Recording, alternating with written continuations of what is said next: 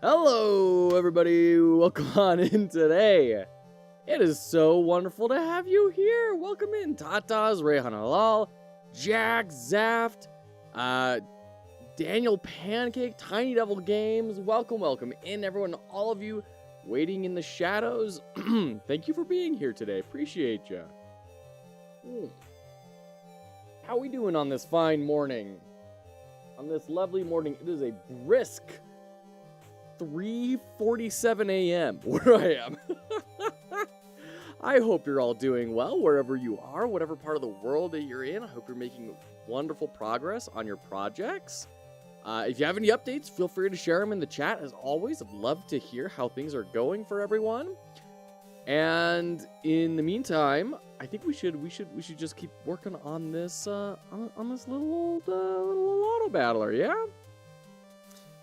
So, very excited about this. We got a mission today where we are going to try and get done the items for the player, build all the items in the game, all the abilities, and then build out the fight UI.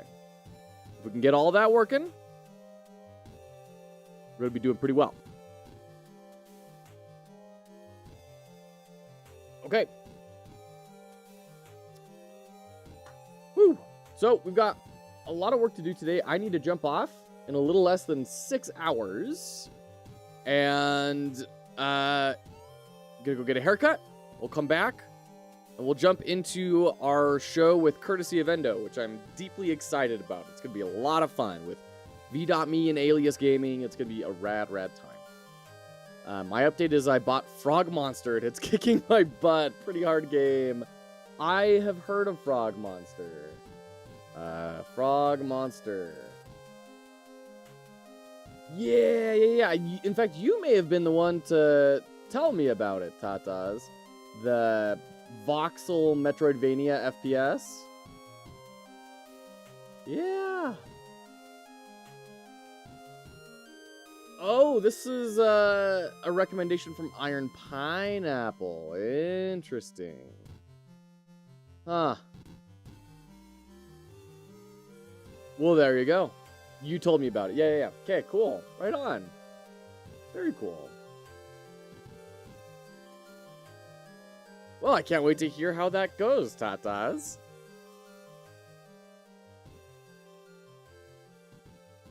Okay. So, our next item to build. Where are we at here? We just built the wand. So we need to go build the Aether Shield next. We're going to take our shield. We're going to duplicate. It's going to be Aether Shield.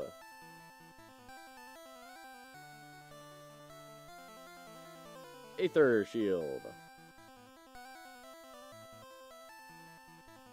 Then Aether Shield activate. Aether Shield activate. Aether Shield. Excuse me. Activate. Now we can go into our signal bus. In fact, we're going to want both of these. Aether Shield. Aether Shield. We're going to go into our player. We're going to make a new one of these. This is going to be for 5. This is going to be Aether Shield. Active item equals Aether Shield. And we need to bring, make a new resource for Aether Shield.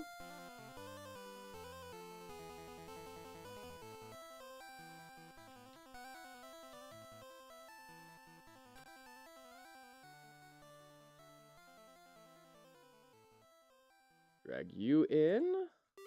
Const Aether Shield. Okay. need to have this function. So the Aether shield the player, and then player.magshield. Mag shielded. We're going to connect our signal. And there we go. We should have Aether shield out. There we go. Aether shield is up. Right there. Lovely. This is great. We're actually getting, we've built this up to the point where it doesn't take very long at all to add new stuff. And I'm sure we could optimize this even further to have adding new items be even faster, but this is pretty good. We're moving at a pretty good clip here. I've learned how to do compute shaders yesterday in Godot. Made a simple game of life to have something to use it on. Crazy clunky API. Oh boy. What? Okay, so a compute shader. I'm unfamiliar with that. I know vertex. I know fragment. I don't know compute. Run on the GPU, sure. Massively parallel GPU algorithms or to accelerate parts of game rendering. In order to efficiently use them, an in-depth knowledge of GPU architectures and parallel algorithms is often needed, as well as knowledge of direct computer, OpenGL, Compute, CUDA, or OpenCL. That sounds like something you'd be working on, Zaft.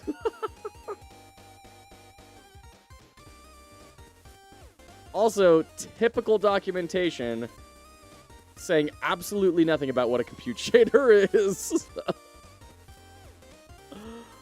Oh, man. Cool. Cool. Sounds crazy. Finished the comic book intro for Tiny Devil Adventure, and I'm currently working on the intros for the first 2 levels. Working towards a Steam demo release in a few weeks. Wow, Tiny Devil. So what made you decide you wanted to push this one through instead of, like, your Dance Dance Revolution game or something? Like, what made you think, yes, the Rage platformer, this is it. This is what I want to build. Instead of rendering every pixel, you calculate a value on every pixel. I'm assuming there's reasons for that.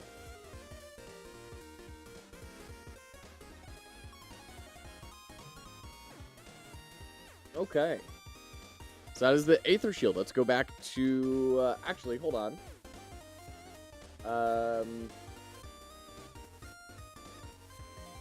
We need to go to our shielding stuff.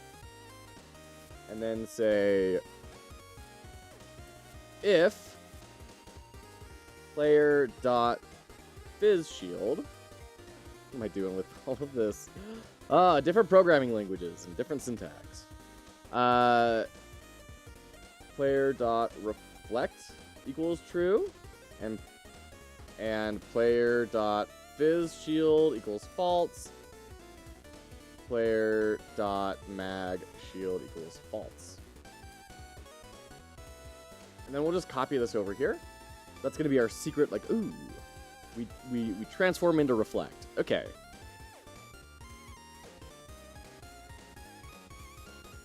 Then we've got weights. Let's go ahead and make a new script. Did we already build weights? We did. We already built weights. Yeah. So we're just going to copy this and make it nerd glasses.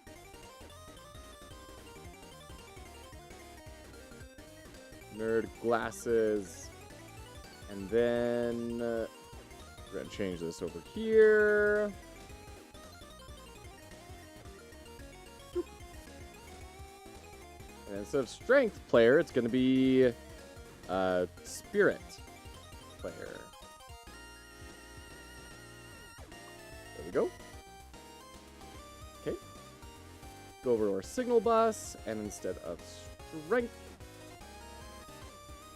we could do signal, activate.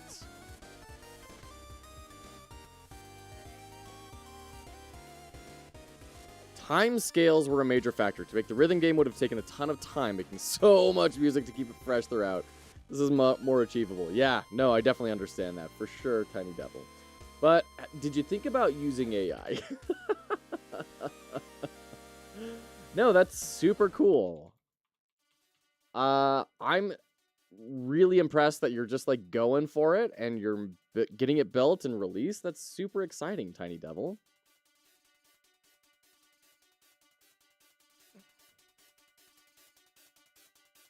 Yeah, thank you for sharing. Yeah, feel free to throw a link in. Okay.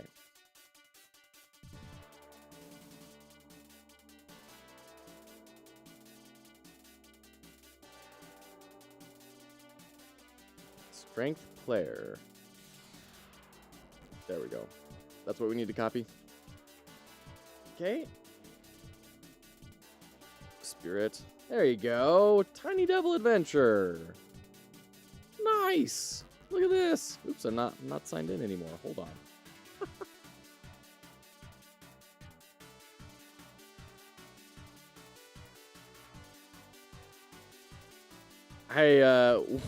Before booting up the stream, I went through trying to reset all of my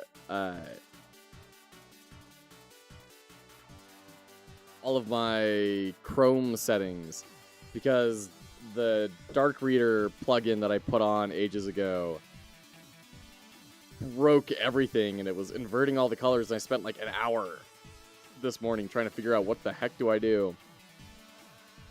Finally got it all working, but it did come at the cost of blowing up all my cookies. His beloved Brenda from the evil Octo Devil. Amazing. That is so cool. Incredible. Also, Blasphemous 2 is on sale? Nice. Half off? There you go. There we go.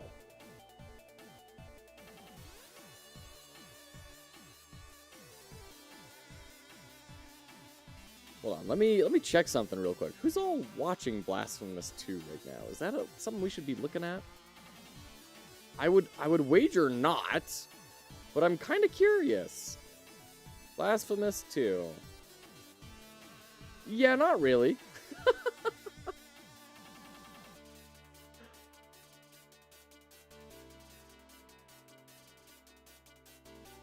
Can't have a web build for the thing itself because it has to use the forward plus render and doesn't really like web.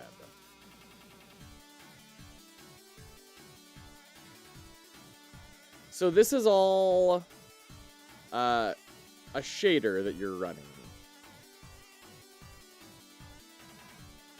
And it's going for a specific pixel instead of saying,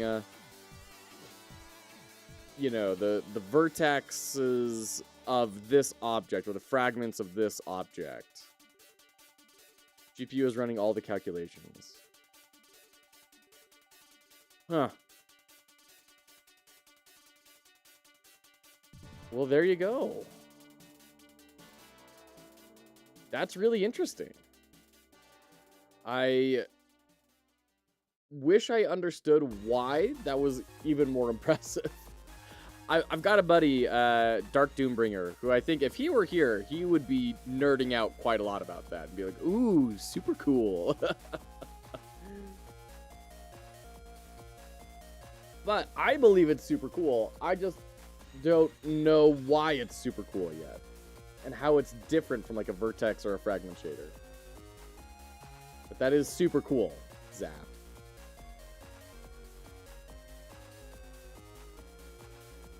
Thank you for sharing. Alright, boots. Go ahead and duplicate the weights again. We'll do boots here. Boots. Is it going to be boots activate? Connect to boots activate.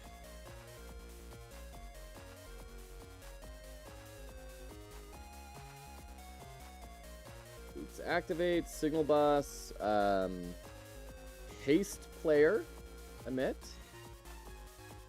And then in our signal bus, you haste activate. And in the player, I'm gonna connect that.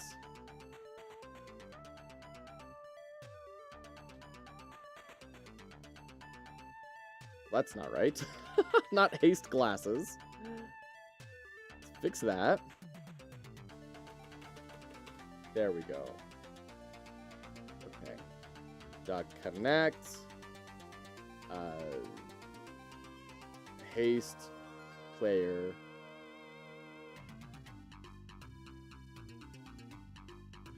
Func haste player. And then we're going to player.haste equals true. That's not really how we want to do this, though. We need to go to this guy. We don't want haste just to be on-off. We want it to be a counter as well.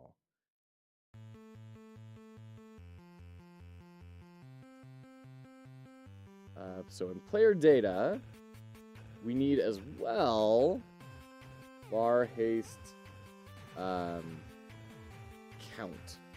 equals 0. And then when we're in the player, we will do haste count plus equals 1.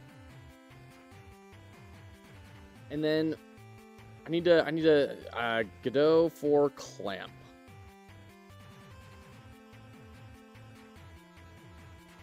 Because I want to clamp it to 3.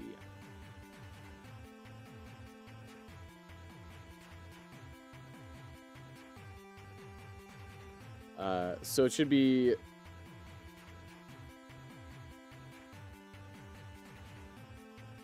Let's see.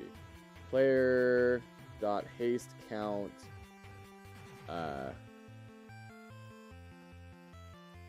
equals clamp. Clamp I.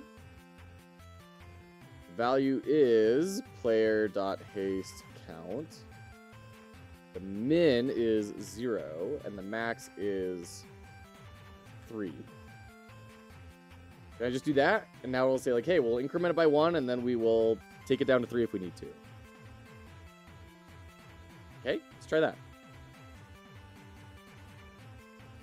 And then we need, in our process, if player.haste. So we need, when an ability runs, we need to have a catch-all thing saying decrement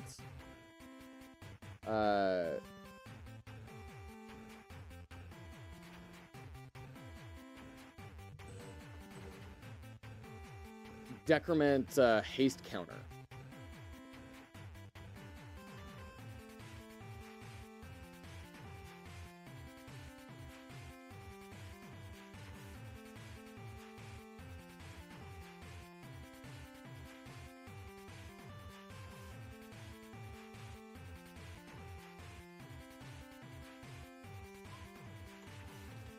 All right, there's any number of ways we can do this. I'm just gonna go with our way that I'm thinking of right now. So we're gonna do decrement haste as a just generic function. And then we're gonna do player. We're basically gonna just copy this. Instead of +1, it's gonna be minus equals 1. And then we will call this at the end of everything that will end up using that. Everything that can consume a haste charge.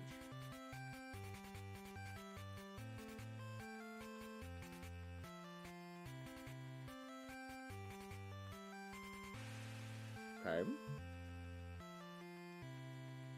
But we don't want haste to consume a haste charge. Okay. Cool. So that should be boots. Let's check that. Oh, right. And then we need to say if haste, player.haste count is greater than or equal to 1, then player.haste equals true, else player.haste equals false. Okay, let's try that. 5 or oh, you know what? We don't have the keyboard shortcut filled out yet. 6, and then this is boots. Boots. Then we need to bring this in. Const boots equals. Let's try that again.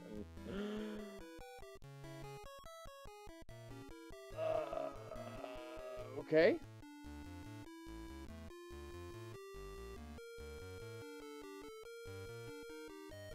What am I missing here? Oh, we don't have the resource. Duh. Create new resource. Boots. Boots. And then we don't want you. We want you. Preload.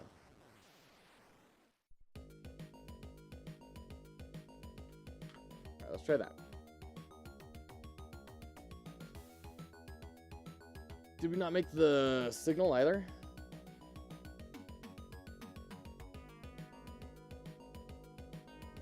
Okay.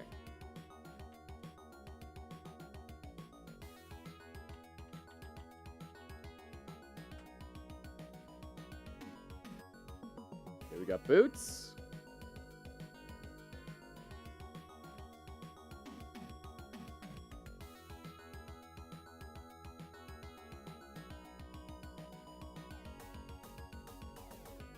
Go to our remote, go to our player. Do we have boots as our active item.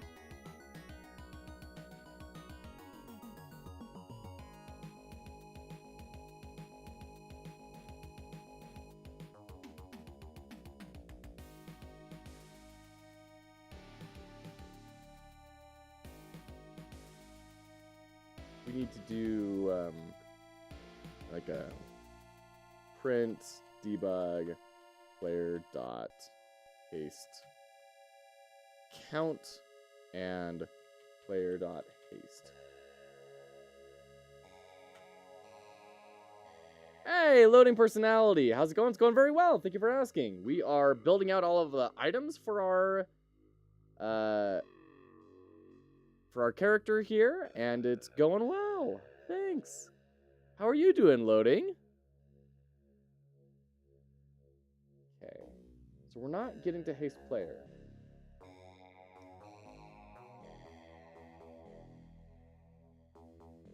Boots activate .connect. Oh, right, because we're probably not doing that down here, right? Boots activate. And I don't think we want... Do we want haste activate, too? I feel like I'm getting off here. Boots activate. Haste player.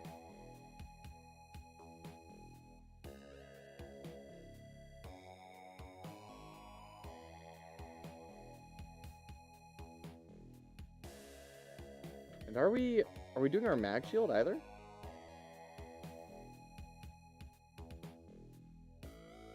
No, we're not.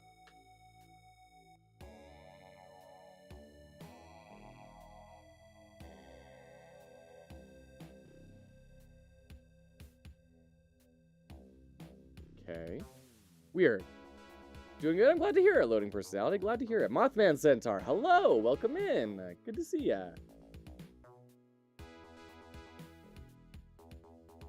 Hope you're doing well.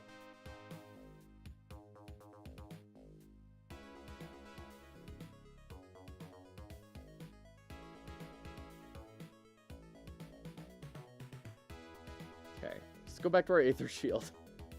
We are on Aether Shield activate.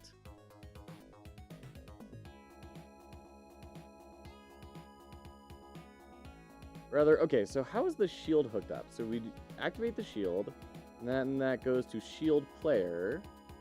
Oh, we do have shield player, but then where's shield activate?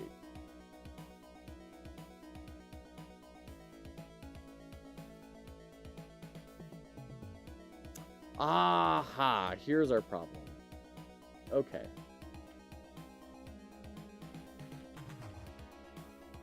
So this is a thing I need to be thinking of more is, it feels like we have a billion different places where we're needing to plug stuff in. It feels like this should be a lot simpler, or at least could be a lot simpler if I were better at it. It was in quadruple bookkeeping. Yeah.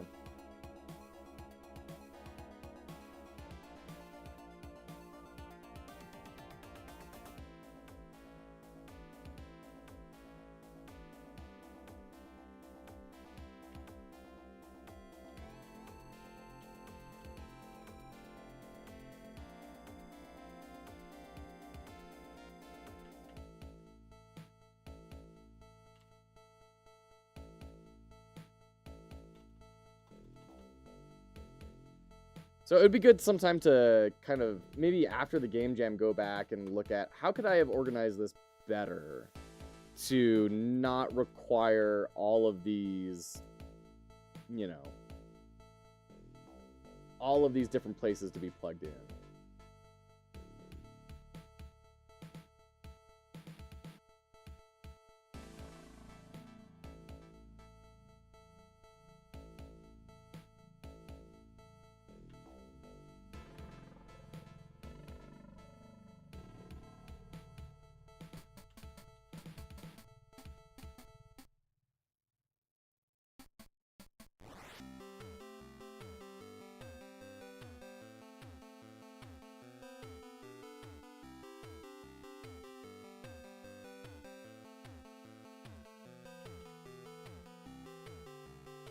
Spirit. Okay, let's go back and let's check all of our things. Make sure this is all working. Aether Shield is doing the wrong shield. Let's try this again. Run the Aether Shield. We should be getting mag shielded. There we go. Let's do boots. We should be getting haste. Okay. Signal bus. Haste player. Not working. Let's throw haste player. Get all of our naming consistent. And that should probably fix it all.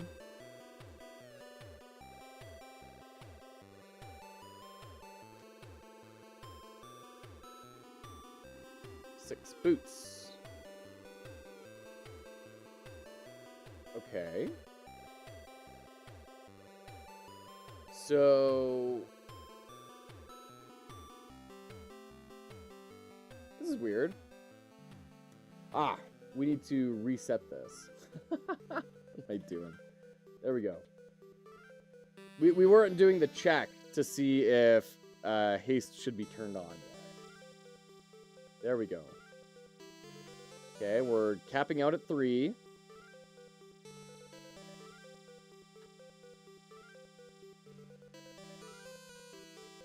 Okay, so attacking isn't decrementing anything yet.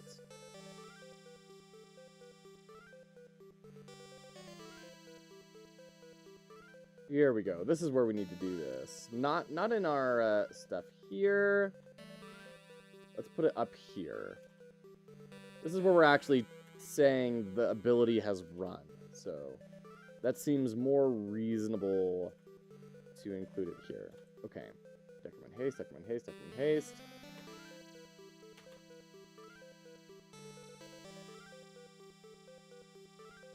And that one goes away too.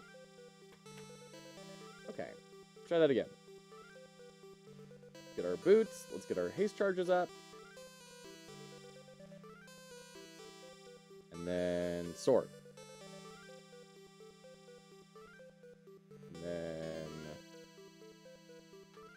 boots. There we go. 1, 2, 3. Okay. Now we have a weird thing where haste is applying to the boots, but boots don't consume the charge. So you end up speeding boots up really fast. Like you get to do boots really darn fast. Which is an interesting behavior. But also we want to be able to stack things.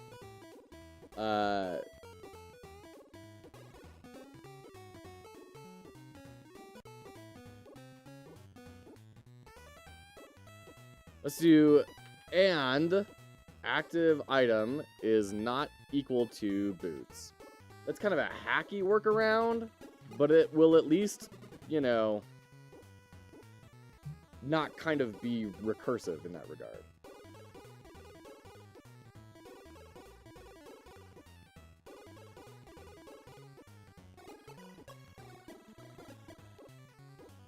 It does seem like we are double running boots at some point. There we go. That's why. We had an extra signal hooked up to the haste. Alright. So that should be boots squared away. Let's go do the hammer, which is our last item for the player. And then we're going to have...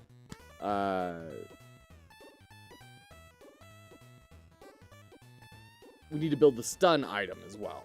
And that needs to be independent of anything, because both the player and the enemy can get stunned.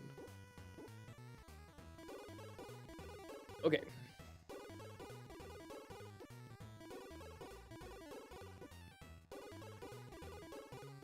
Duplicate, hammer.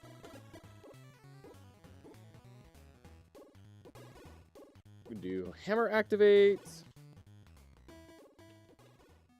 Hammer activate. And then what we are going to do here is we are going to stun enemy. And this will be export var stun duration equals 2.0. Sure, whatever. We'll deal with the values later.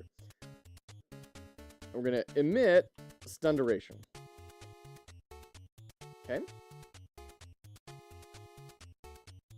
Set it to 1. So the stun duration should be smaller than the timer for the hammer. So you can't just perma-stun someone. Okay.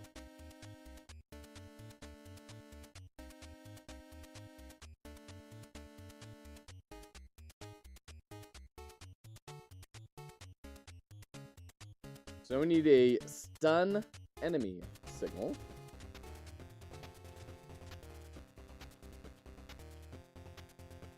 Then go to the enemy. We need a signal bus dot stun enemy dot connect stun enemy.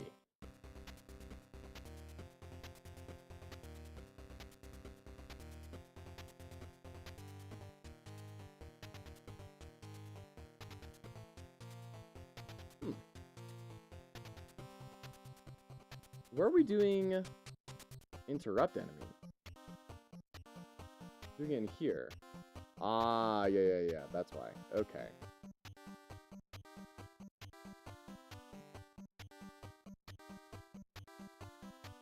So maybe we don't want this here. Maybe we do want it inside each enemy, which is kind of annoying, but... we can do func stun enemy...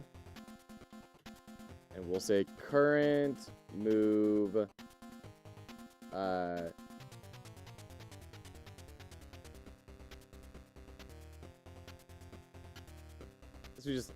we just make another one of this for everyone. Stun. And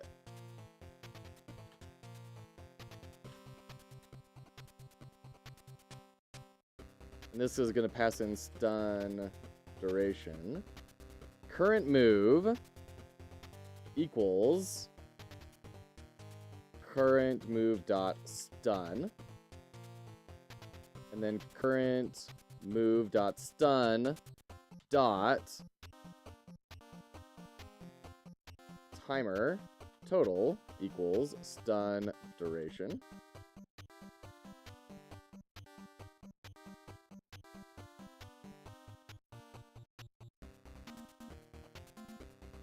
I'm gonna do timer current equals total. Yeah, okay. And then print stunned. Enemy stunned. Enemy stunned. Hey, Fallon here. Good to see you. How you doing today? Oops, we didn't change our class there. Hammer, and then we also have some stuff in the player we need to do. We've got a bunch of stuff we need to do here. So let's go all the way up to the top. Let's grab our. We need to make a resource from the hammer. Shoot, I mixed them up. Okay, so boots should be boots. Hammer should be hammer. You're good. How are you? I'm doing very well, thanks. We're cruising along on our Game Jam project. Seeing all sorts of great inefficiencies that I have created already. Very encouraging. But we're building something. Which is great. Then we've got our player.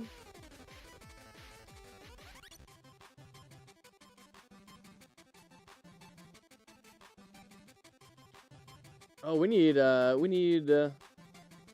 nerd glass resources as well. Nerd glasses. We do have boots.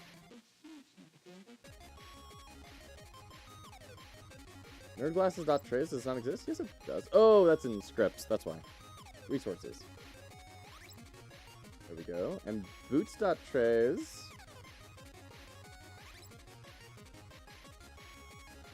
We'll go back and fix that in a sec.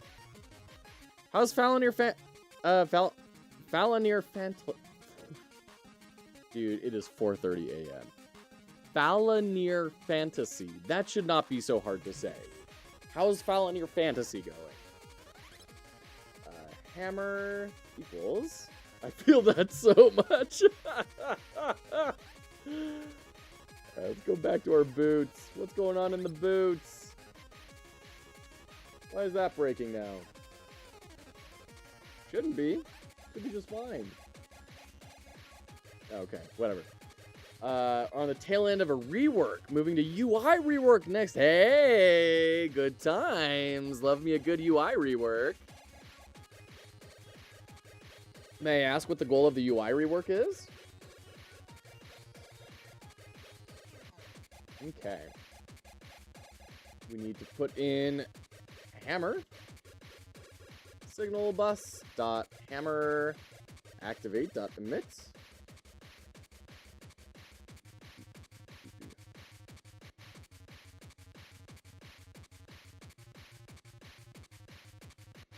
And 8 is oops.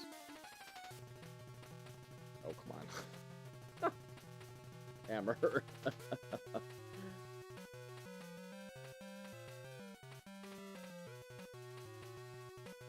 Oh, we need to change this. Nerd glasses. And then this is hammer. Okay. Ooh. We didn't make the signals for it. So let's go into our signal bus. Signal, hammer, activate.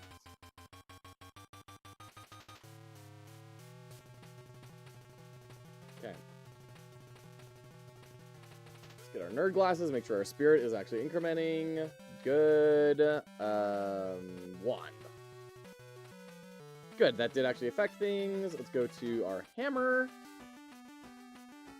Okay.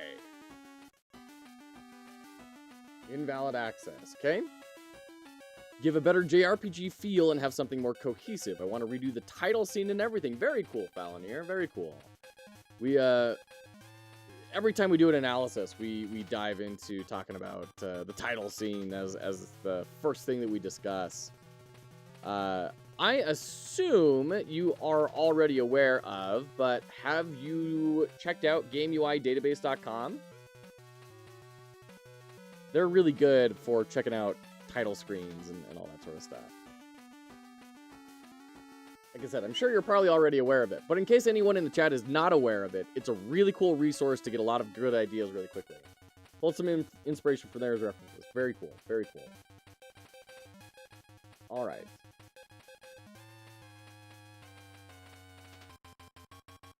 Oh, because I'm doing current move.stun. It's not that. It's moves.stun. Duh.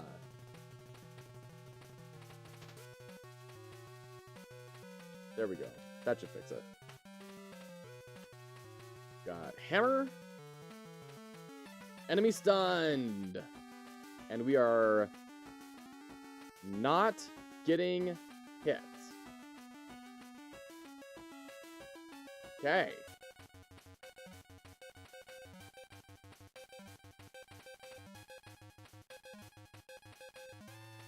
Now that does seem like it is being a little fast. Let's shorten that stun duration to see if the stun duration is actually going through, because we should still be taking damage even with the enemy being stunned. Oh! I think our problem here is that we're not, well, hold on. I think it may be time that we need to add in an intention label here. This is going to be current intention. And then when we pick a move, we're going to say $current intention dot text equals current move.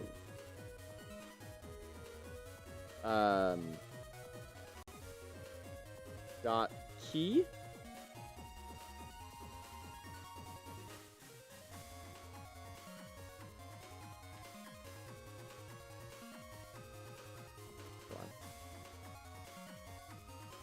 Can I do that? Print current move dot key.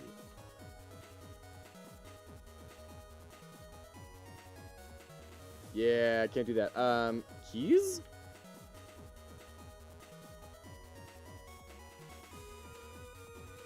That gets us timer total and timer current. Ooh, that's not very good. What's happening? Savant TTV, we are building our Autobattler for the Captain Coder Game Jam. So this is a Autobattler where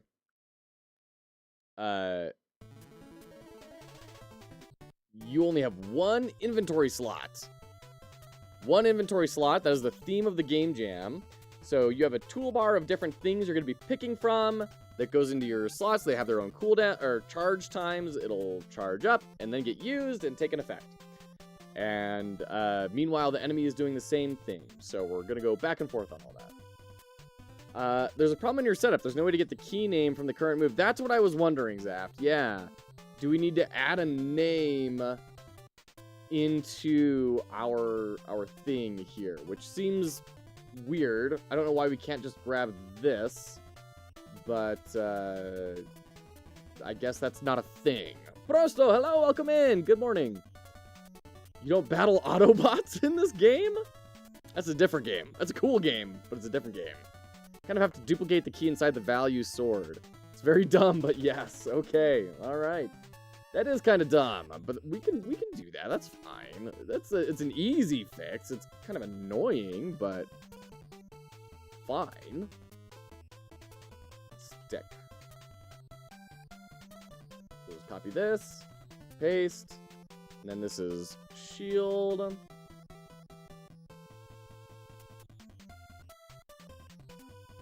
Battle cry. And then stun. Okay. So then we grab current move dot key. That should theoretically work. Good after morning. How you doing, Prosto? Hope. I mean, you're still alive. That's good.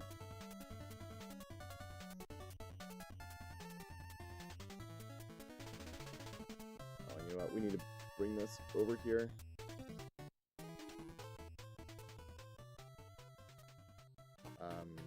Current intention. Just fill that there, and then HP. We'll just say HP. Just so we have a visualization here. Hey, and there it is. There it is. Center. Center. Lovely jubbly. Okay. How are you? We're doing very well. Thanks, Prosto. Ship it. Okay, so let's do our stun here. The stun is not coming through. We are not stunning them.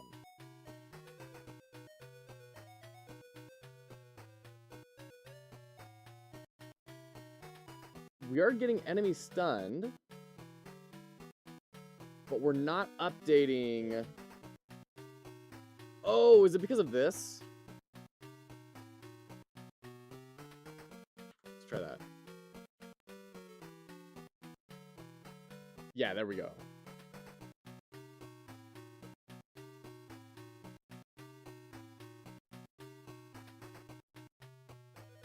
Oh! But then... So we stun them. They put the stun item in. It counts down. They then...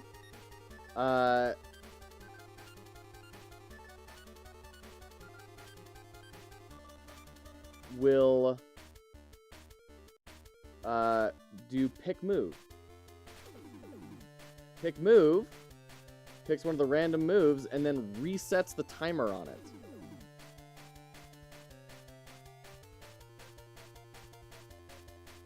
So we need to change this a little bit. We need to not reset the timer if they've been stunned. Oh, Prosto, it's great to see you.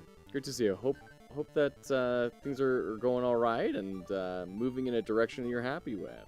You deserve it. So that's why we're never taking any damage after that. It's because we're constantly resetting the time every time we pick a new move for them. So I think what we should do is move this out of here and put it in its own function. Function, reset, timer. And then at the end of these, we can each call reset timer.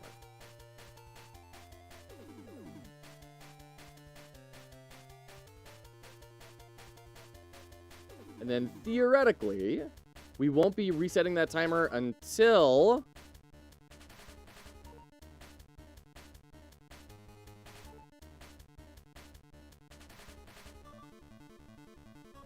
yeah, we're still taking damage. Good, right? It's a little jank.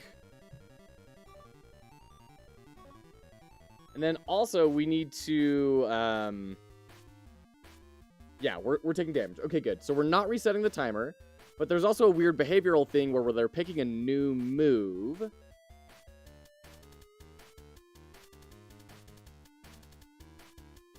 Oh man, what was our original design intention with stun? Let's go back to here. Want to sniff some marigolds? What? We talked about using stun as a way to maybe like get past some of these really strong attacks, right? Like being able to prevent them from doing some big hit. If we have that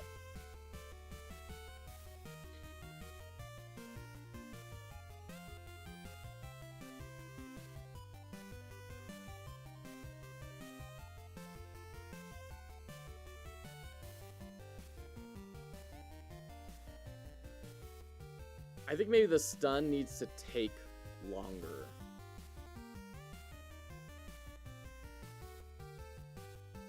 Maybe the stun needs to take longer, and maybe we do need to reset the timer. Maybe I'm wrong on this.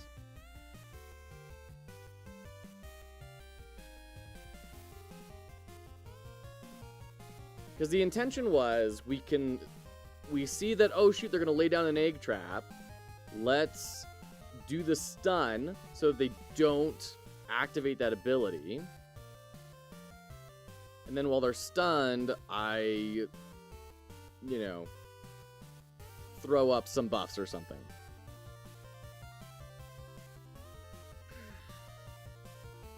But I don't think that that is accomplishing its job right now. What are the constraints we need to have on stun? Otherwise, later when they roll egg trap again, it will activate super fast. Exactly, Zap. Yeah, it'll roll up super fast. But then if we let the player just stun them out of everything. So I see two options here. We either put in cooldowns, so we have charge time and we have cooldown, or we just have the charge time be so high that the player has to be constantly kind of hot swapping between different things. Like, oh, I'm gonna charge up hammer a little bit here.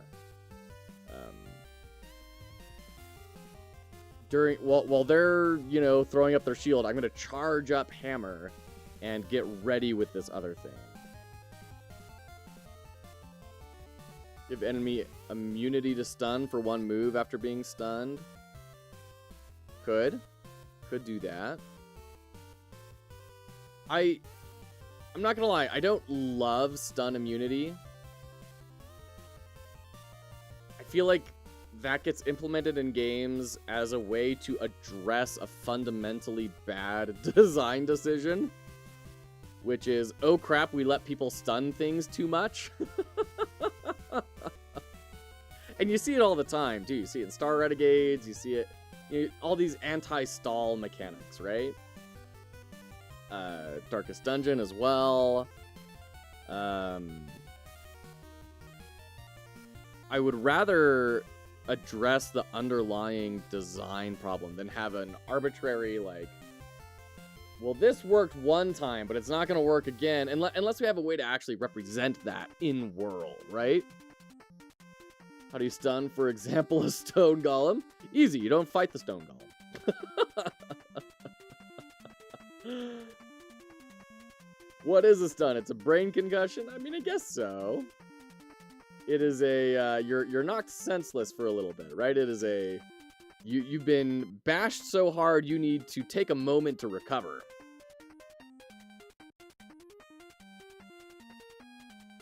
No brain to stun equals stun immunity. Unless you have some other sensory input you can disable, right?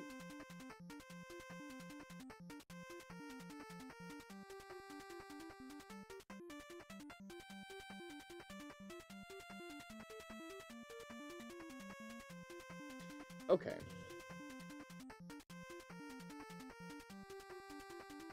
So I think we're gonna nuke this, these reset timers here, and we really do want them here.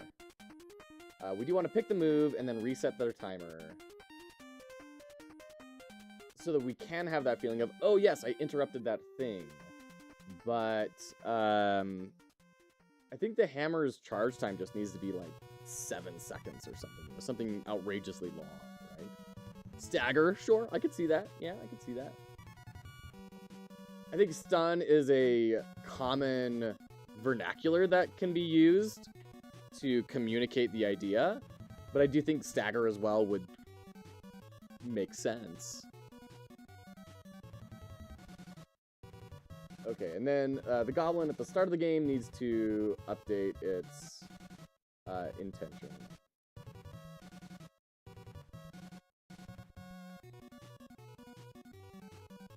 In fact, we can just do pick move at the very beginning. Let's try this again. Okay, good. We'll go to hammer. For me, stun means exactly short time disability and stagger more like a recovery after parry. Yeah. I'm judging by games I personally played, so subjective. Sure. No, that's fair. That's fair. Okay.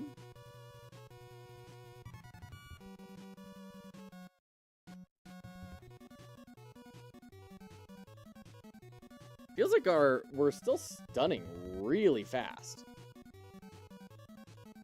Like, there's a 50% uptime on that. What if I change it to 70? Like, what is going on there? Is it, is the hammer resource overwritten? No, it's not. Okay. Right, we need to actually turn on the hammer. There's the hammer. Okay. Just for some reason, 7 seconds was giving us like 50% uptime on that stun. That was really weird. Let's try that. Bleed immunity, yes. Yeah. Hey, two nerdy nerds, good to see ya. How you doing? Placeholder texture stage is always a fun one. That's when all the magic happens.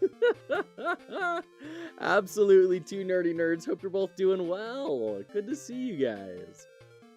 Yeah, looking forward to seeing this taking shape. Thank you so much. Yeah, this is weird. It's like constantly stunned. Why is it getting stunned so often?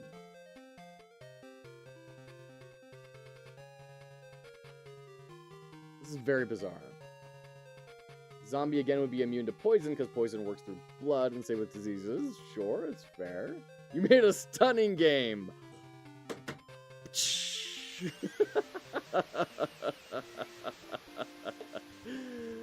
You win, Zap. You win. Two nerdy nerds. Are you participating in the Captain Coder Game Jam?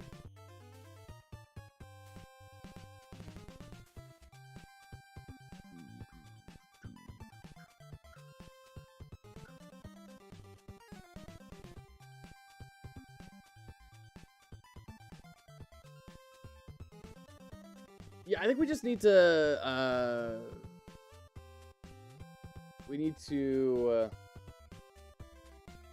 be, figuring out what's going on here.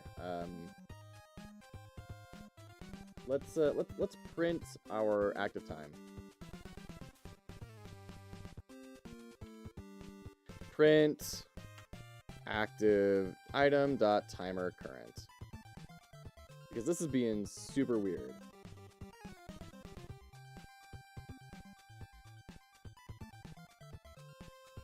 Two, one.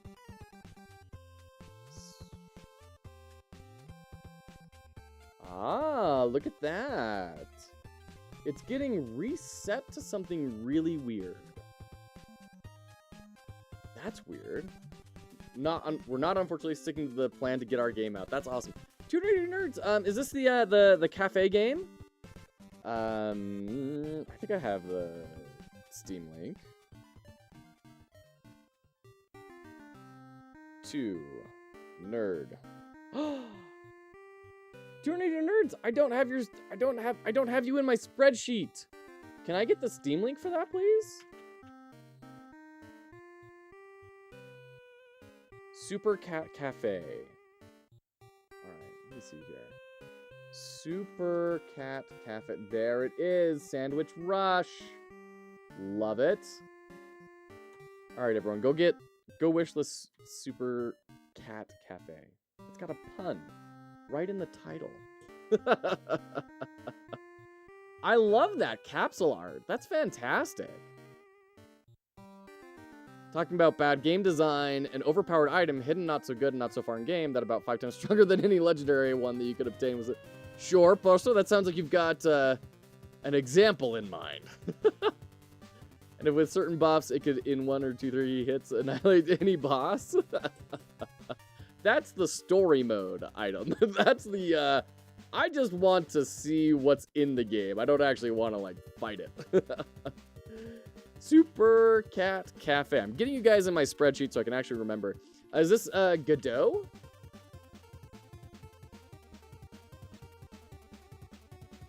Or are you guys in Unity? I cannot remember. There we go. Okay, you're in my spreadsheet. You're not going to get lost. Thank you.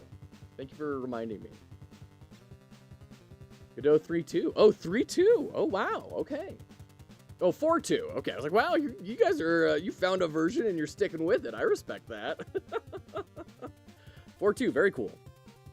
Didn't even remember the name, just rolled through all bosses with the combo. Okay. Ratatoutinous. I'm going to shrink this down a little bit. So we have this really bizarre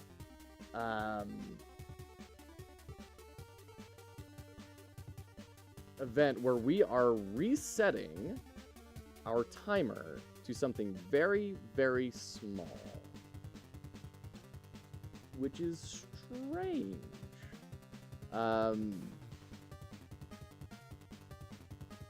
Timer current equals timer total. And it's like the timer total is changing. So let's print timer total.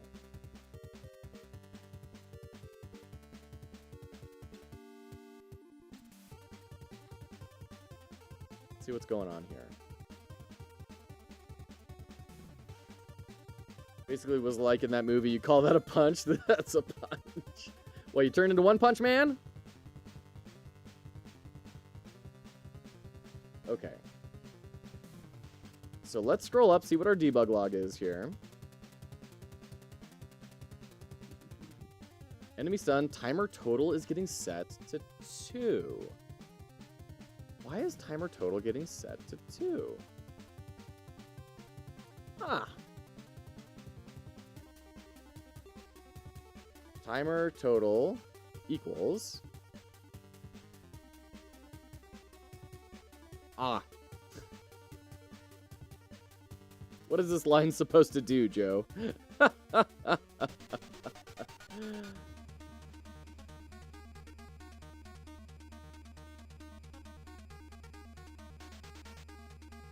I'm curious, if we set this to 100, is that going to set our... Like, are we somehow referencing each other here?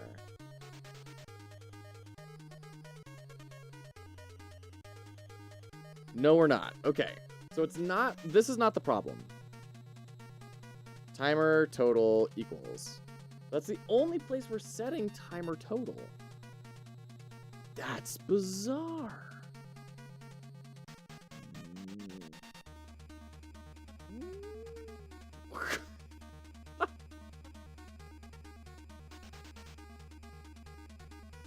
Stun enemy, emit stun duration.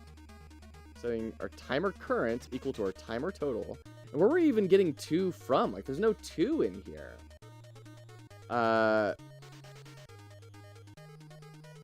Also, remember another game, 2 mirrors or 2 words or something. There were ability to stack spell cards. What I could remember, I just stacked a dozen of them in same story, billions of damage. There you go. Yeah, two nerdy nerds. I was wondering about that myself, but it's right here. We still got timer total 10, stun duration 1. So,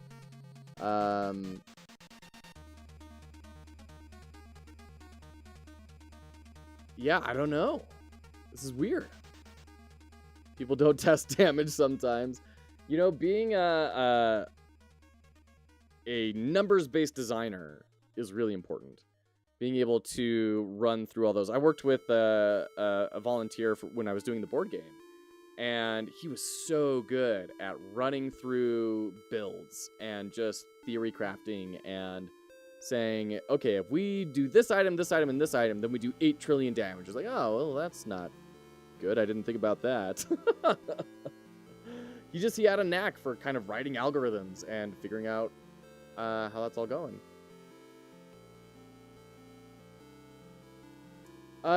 Okay, so that's a good idea. Let's go ahead and do that. I'm pretty sure it is initializing correctly because when we hit that, we're setting it, it's getting set to 10.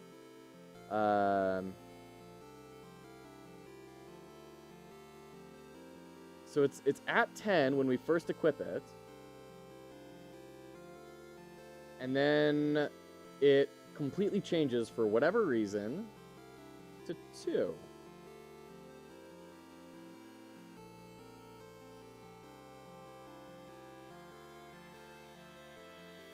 And it does that as soon as it activates once, it sets timer total to 2. So I don't know why that would be.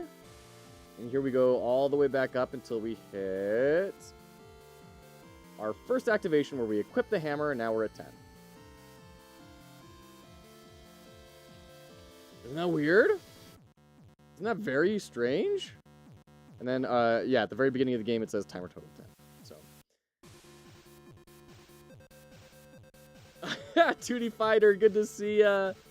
Go to bed. I went to bed. I went to bed at the ripe old time of 8 o'clock.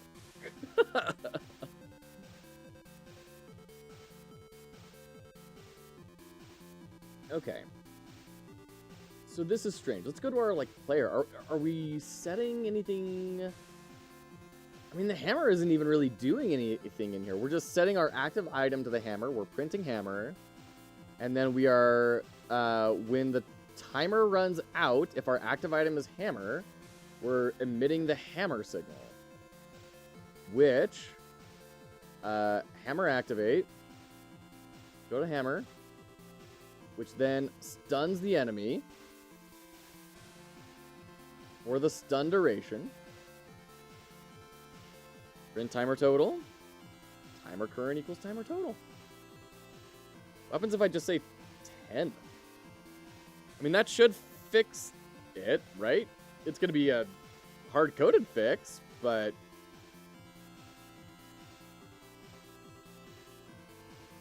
And we're back at 10. Okay. Just, you know, you just... Sometimes you gotta just confirm that things are the way you think they should be. So what if we say timer total equals 10 right before setting timer current equals the timer total? 8. Or, yeah, there we go. Gonna do our wait.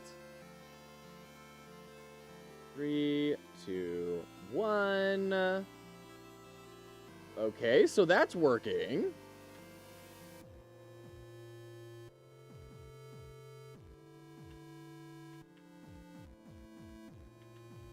What if we put it at the very beginning, before we do the stun? Alright, take care, Prosto. Thanks for hanging out for a little bit. It was wonderful to hear from you. Hope you have a great day. Okay. So that's still working. So somewhere between when it initializes and when it activates, this timer total is getting reset. Which is incredibly bizarre.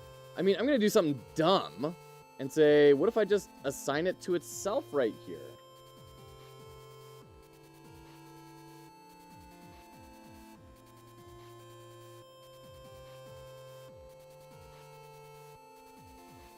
Three, 2, 1.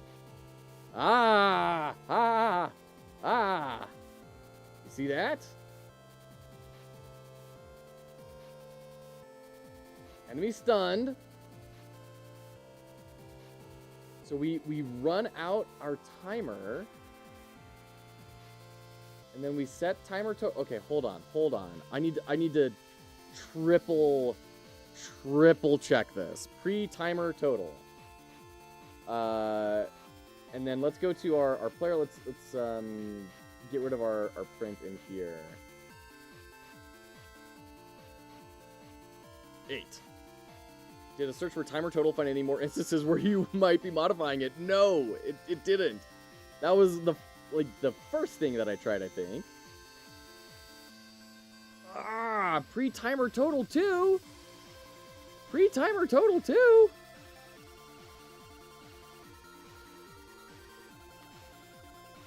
This is bizarre. 8. The other hammer equipped. Gonna wait for a few seconds. And... Okay, so that's working fine. So, sometime before hammer activate goes, we are changing the value.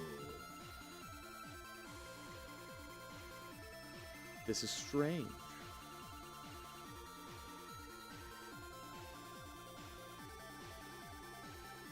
Because we have stun timer total and stun timer current, but that's referring to these keys in a dictionary, not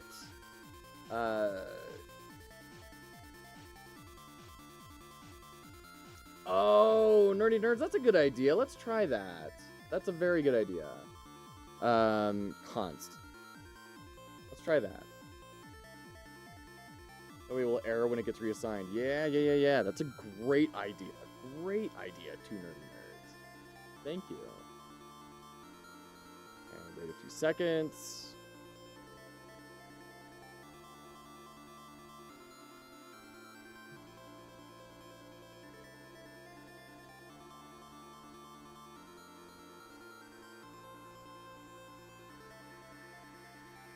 It's still, yeah, it's doing just fine. Problem solved.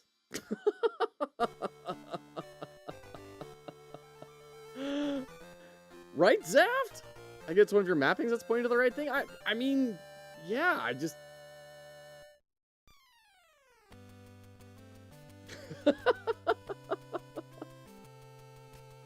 That is so strange. Oh, and this needs to be stun duration, by the way. Maybe that's our problem. We're like passing in stun enemy, stun duration, and signal bus was not accepting stun duration. Could it have been that simple? Hold on. This is so weird.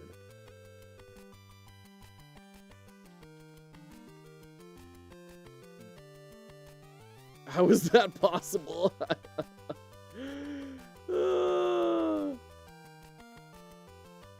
GUI database? Well, I mean, you can like set these export variables and then they will appear in your inspector.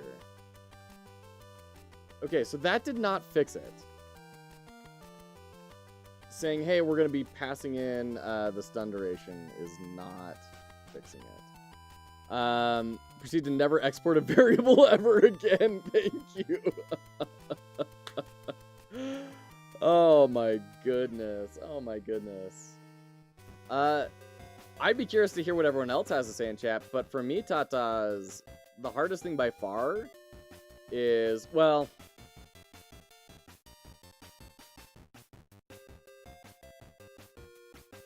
Yeah, I think the hardest thing for me is just learning syntax.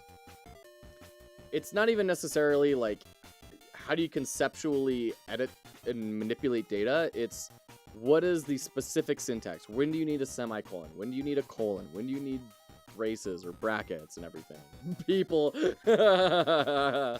that's someone who's worked on Teams for a long time. Yeah, I mean, being a solo dev on Twitch, right? For me, it's just trying to remember syntax, and the different syntax between different languages and all that sort of stuff is super frustrating. And then second after that is figuring out the right mental model for object-oriented programming, which I still haven't done very well. I'm still working on that, but it's less obstructive to getting done what I need to get done than is getting the syntax correct. So I desperately want big printout sheets of like, this is how you do common functions in this language, you know, like if you want to do a match in Godot, here is the syntax for it, so I can just copy that in. That would be incredibly helpful for me. If we're talking about just software development, I'd say it's being comfortable with good enough code to do the job. For indie game dev, I'd say motivation. I understand that.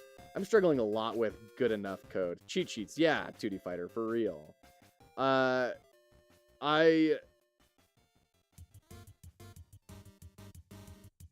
struggle a lot with good enough code because I'm really trying to learn better practices, and I'm really trying to learn, okay, so what's like the correct way to do this, right? And the deeper and deeper I get into that, the more I see, oh, there isn't really. There are like a lot of options, and some of them may be better than others, but also it's very difficult to gauge those better options relative to each other, especially in terms of broad strategy of code organization and everything. So without like a CTO or a team lead saying, this is how we organize things on this project, I'm kind of just learning, you just kind of go with it. Especially during a game jam, like a lot of this stuff is really gross, but It's getting stuff working, and that's kind of gonna be good enough for the game jam, right? The correct way in game development, that's funny.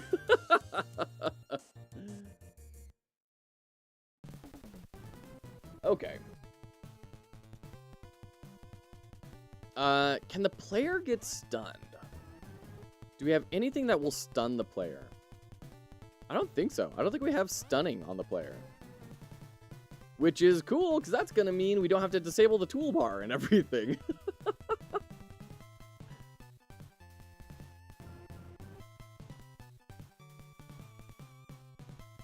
Okay.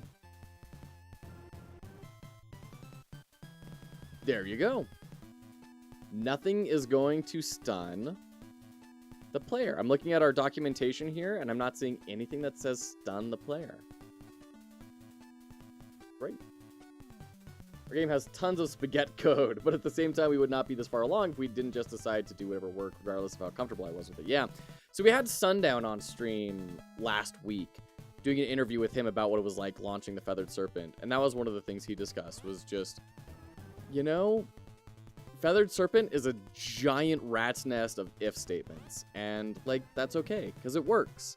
And people would come into the stream and say, well, why isn't this a match? Or, you know, why isn't this a switch or anything? It's like, because this works. I could spend 3 hours refactoring it all, or I can just do 2 minutes and put in another if statement. And yeah, like, it's super ugly and gross, but it works.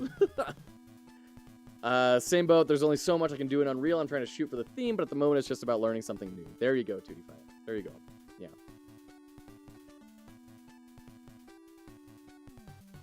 There you go. And there's the Cetalix emote. We're bringing it home. We're tying it all together.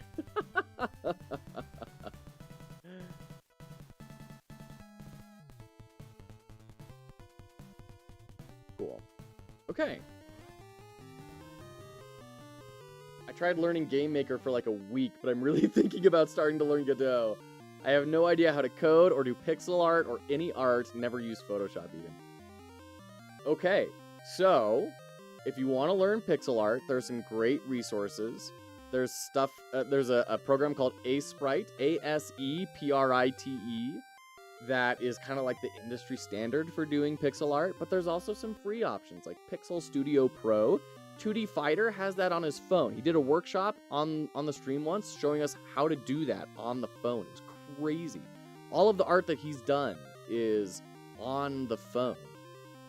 So it's definitely possible. Hold on. I need to... GameMaker 2D... I need to pull up some of his stuff that he's got. Just to show, like, this is all phone art, which is outrageous. Look at this. This is phone art. Isn't that ridiculous? Go check that out over there. So there's definitely options to take for some stuff like that. GameMaker is cool because it has the visual scripting language you can just start off with. And that's rad. That's insane. Wow. Yeah, for real. After Undertale, no one should have something to say on how someone does something that works. Also consider that pixel art can be a beginner trap. Flat and simple vector art can be much more approachable. It can be. I mean, you know, I think it all just depends on finding what works for your brain, right? That is one of the things that they do in art school when they're teaching beginning artists is they have you grid off your paper. And they say, take your reference image, put a grid on top, and then grid off your paper. And then you kind of fill in the squares. And that's essentially what pixel art is, right? It's just doing that at a much more granular level. So, pixel art can be good as well. Flat, simple vector art can be more approachable, you know? Like, what we've got over here for our UI for the game. This game may end up being nothing more than this. This may be like the whole experience. We may just have squares kind of representing things. I don't know. We'll see. We'll see how much time I have.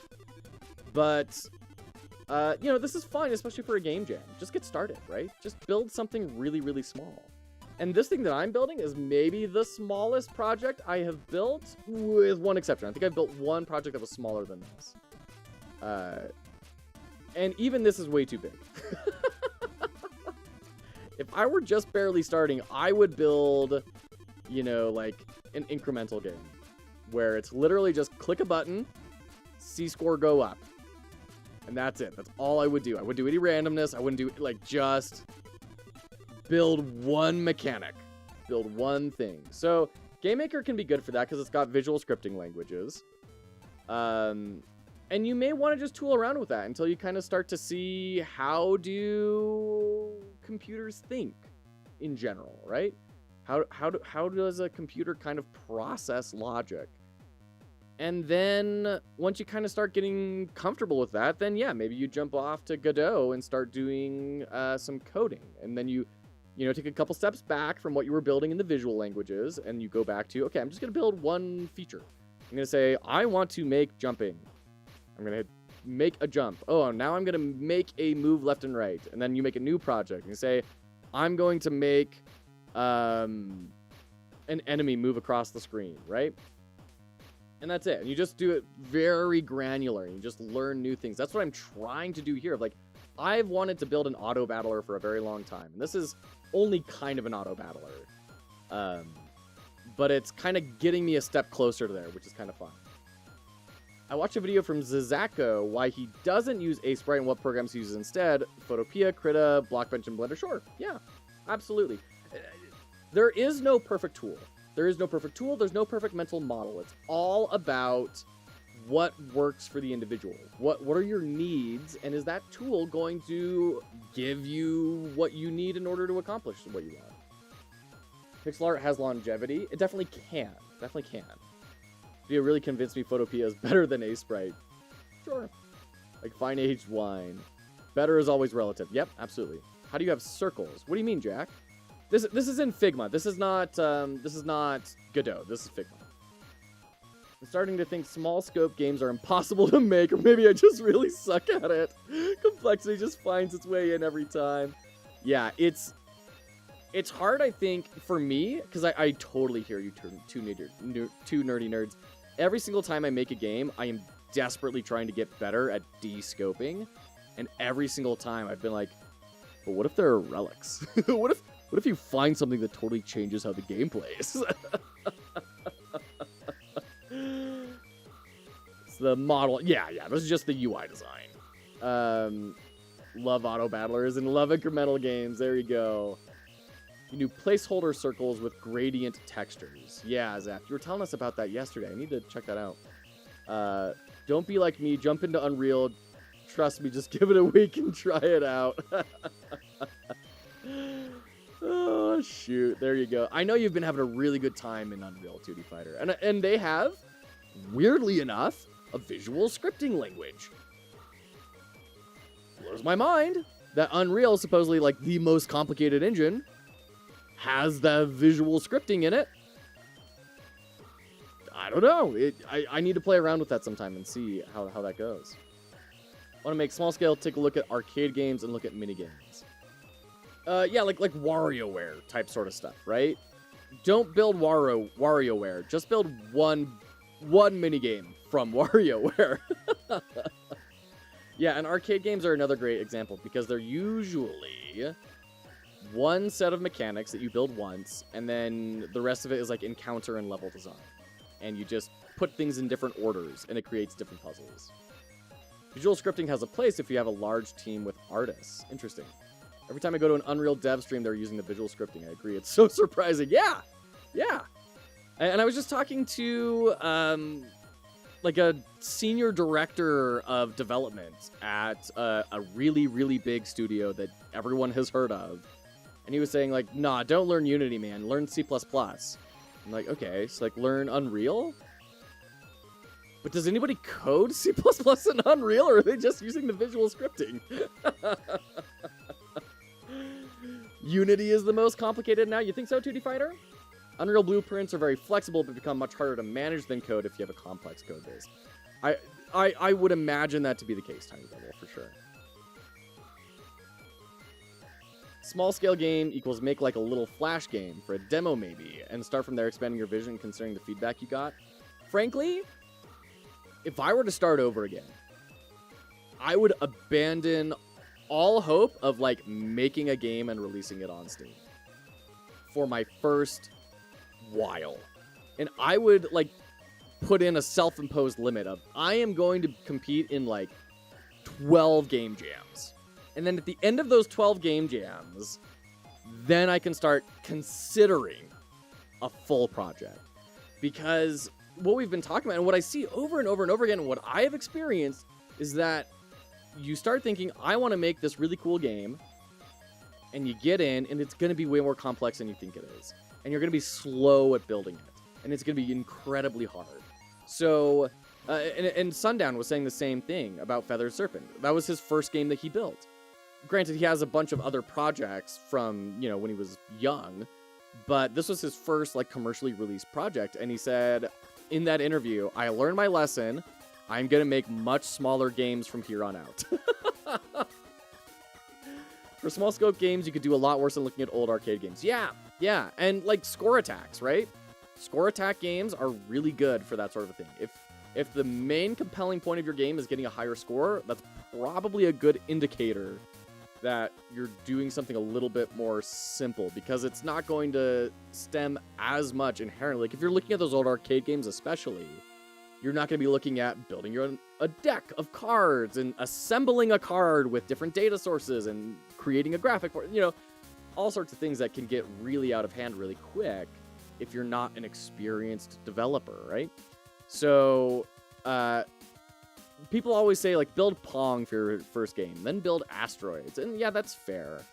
I don't love doing copies, but it's how I started. I started by learning Asteroids in GameMaker, and it was really good. I wish I had stuck there. I got a little excited. I was like, oh, I kind of understand how to put things together now. And then I was like, oh, I'm going to do an incremental platformer. And it was runaway scope creep from there in many other projects. And any visual scripting suffers from the blender effect. You do one or two misclicks without noticing, and you destroyed everything, and it's awful for source control. That's fair, Zap. That's fair. Mega small itch.io games to start and get experience, make mistakes. 100%, two nerdy nerds. And that's why I say, like, don't even think about building a game, build a feature. Because as soon as you start thinking about building a game, I think, for myself at least, I start thinking, well, what's a game I'd like to play? Like, I understand game design to a pretty decent degree, and I understand, like, product design and how people think. So if I build a game that is this one thing, that's going to be frustrating for me because it doesn't feel like a game. It doesn't have, you know, epic meaning, accomplishment, ownership. It doesn't have all these things. It's just like a button that you click. And so reframing it as start by building features helps my brain to be a little more patient and a little more excited about the small feature working. And then I don't have to worry about a big interconnected web of things. I just this one feature. I got the one feature working. Cool. Now I get to move on to the next thing. It's a nice big dopamine hit. I have a defined endpoint on the project, and I move on, and there's no pressure. But, oh, I didn't do any marketing for it, or like I didn't build a community around the game. You know, it's just like, no, it's just like it's a cool little project. You're learning and you're growing. And then you'll get to a point naturally where you realize, I think I can do this. Aramis is doing the game in 30 days approach too. It's very validating to see two developers with a real released game arriving at the same conclusion. Yeah, that makes a lot of sense. And Tabugus has been doing the same thing too, where they have been doing a ton of game jams and everything, and they were like, yo, we're just going to make a game. Like, in 3 months, we're going to have a game done and on Steam. And they have something in early access right now. Because they just got enough reps in, and they kind of figured out what they can and can't do and said, all right, we're putting a firm deadline in. My wife is an illustrator. She's done all these pieces behind me. She's a nationally represented illustrator. She's done all sorts of incredible work. And I asked her one day, what is your secret to getting projects done? And she said deadlines. Like, without a moment's hesitation, it was immediately deadlines. That's how I get projects done. I really hope Feathered Serpent gets a lot of updates, patches till the end of the year. It's really good, but there's still a lot of bugs and little annoying things that need to be polished. Sure, yeah, absolutely. And that's the tough thing that Matt was talking about, is like, just the launch window was so brutal, and you learned so many things of how not to launch your game. Oh, man. Not all games need all those things. Some games could just be simple and fun. It's true. Some games can just be simple and fun, Tiny Devil. Those are usually not the kinds of games that I enjoy playing. And that's my problem, is I enjoy that complexity. I enjoy that sort of thing. Like, if I were making a game for my daughter or making a game for my wife, then I think it would de-scope things a lot. So that's another thing, is maybe don't make a game for yourself. Make a game for an underrepresented section of the market. And that will be good experience as well, because you're not just building passion projects that you get carried away in. You're going to be building something for a market, and that's going to get you into the business mindset you really need in order to succeed as an indie game developer, right? Very rare are the circumstances where someone makes a game for themselves and it takes off. Like, for every Balatro, there's a trillion other games where it's like, I love this game so much, and it gets released, and 3 people play it. It's a sad reality. And then additionally, if you're building it for a market, you're not going to get carried away with scope creep, because you're not getting all excited about all these cool ideas that you have, right? You're going to be like, what does this person need? I don't want to spend any more time on this than I have to. What does this 4-year-old want in a game? And go from there. Right? You're just going to build what they want. You're not going to build all these cool, interesting, fun, cool things because you think they're cool, because you're not going to think it's cool. You're going to be bored with it. You're going to want to get it done and out and earning money.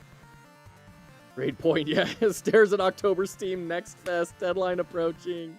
Oh shoot. Yeah, you guys got a pumpkin spice latte in there somewhere? Yo, Galzaft, man. I've been trying to like find some sort of app to teach her coding for a long time, and everything is like. Everything on the iOS store is a monthly subscription, and it blows my mind that like we've completely abandoned, especially on Apple Store, we've completely abandoned purchase something, get a product. Drives me crazy. Do you know about Holston? I do not know about Holston. What's Holston? Looks like it is a game, an upcoming psychological survival horror game set in an eerie, isolated 90s Polish town. Consumed by an ominous presence.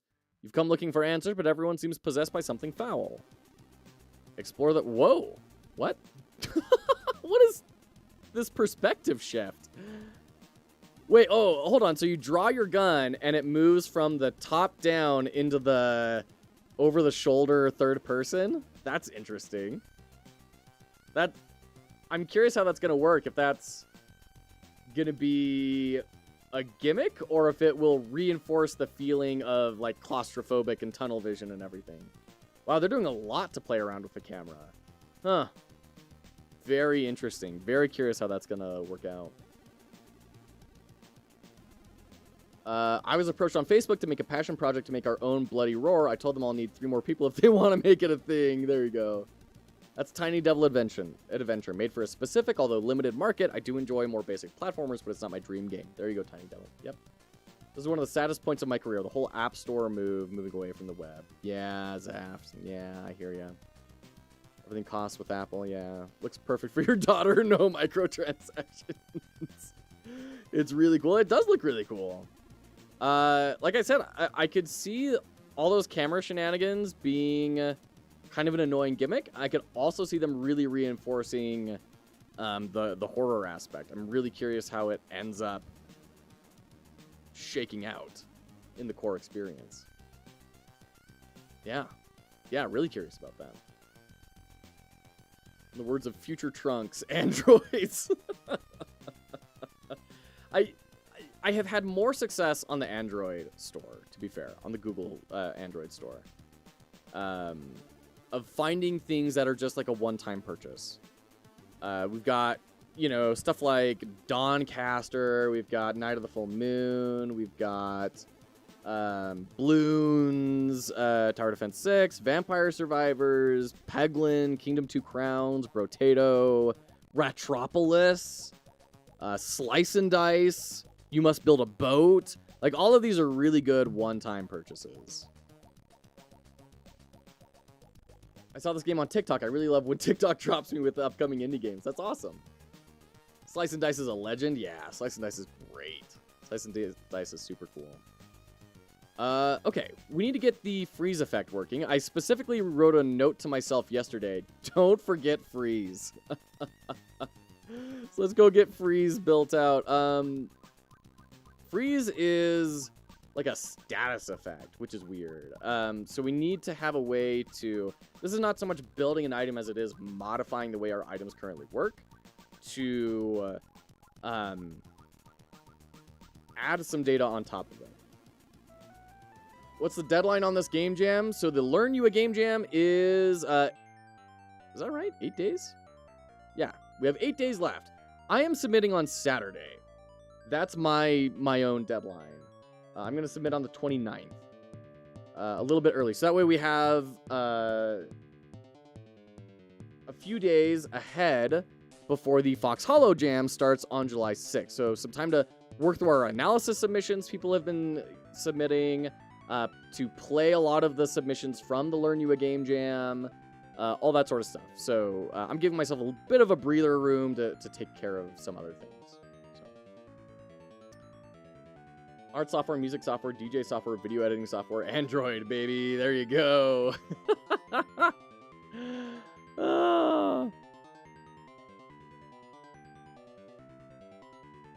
Cool. Right on. Guys, we're making cool progress here. This is exciting. I know we were really concerned about not having stuff be reusable, but I think we've weirdly enough had a lot of stuff be fairly reusable. I think that's been good. In fact, making encounters will probably be fairly easy if we decide we want more than 3 fights. You know, we probably could remix a lot of these abilities and change stuff up, and then we have a different fight, right? So I'm pretty happy about this. Tatas, thank you so much. I deeply appreciate that. Yeah, we are at 29 people joined. Our last game jam started with 20, or ended with having 20 join. So I'm pretty happy with 30. We want to get to 50 at least. That's the goal. If we hit 50, then we're going to do a full playthrough and analysis of Undertale, which I'm really excited about. So I'm really hoping we can grab those extra 20 people and throw a lot more attention towards Feathered Serpent especially, and Riverwolf games, and just appreciation to Alistios, who's just a rad dude who's, you know, trying to help as many people as he possibly can. So, PS1, PS2, GameCube, Wii, Android. Okay. Oh, you know what? We've been going clear through breaks, I just realized, because StreamerBot isn't up, and I haven't been getting my notifications. I apologize. I have to finish Undertale then so I don't get spoilers from ya. Yeah, absolutely. Absolutely. Hold on. Where are we at here? Okay, I need to take a quick, tiny little break. I will be right back in just a couple of seconds. Don't go anywhere.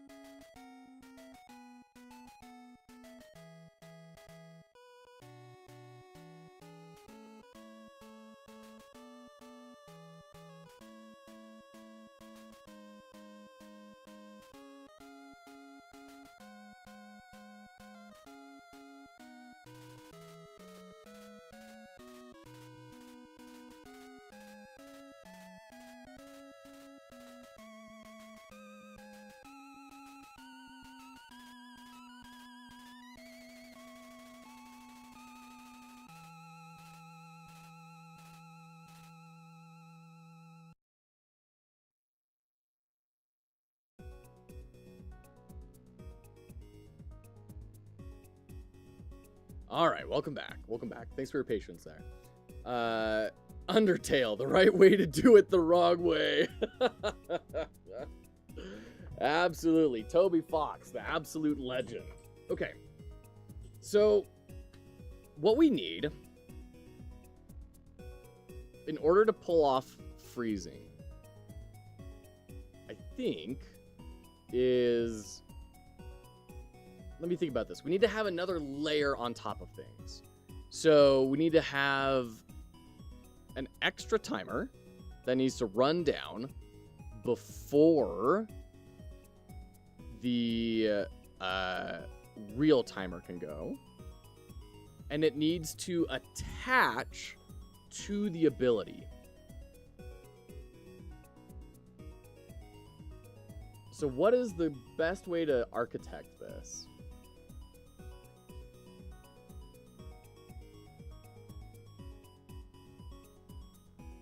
So we probably want some sort of function to deal with this. Func player frozen. And then we'll have like current item.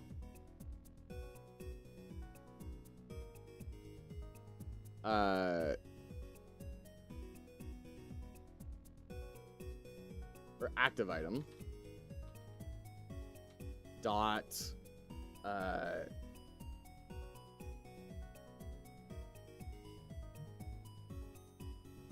What's the best way to do this? We could do a pseudo state machine, right? We could build in a state for frozen.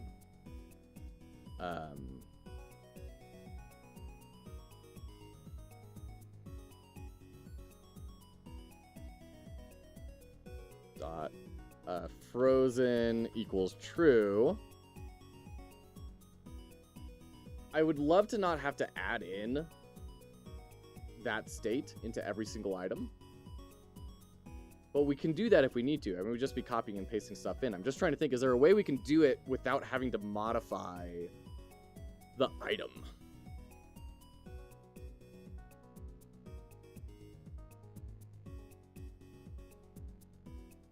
I don't think so. I mean, I don't know. There's probably a way, but I can't think of it. So let's go into our items. And then we're just going to add in var frozen equals false. And then I think we're going to need var frozen timer total. And then var frozen timer current.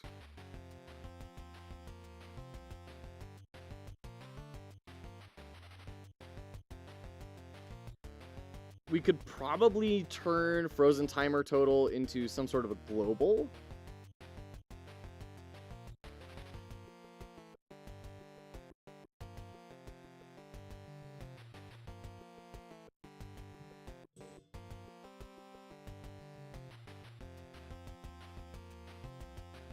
We don't really have that set up in any way, though. We don't have a global variable thing set up. And I don't want to make one just for a frozen timer variable that we can, you know, handle. Maybe we can put this into our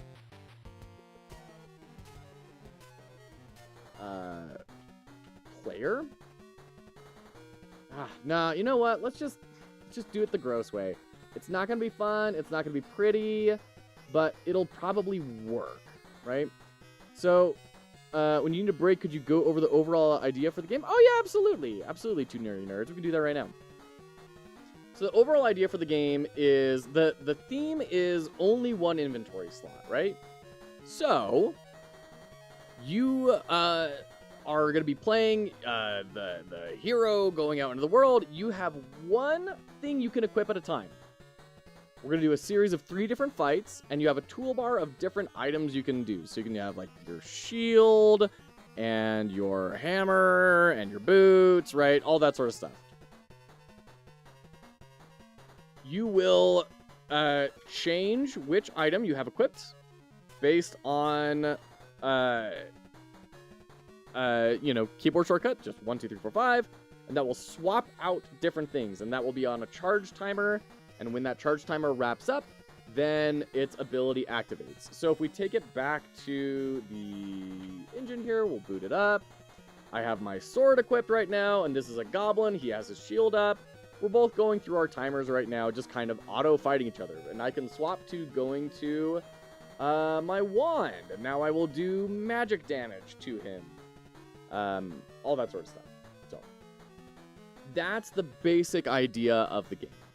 We're just kind of getting the mechanics built out right now and all the little functions. I think freezing is the last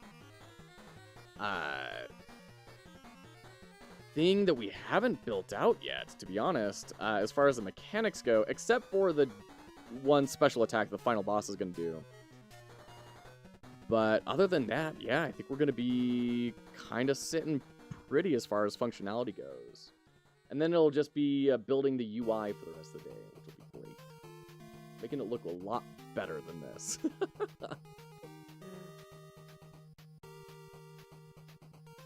Okay. So let's get this frozen working.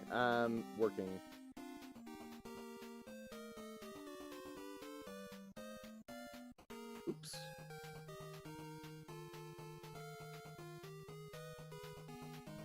So we do timer current equals timer total when we finish. And that's good.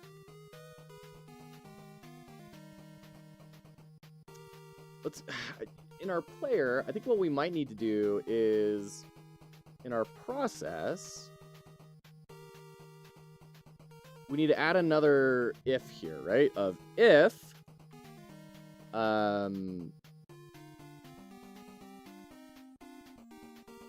active item dot frozen. Then we don't do the timer current, we do frozen timer current. Yeah? That's what we've named it. One of the main reasons I switched to Godot from GameMaker was that UI is so much easier with Godot. No, I mean, that's a pretty common thing to hear. Having worked in GameMaker and Godot now, granted, I haven't released anything. I'm very much a beginner. But I kind of understand a little bit more, in my opinion, the mental model of GameMaker, where the UI layer that they have is read-only, and then if you want to click anything on there, you have to do the whole hit detection and everything, manual click of detection. But also, everything in GameMaker has a click event, so couldn't we just make a UI and not put it in the UI layer, and then just have that be what it is? I don't know. It's kind of weird. It's really weird. The UI layer in GameMaker kind of breaks my brain a little bit. GameMaker has an update coming out this year with an entirely new UI system. I think they realized that was something they were lacking. Yeah, I'm really excited about that. They're making big updates with their UI system. They're making big updates in their marketplace. They're taking some good steps forward. I'm hoping it really brings things forward a lot.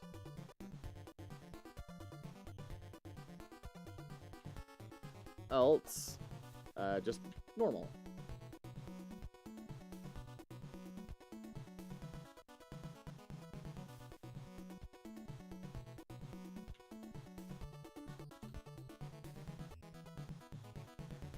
Grab this, and then you there, and get rid of the double. Okay. So now we are going to actively chip away at the frozen timer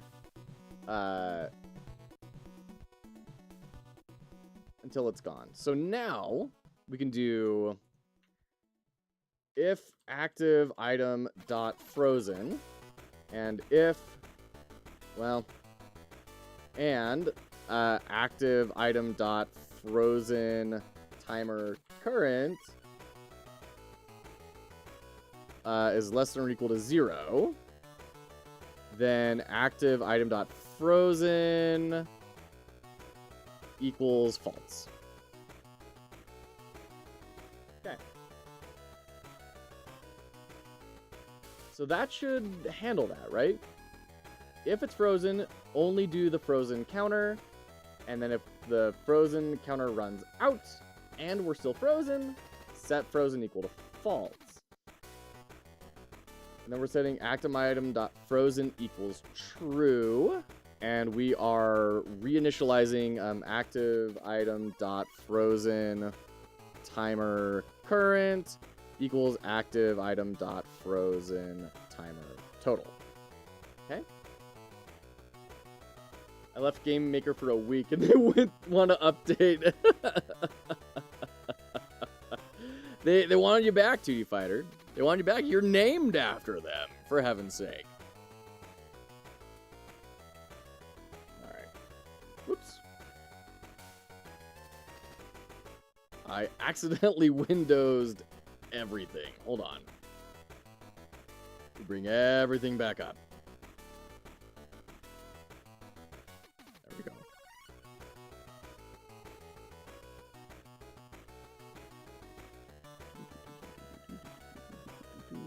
Cool.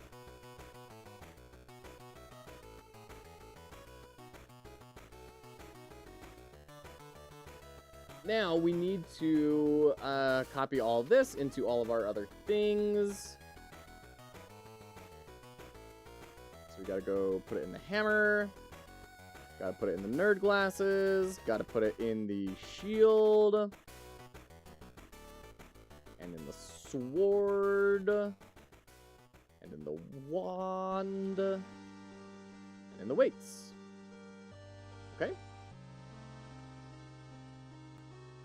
And I think that will do. I mean, we haven't verified that it's working yet. Let's set our sword to frozen equals true. And just see, is the frozen functionality actually working? And then in our player, we can say print not frozen anymore. Try it again. Yeah, okay. There we go. Not frozen anymore. Okay. Nerd glasses. Yeah, there you go. So, should like, when we get to the art, should we just make the lenses tomatoes? Should we do that? I had a few people on Facebook that voiced their disappointments in me for leaving. Really? I just spent yesterday explaining they have nothing to worry about. I'm not leaving them like Ben. Wow. That's crazy, 2D Fighter. So that's a pretty intense community over there, then. I had no idea. I stay so far away from Facebook nowadays. That's wild. That's crazy. It's also interestingly representative of the evolution of GameMaker because they came out so long ago, you know? It's an old engine. That's fascinating. That community would rise up around Facebook instead of around something like Reddit because of, I would imagine, because of its just historicity. That's crazy.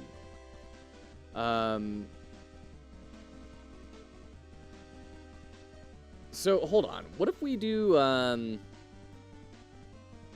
Unity 1.0 release date? How old is Unity? 2005. GameMaker 1.0 release date. 1999. The first version of GameMaker, under the name of Animo at the time, came out 6 years before Unity did. That's ranunculus. Wow. GameMaker has big hangouts in Facebook. Yeah, wow, that's crazy. Man. Okay. Well, I think we, yo diggity. I think we done did it. I think we got item building done, and we got freeze done. So go team. We can get we can throw those checks in the chat. Woo! All right. 2 hours to build the rest of those? That's not bad. Even with all of our weird redundancies. Like, we could be able to do this a whole lot faster if I had architected it better. Not bad. Not bad. So now we got to work on getting the UI actually built in. So first off, we need to build the rest of our stuff in here. Well, let's put our what our player is trying to do up first. So this is going to be active item.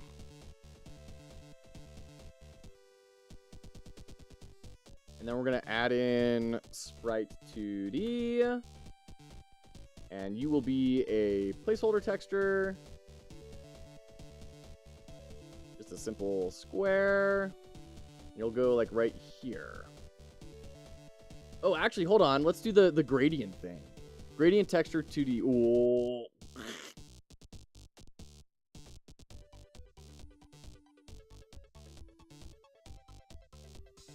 Does it need to be 1D? No, never mind. UI, let's go. There's a lot of indie game groups for engines, genres, or in general on Facebook, game testers, music, etc. There you go. So I got help from my character select. Yeah, I remember you telling me that story. That's crazy. Okay, Zapped. That's the flashbang item.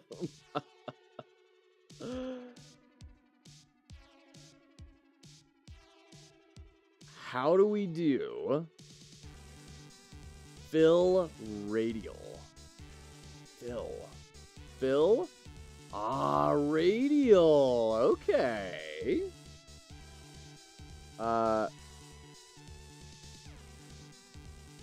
Interesting.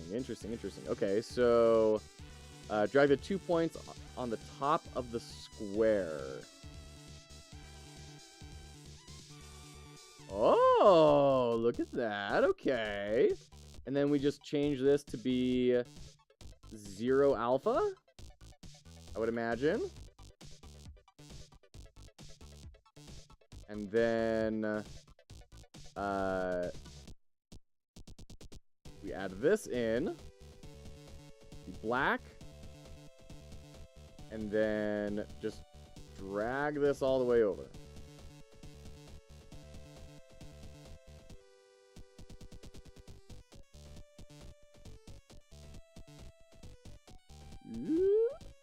Okay. Drag the other point more in. Oh, look at that. Okay. It, boy, is, struggling a little bit, but...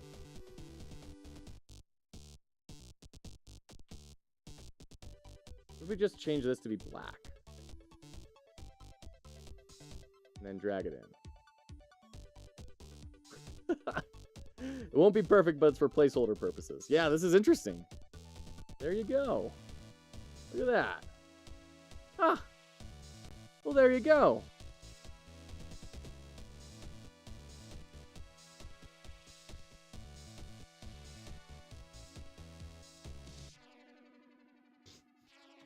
Okay.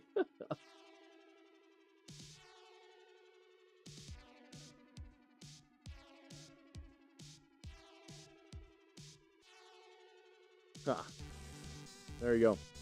The better way is to create an empty node 2D script with a draw function called draw circle. Oh, goodness. For whatever reason, it's one line of code that way, but there's no built-in node for it. Wow, that's really interesting. Alright. Well, there's more than one way to brutally skin a cat. We'll just export a quick thing here. That's really interesting. Well, that's good to know. Thank you for showing that. We're going to do new image texture. We're going to go ahead and bring in this little circle. Reset. There we go. Empty. And now we can... Hey. Windows? Did Explorer crash?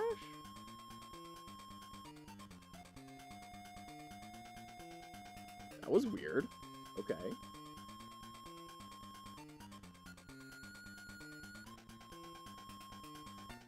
Item place holder. Get our assets. Drag item placeholder. Son of a biscuit. What's happening here? Import. Import. Oh, there it is. Weird. Okay. It's just being super weird.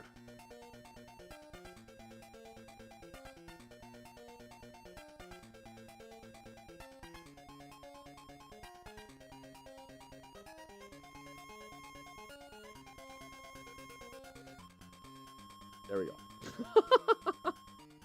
Not cat pain coder again. You know it.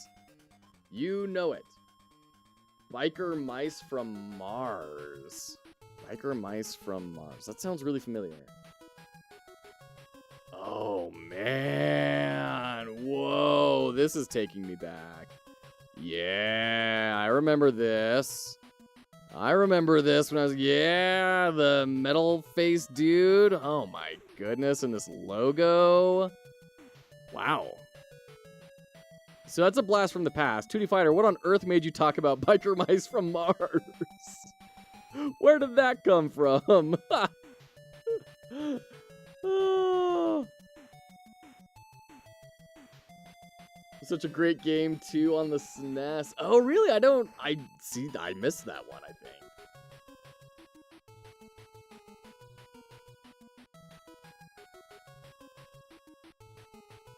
Okay. So now, when we equip, we need to, right here. Then we need to say node, or rather, hold on, let's actually name these things. This is going to be item sprite. This is player sprite. So $ item sprite dot texture equals current or active item dot texture. Now we need to go back in and add that into everything. We need to have everything have a texture. New donation from 2 nerdy nerds. Thank you for helping make something impossible. What? 2 nerdy nerds? Thank you. Holy cow. That's tremendous of you. Thank you so much. Keep at it. Thanks for the great vibes and what you do for the community. Well, likewise. Right back at you, 2 nerdy nerds. Thank you. Thank you, thank you. My heavens. Wow.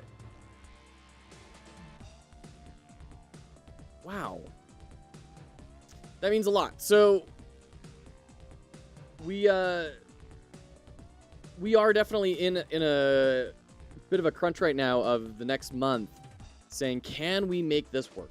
Can we do this full-time any longer? And even if we can't do it full-time, we're 100% going to keep on doing it part-time. But this is the moment. And so stuff like that is exactly what's going to help us continue to do this. So thank you, 2 nerdy nerds. I appreciate that. Thank you.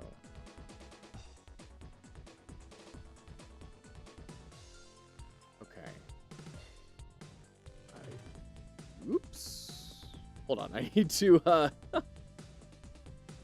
to click a link real quick that I was just sent.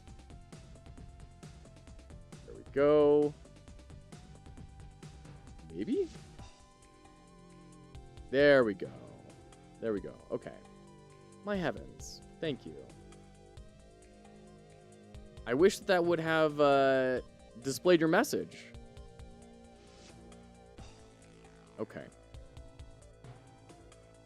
Tremendous. Thank you very much. Right, we're building a var texture equals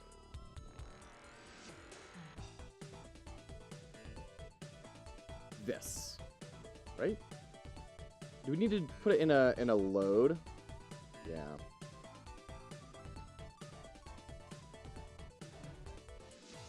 Okay. We're We're going to copy that. We're going to throw it inside of all of our different different items. Copy all that. Hammer. Nerd glasses. Shield. Sword. Wand. And weights. Okay.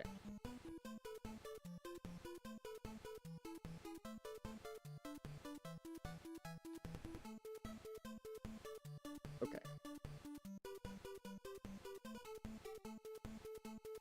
So now we should be setting that active item for all those textures. One thing I do wish that Godot had that GameMaker does is a built-in sprite editor, because it would be really nice to just make a quick mark on something to say, hey, this is, you know, different in some way. So we can kind of debug it a little bit better. Alright, I'm gonna drag this into our assets folder, set into our assets folder, and item placeholder 2. We're going to go to our sword. We're going to put that on as our texture there. I just want to see, is this going to hot swap between things? Ha! Ha ha ha ha! Yes! Good! Lovely! Just learned that the lady that made music for Mega Man 2 and Up made the music for Street Fighter and the Capcom, early Capcom verses before Marvel 2. That's awesome. That's super cool.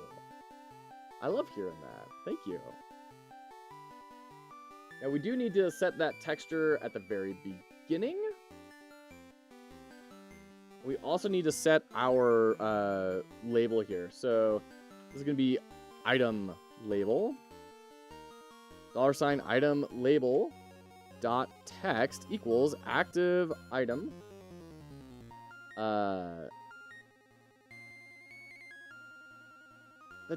They don't have a name. Shoot. Dot name.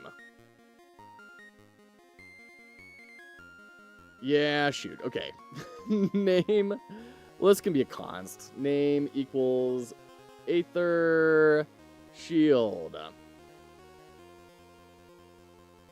Okay. Or boots. Boots.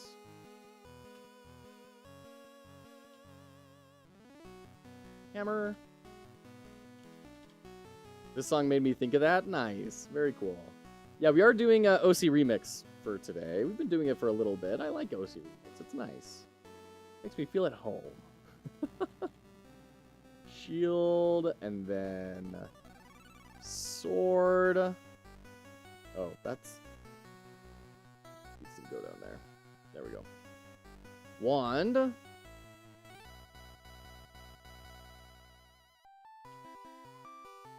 Weights.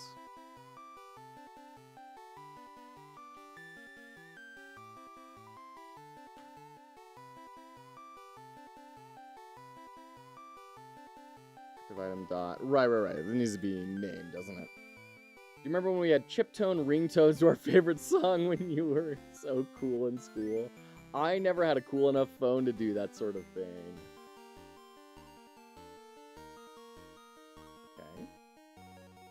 That and throw it down on here.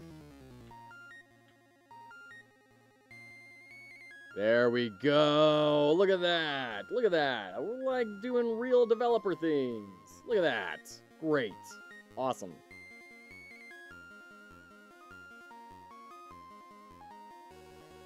Cool. Love it.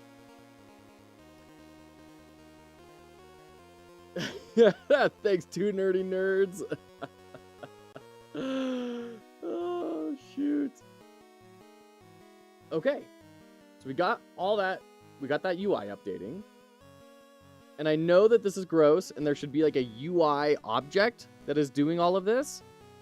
I also hate it. I also hate that.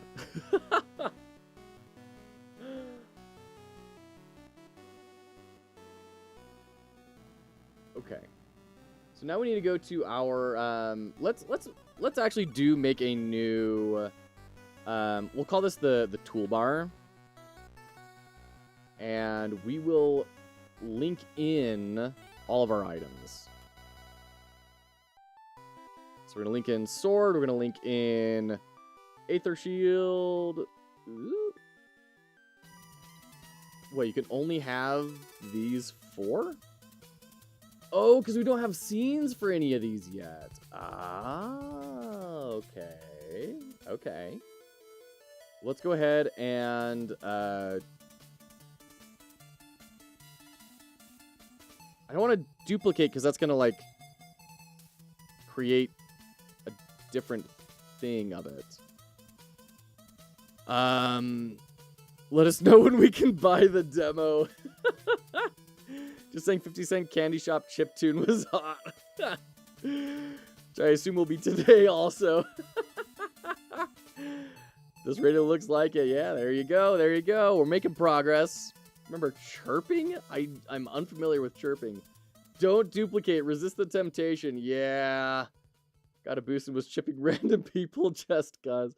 I wish I could just duplicate it without having, like, the connection, right? It's kind of annoying having to redo everything like that. All right.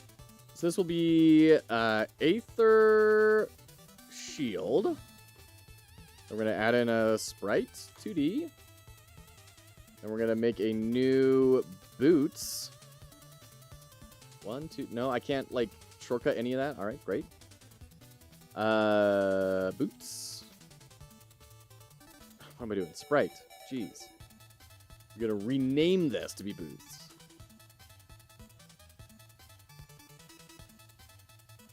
Don't be in resources, be in scenes.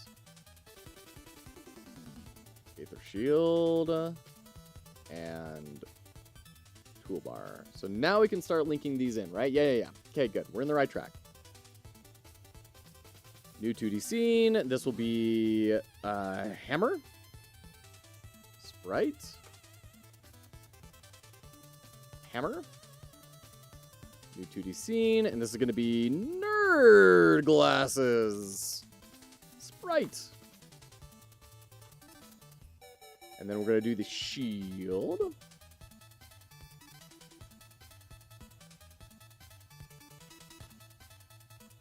Duplicate, change, script, attached is what I do.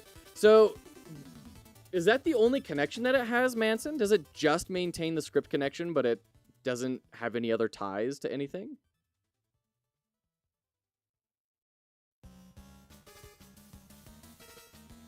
Oh, I know what a VHS and cassette are. Of course, Duty Buff.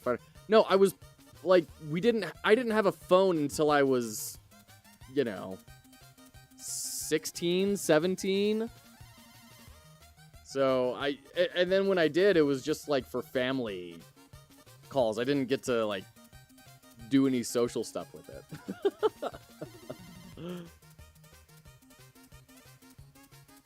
Okay, save the shield. 2D, and this is going to be, we already have sword. Wand and weights, those are the last ones. My problem is I missed most of what you're doing now, so I just assumed a workflow. Hey, that's okay. That's the way everyone else does this, too. Appreciate your thoughts, Manson. I'm sorry. This is Duty Fighter. All right. Toolbar. Now we can link all these other ones. So we have the sword. Now we have the wand. Oh, but I don't want to, like... Yeah.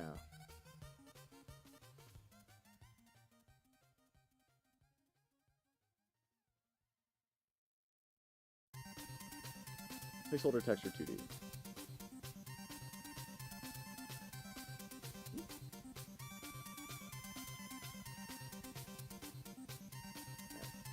How big is sword?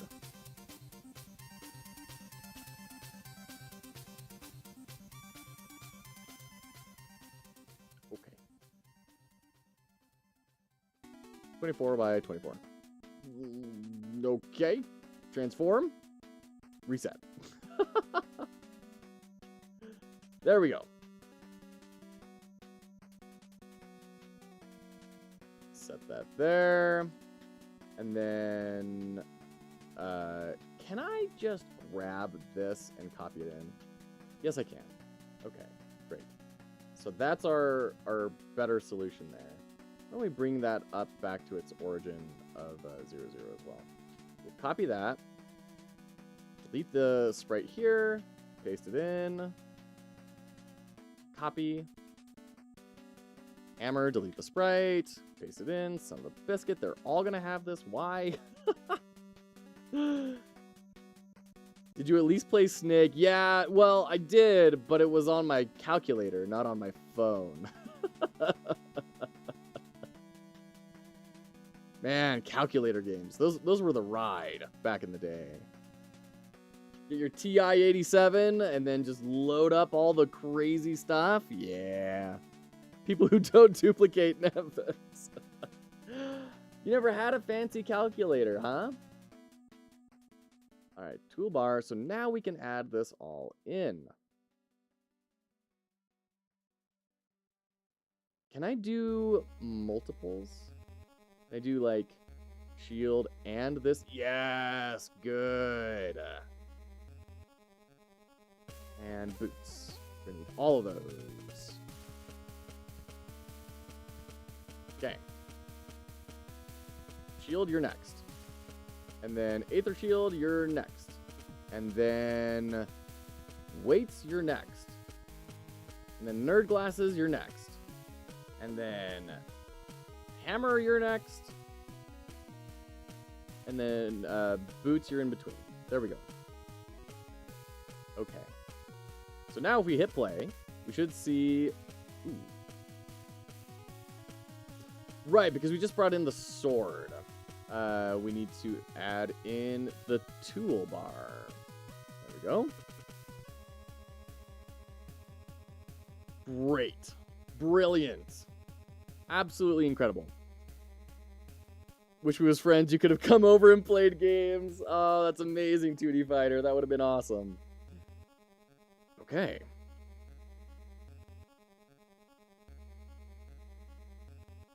Cool.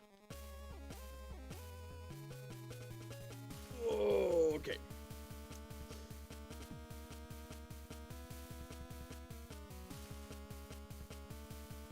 I don't want to go into actual art production on this yet. Also, is there a way that I can like set equidistant objects? Can I do an align anywhere in here? I haven't ever found that in Godot, but it seems like so helpful and important for UI. Is this a UI as in a HUD? If it is, I would use a control node instead and use HBox container.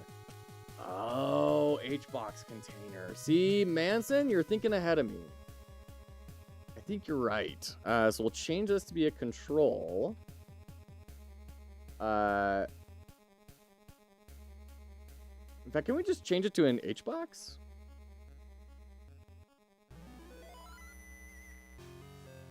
And then...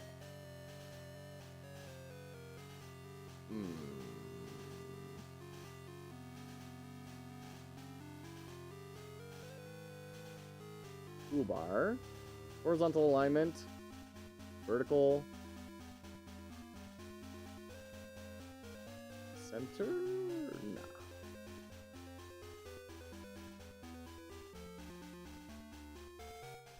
Transform. Reset. Okay. So now we're in the HBox. Isn't HBox container only for green nodes? I don't think blue nodes respect green layout. Oh. Interesting. Okay. So we could then, theoretically, change these to control nodes, right?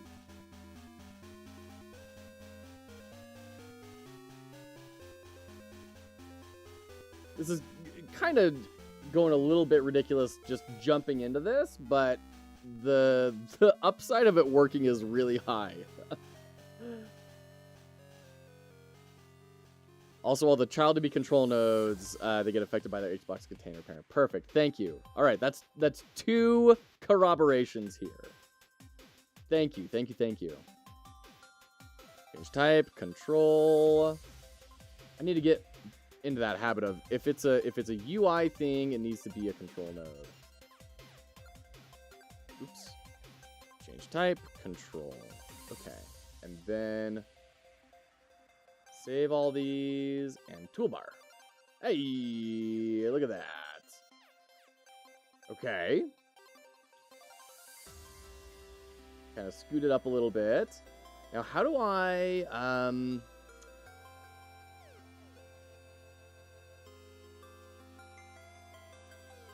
change the spacing in it? Stretch ratio?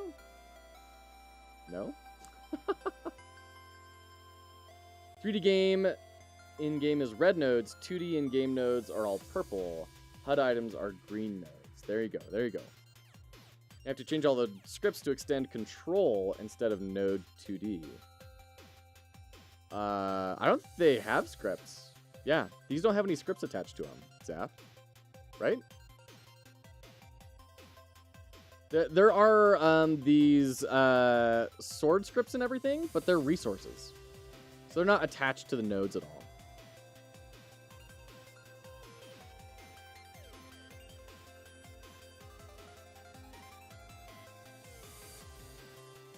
Image needs to be a texture rect. Sprite 2D will occupy no space as far as layout is concerned. Oh. Okay.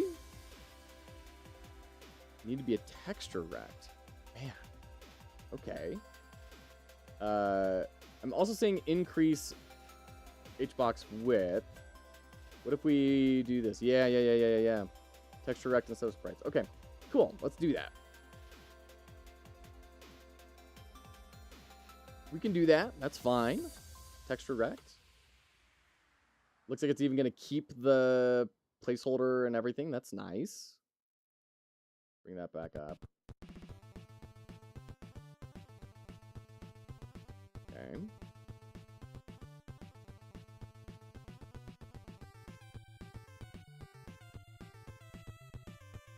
There we go. Change type. Texture rect. That's another one of those things that, like, how would you know that that's the rule? Like, why do you have different display types based on if you're a green or a blue, you know? How are you supposed to understand that without someone or the engine, hopefully, telling you that that's the case? Texture rect. I mean, I guess it's not that a Sprite 2D can't be in the same space, but it's not going to behave the way you would expect.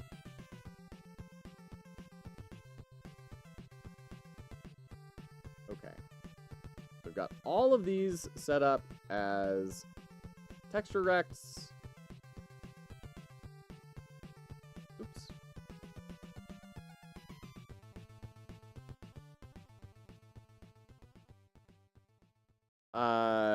Mixing green with other stuff very rarely produces what you want. There you go. Loaded 10 new versions to my game on itch today because of small stuff. Oh, that's fun, Memphis. Okay.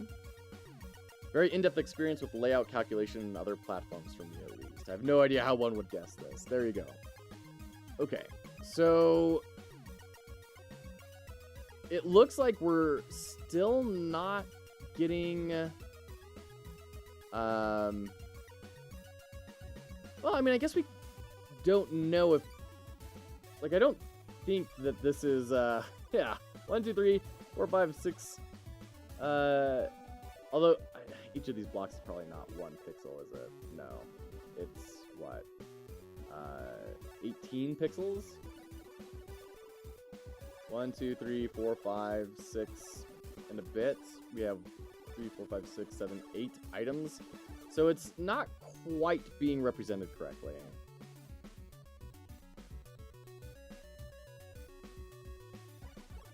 Okay. Expand mode, fit width, at a custom minimum size. To the texture rect. Ah. Okay.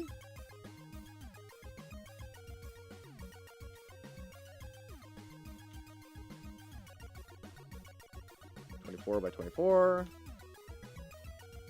24 by 24. Feels a little weird that we can't just, like...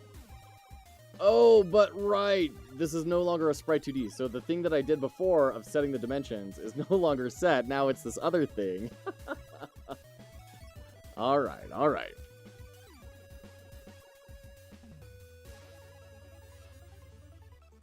Okay, that did not seem to do what we needed it to.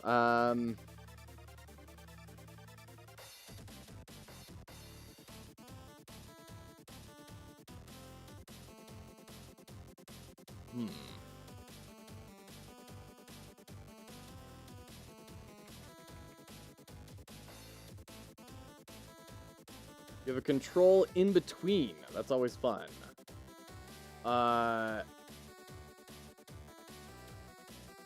Container sizing expand?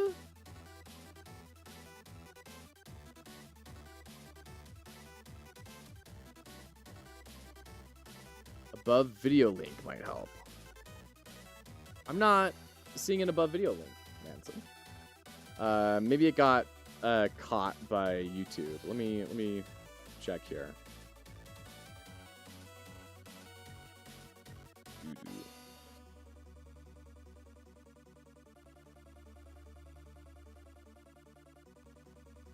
Yeah, I'm not seeing a video link either. On the HBox. On the HBox. Container sizing. Fill? Fill? Expand? Yeah. Not seeing anything shift with these.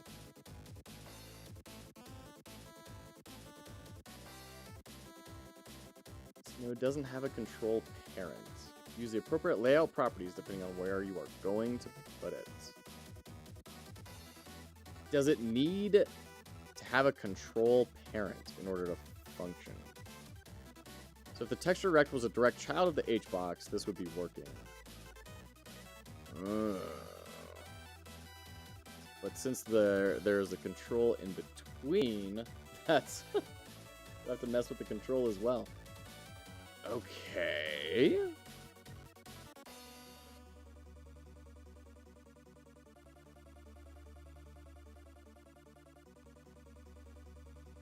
Oops.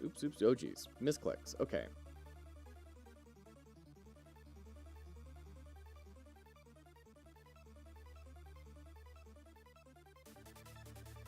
Maybe?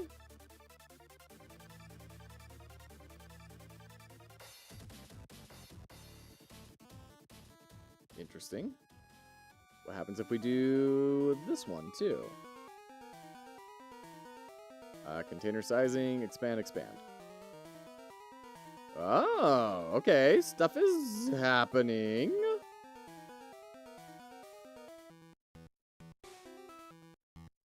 What does the expand flag do? You're not going to give me a tooltip? Bummer.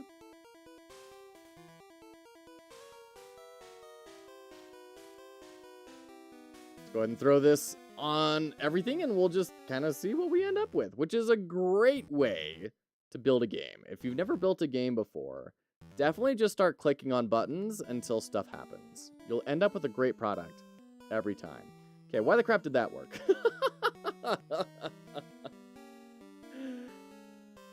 Container sizing flags are like CSS flex, grow, shrink, if you're familiar with those. Yeah.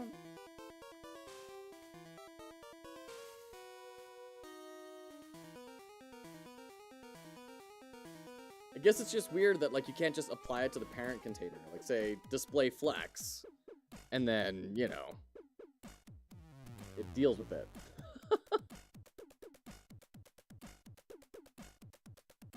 Now, why is sword being so weird?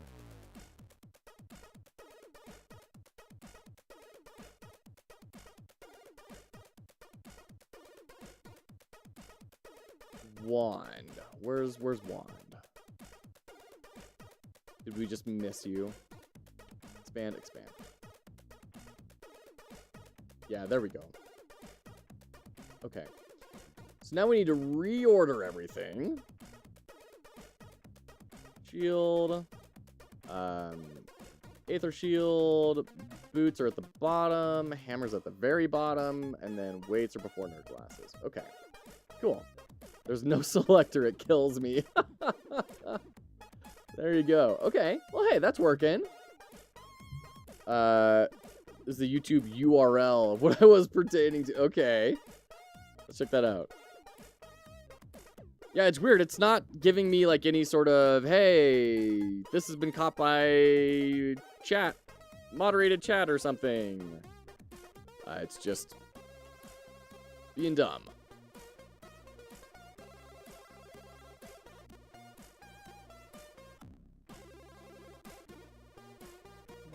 My name is Fanny Texier. Hold on. Let me get it past the ad and then we'll swap over here. Boop. Okay. What's the deal with containers in Godot? Cool. That sounds this looks helpful. Yeah, I mean, it definitely seems like they're trying to build Flexbox in here, right? Fair. Oh, shoot, that was in the wrong... Sorry. It was in the wrong browser. There we go. So this is what we were looking at.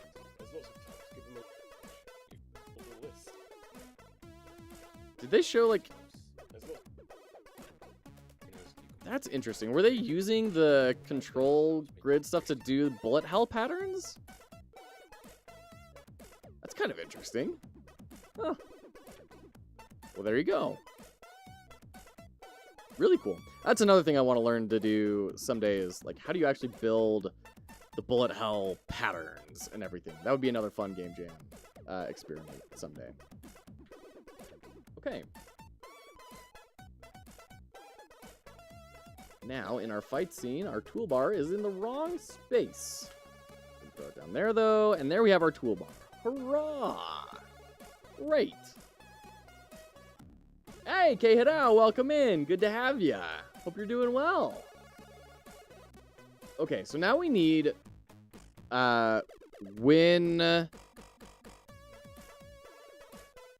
an item is activated, we need to modulate these. Okay, this is where grouping is going to be even more important. Because we want to... I guess what we want to do is we want to have everything set to half transparency. And then when it's activated, it gets set to a on state. And when it is on... while it's on, set it to full opacity.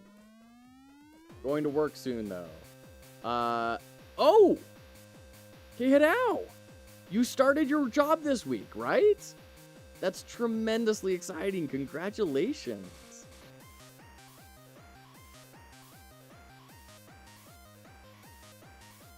Sword, toolbar.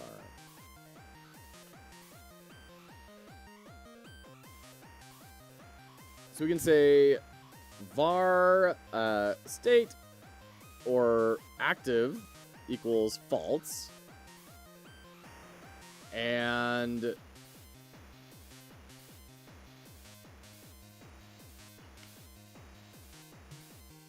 we still have our item equipped signal?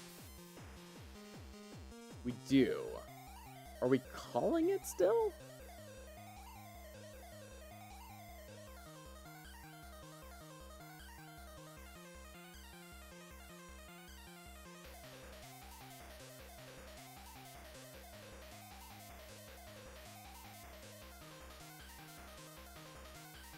Item equip. I don't think we are. Yeah, no. A lot of new hire training still. Nice. Already have projects and tasks to work on. Very cool, K-Hidao. Wishing you the best of luck. That's so great. So happy for you. Congrats, man. Very, very exciting.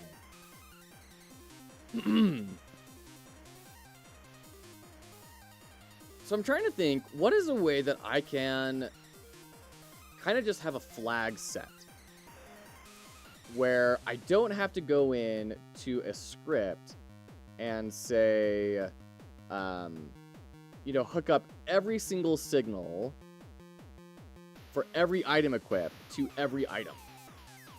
Right? There's got to be, and I know Zaft is saying use groups, and I don't know about groups. Maybe I need to learn about groups. Godot for groups. Oh, 1 second.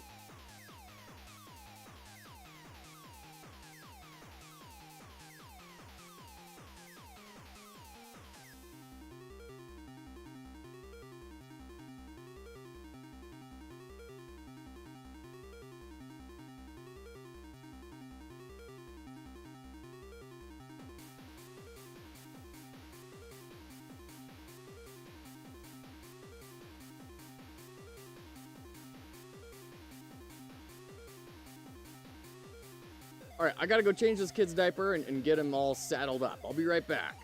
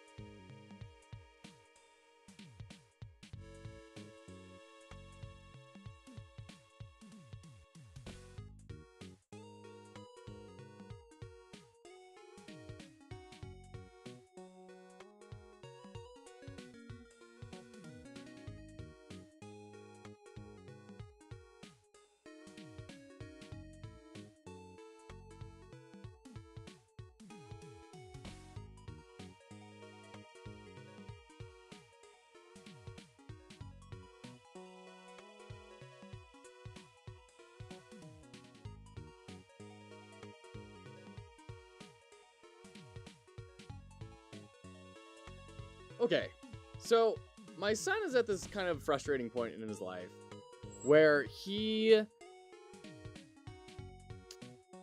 really wants to grab things. You know?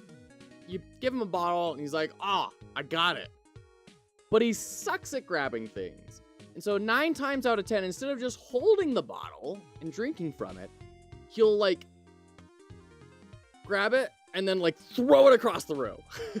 And then he starts crying. He's like, I don't know what happened. I don't know what happened either, kid. You threw it across the room. All right, Manson Memoral on YouTube. What I usually do, maybe in this case, is just do one weapon item seen in GD script with all the data variations in a dictionary and attach a script to the H-box to populate itself with items. An array to indicate what to spawn, and inside that weapon item template is all the state active/inactive it needs to have. Just like populating a table with rows from a database in web development, if that makes sense. No, that does make sense, Manson. It definitely makes sense.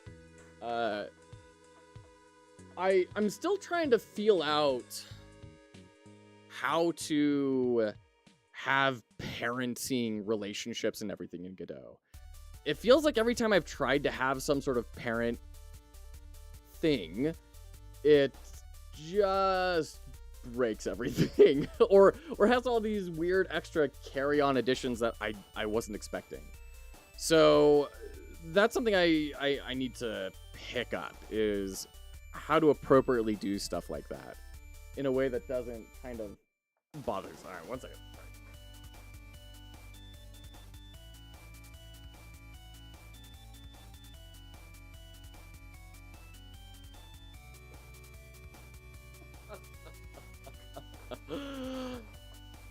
Okay.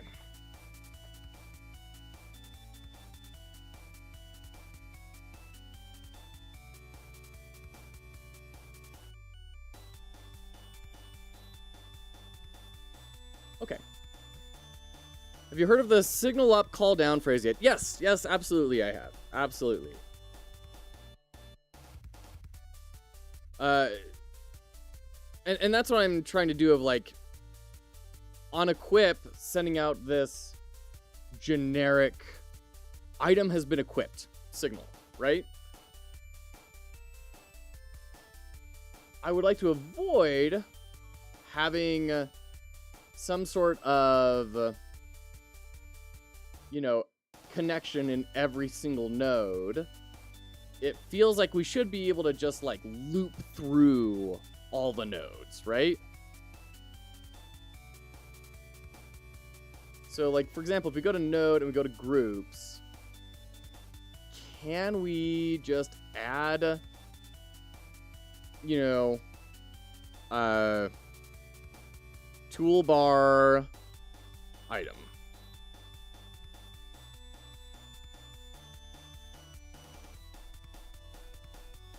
Make the group global. Convert to global group. Okay. And then for all of these, we add them into toolbar items.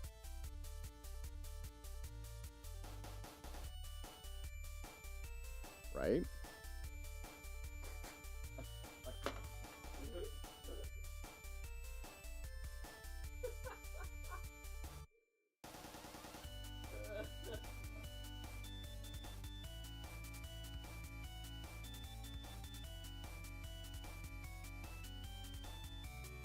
Like, he gets so excited when I bring the bottle over, you know? It's, you give him his, just as soon as it's in his field of view, and then he just fumbles it every time. Poor little guy. Still learning those hands. Okay.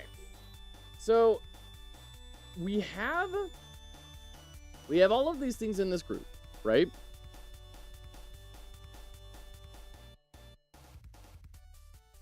That was the workflow I always do when dealing with buttons in a box container. In terms of making the dictionary thing.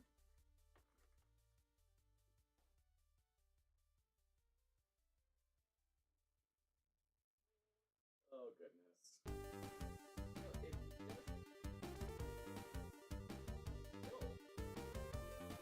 Come on, instead of pulling the blanket around all the time. Okay. Bottle, right where it is. Yeah, don't do that. Perfect.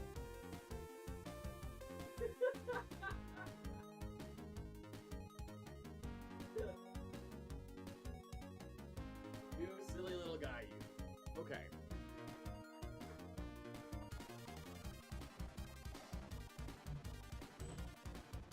So now we can do, let's see, get tree.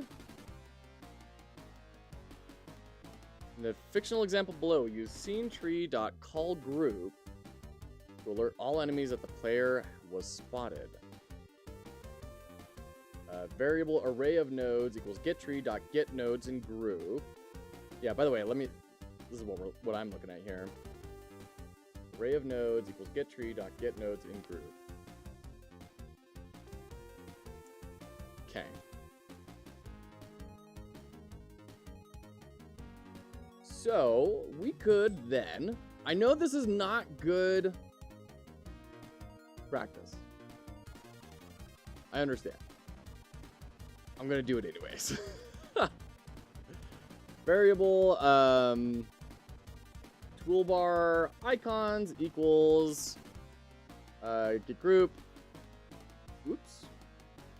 Toolbar items. And then we do for I in toolbar icons.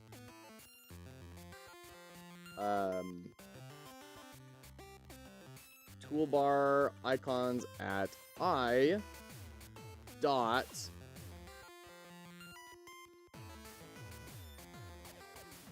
well, I guess we can do if active item equals toolbar icons dot I, then set self dot modulate dot A equals 1, else self.modulate.a equals 0.5.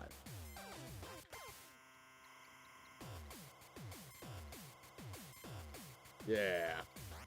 Invalid access to property or key sword.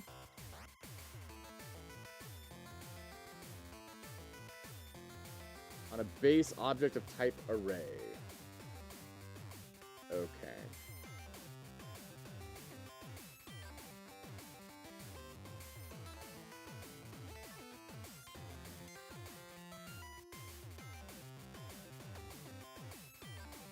So it's a key.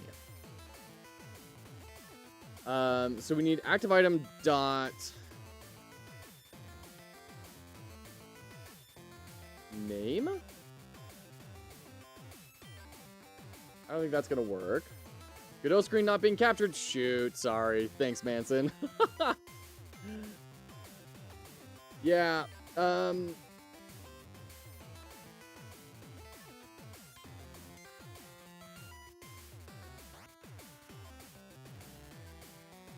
Because toolbar icons is going to be spitting out.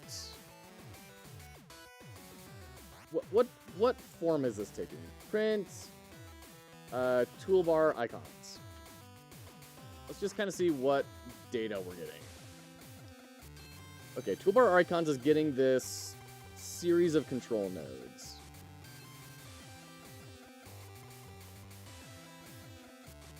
Okay, so we're trying to compare active item, which is a script, to a node that is being referenced. So we don't want the node, we want like the name of the node. Go for name of node.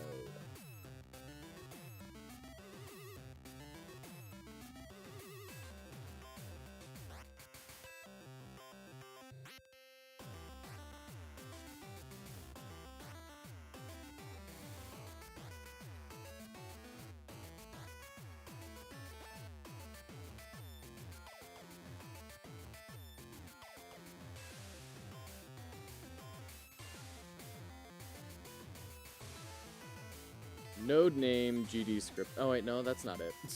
Darn it.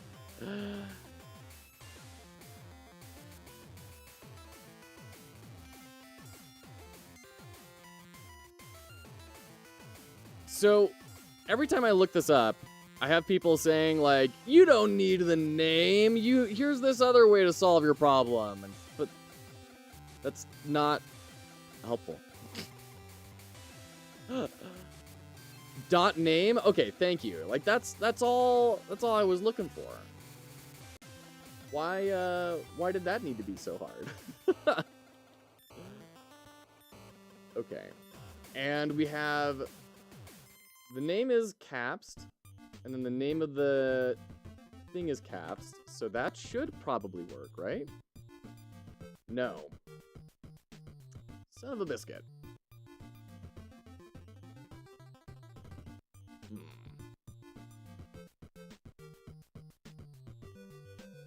I dot name. Let's see what we're getting here. Oh, oops.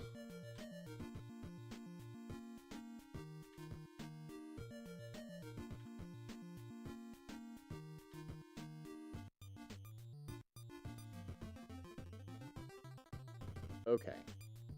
Invalid access to property or key stored on a base object of type array. Okay. So that is just not liking trying to get... this is not working. For eye and toolbar icons is not working.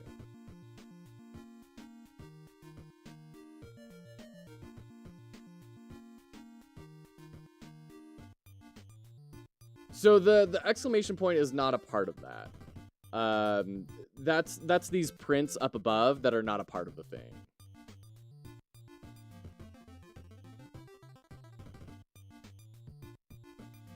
I is already a node. I is already a node.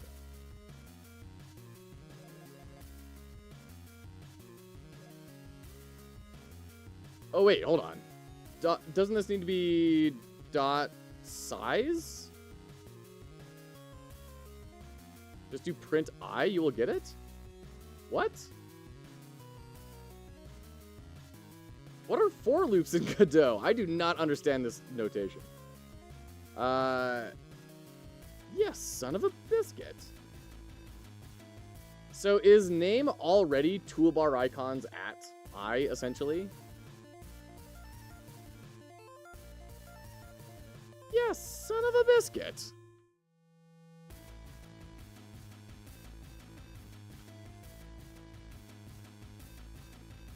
Son of a fudging biscuit.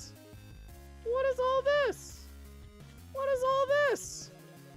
I mean, it's hitting the wrong thing, but weird.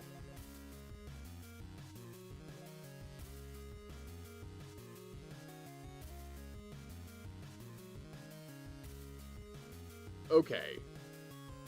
Telling you, man, syntax. Syntax is my greatest enemy when it comes to coding.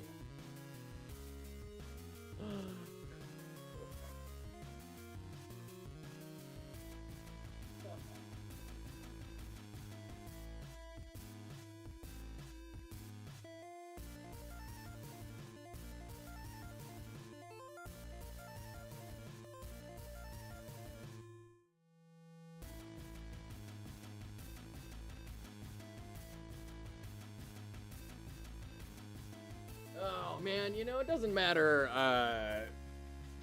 how. Oh yeah, I dot. Yeah, duh. Thank you. Of course that's I.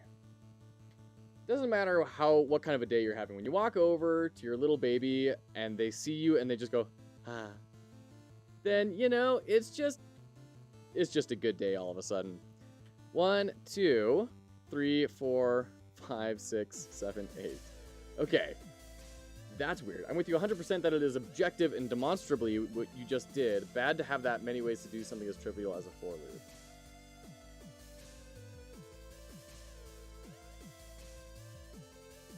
Yeah, it's weird, Zaft. I just... The problem to me is that the rules are very opaque. It's not clear what the rules are for the for loop. In Godot. I mean, you know, for loops are basic. For loops are not hard to do, but it's in this like syntactical sugar space, I think, where they're trying to speed things up for experienced developers. But until you have someone tell you what the rules are on how to use that syntactical sugar, it just kind of rots everything. It's just confusing and gives you zero real value. Yeah. Okay.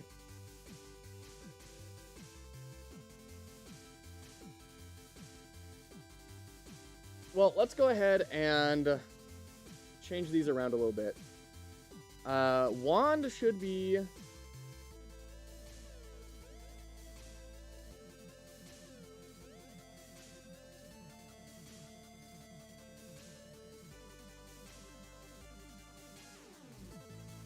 No, let's leave it the way that it is, because this is the order in which you get things. Oh, except for nerd glasses. Nerd glasses needs to be up here.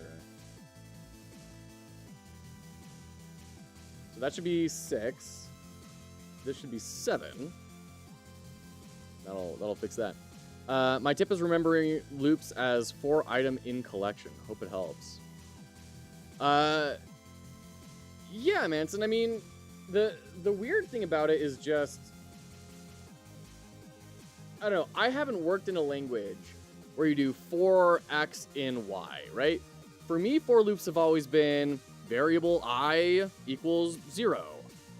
I is less than or equal to x, I plus plus, and then you go through and write your code, right? So this whole like x in y thing is weird to me. So, like, I being an entity at this point instead of just a counter that's incrementing or decrementing is really weird for me, and I'm not used to that. Not necessarily to say that it's wrong, other than it is really weird that it is just kind of opaque as to what the rules are. For I in range, array of node is what you were looking for. Hi, Ricky Ricardo. Thank you for your thoughts. For I in range, array of nodes. So range of toolbar icons, and then I would be a counter and not like an entity. Whoa. Okay, so when it's referencing the thing itself, it becomes the thing itself. When it is referencing a range, it is becoming a counter, a range, a marker of range. So this is implicitly taking on whatever we're putting over here. For in array of node dot size does the same thing. Range would create an extra array for it. Okay. I'd write it as for toolbar icon in toolbar icons for English comprehension. Oh my goodness. Yeah. No, that makes sense, Manson. I can see how that would be the case given the way that this is functioning, which I did not know. So there you go. Oh, and we're in ads, by the way. We'll be right back.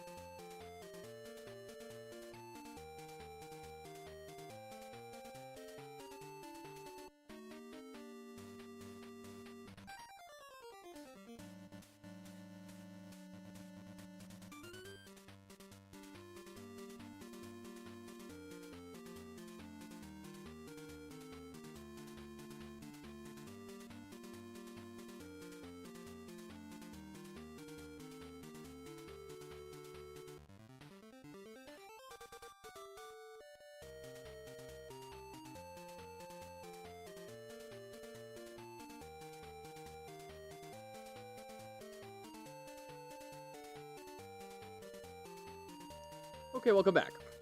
That's why, wait, hold on. Ricky Ricardo, dot size is what I was thinking. Okay, there you go. That's why functional constructs have some appeal. List dot for each do something, all this complexity kind of goes away. Godot sadly doesn't have a for each built in. There you go. Interesting. That kind of surprises me there's no for each, because I know that's kind of a more fundamental thing in a lot of languages. Okay.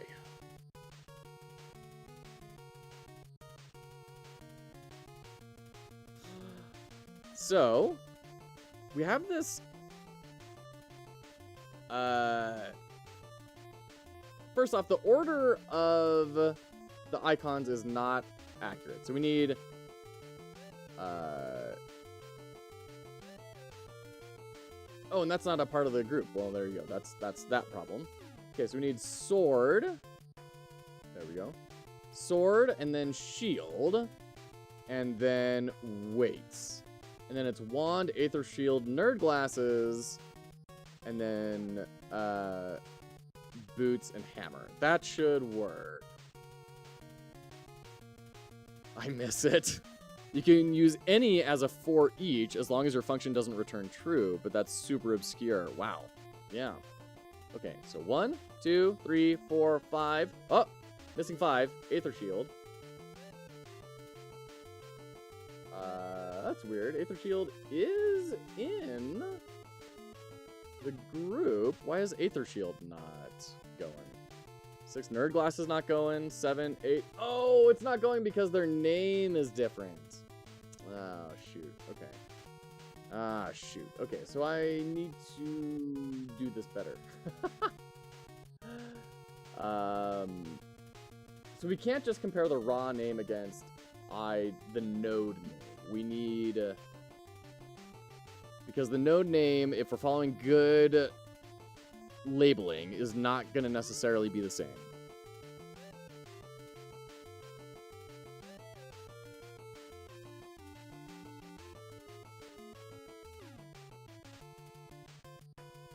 Pascal case. Ooh. .2 Pas- Oh, that's great. Thank you. I didn't know that existed. Oh, beautiful. Zaft, you beautiful little person, you. Oh my goodness. Thank you, thank you, thank you, thank you, thank you, thank you. Great. Awesome. Lovely. Lovely jubbly. Thank you, thank you, thank you. Ricky Ricardo, thank you so much for that follow. Appreciate ya. Okay. So there's that. We need to go now to adding in the sword charges for their little bits. So we need to add in, I guess, more texture rects. 2, 3. We'll bring these out, and then we'll probably add a reparent these to a new reparent them to a new node, which will be an H box.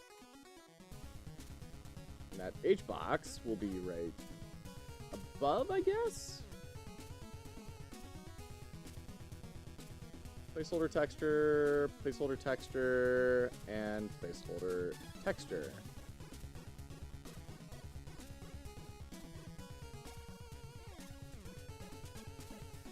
Okay.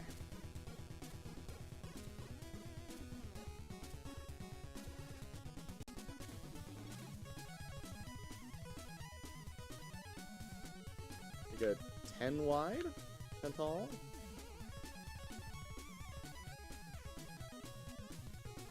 Ha.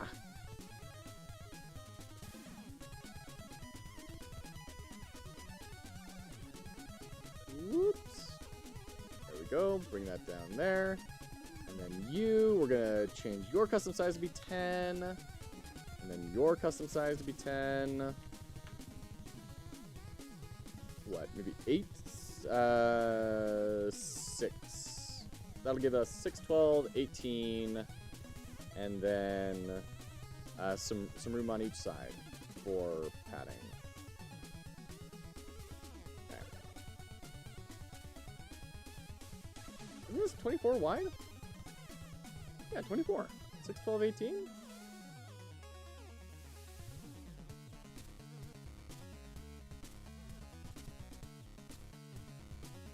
Okay. And then... center, I guess? Sure. Yeah, that works. There's also dot capitalized, but for a different use case. Sure. Yeah, no, that's fair. I mean, that's a good thing for me to keep in mind of being able to modify the strings that we're looking at and kind of standardize and all that. That's a good thing to keep in mind. I'm like, I've done that in computer science homework before, you know? Like, I've done that. I just have forgotten that you can do that for whatever reason. I guess it was over a decade ago that I was doing that. I was just, how long ago was that? Never mind. Let's not think about it.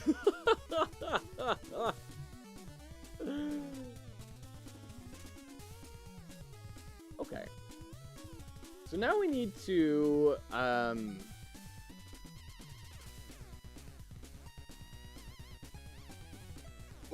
let's keep this going where we can make these, oh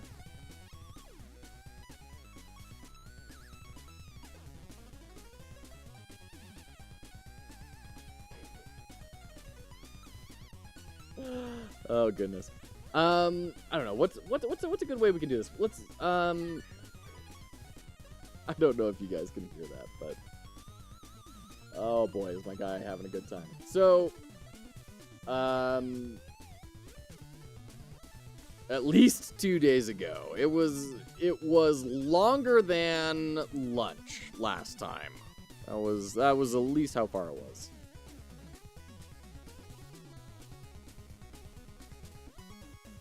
I'm trying to think, how do we... Oh, we can do, I know what we can do. We can do on signal bus dot sword activate dot connect, and you can connect to,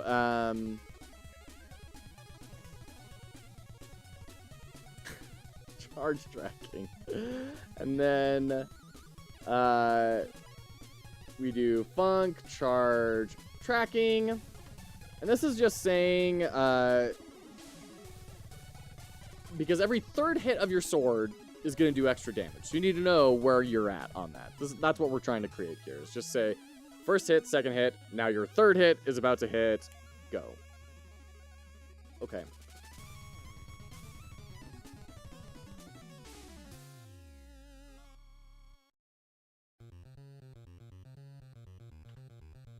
Hit 1, hit 2, and hit 3. So we can say if sword dot, there's probably even a faster way. Voices in your head, use dictionaries, use dictionaries, use dictionaries. Oh man. Combo count is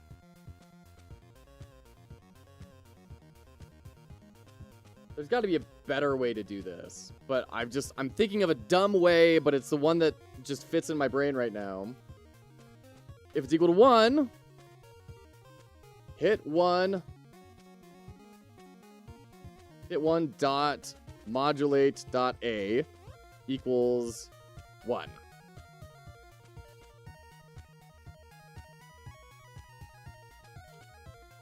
This is really gross. I recognize that. I don't like that I'm doing this either. But it's something that I can do really fast.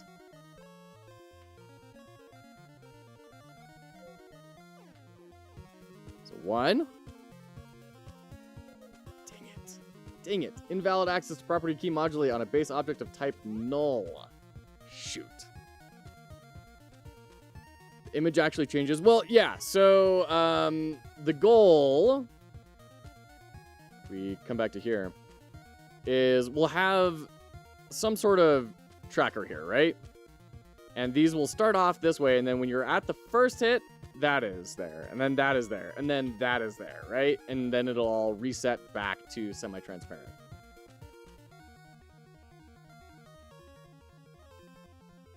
It's a progress bar. Yeah, that's a good way to conceptualize it, yeah. Might match be better than if...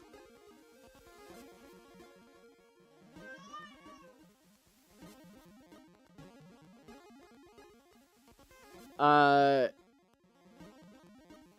could be, but like a match would similarly be kind of weird if we do match sword dot combo count, right? Then we'd have to do on 1, then we do hit 1 dot modulate dot A equals 1. But then on 2, we'd have to do this and the other one, right? So it's just, I mean, it's kind of weird to me.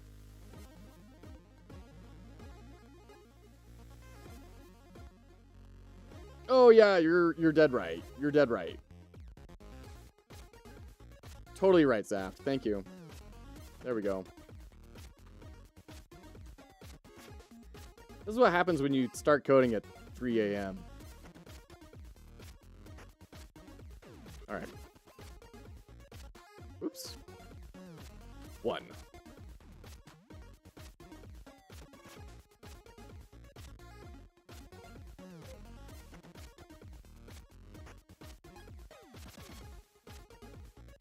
Okay. So it's not modulating them. Variable hit points equals 3. Loop through children. Modulate by index. I'm not following, Manson. For the love of Git, though, maybe add unique names to those hits. They've got unique names. Hit 1, hit 2. There's no other thing named that.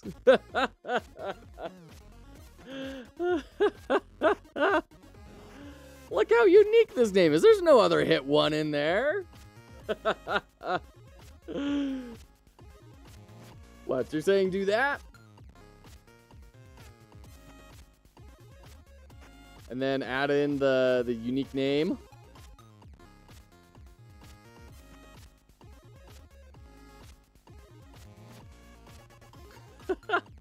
Yeah, Zaft. A thing of beauty. Love it.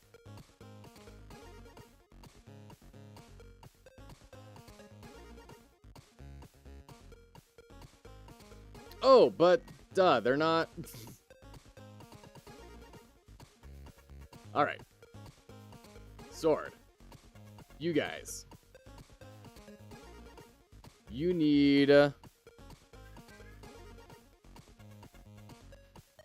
self-modulate, and your alpha transparency is going to be this.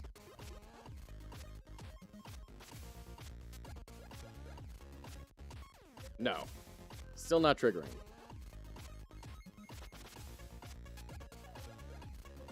Okay. Have a starting modulate. Maybe you're modulating 1 to an already. Yeah, Manson.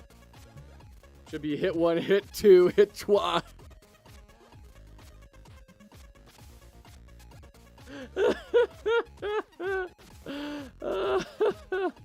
Oh, man.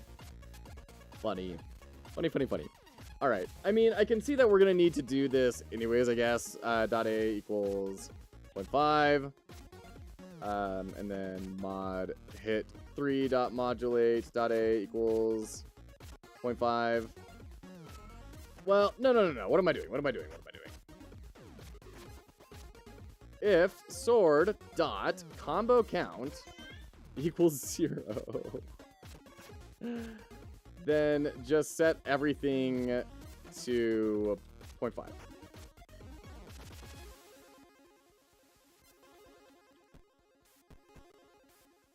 Okay. And then we go through and reset everything. Okay. Let's throw a breakpoint in here just to see, are we actually doing this? Modulate, not self-modulate. I think those are different properties. Oh.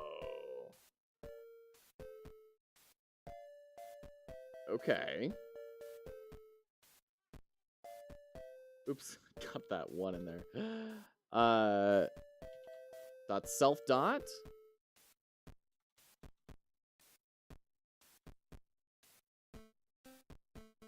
2D. You, and you. Revert that. Take you down.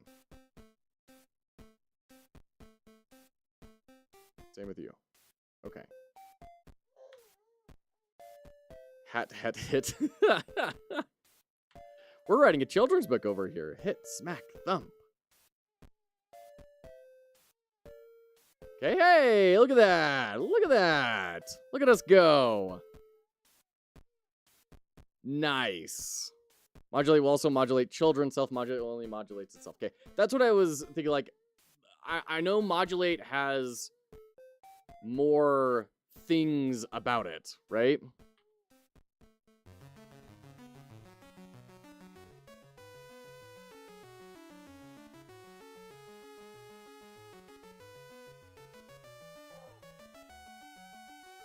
Okay. Okay. And we also need that to be up there. So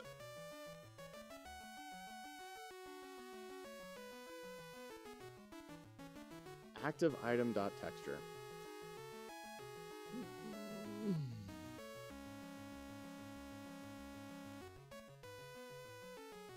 Right click on self modulate and copy properties path.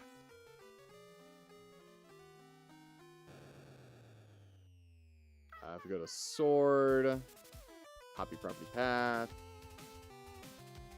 Ah, self underscore modulate. Okay, okay.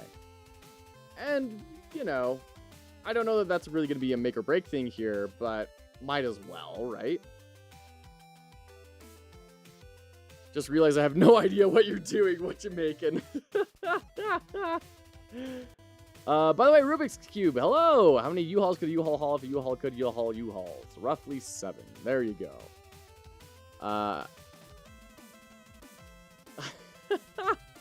So what we are building, Ricky Ricardo, is an Autobattler. So we're building this for the Learn You a Game Jam 2024, Captain Coder. The theme is only one inventory slot. So what we were building here is an Autobattler of sorts. Your character will automatically be using the ability that it has equipped, but it only has one inventory slot. So you have all these different things that you can swap in and out and make your character do, and that bad guy is going to be doing the same thing. You're going to go back and forth until you win or lose. And then there will be a series of 3 different fights, and that's going to be the game. Good to see you, Rubik's. Okay. This is working well enough. Nice, thank you, Ricky. It's being fun. I'm having a good time with it.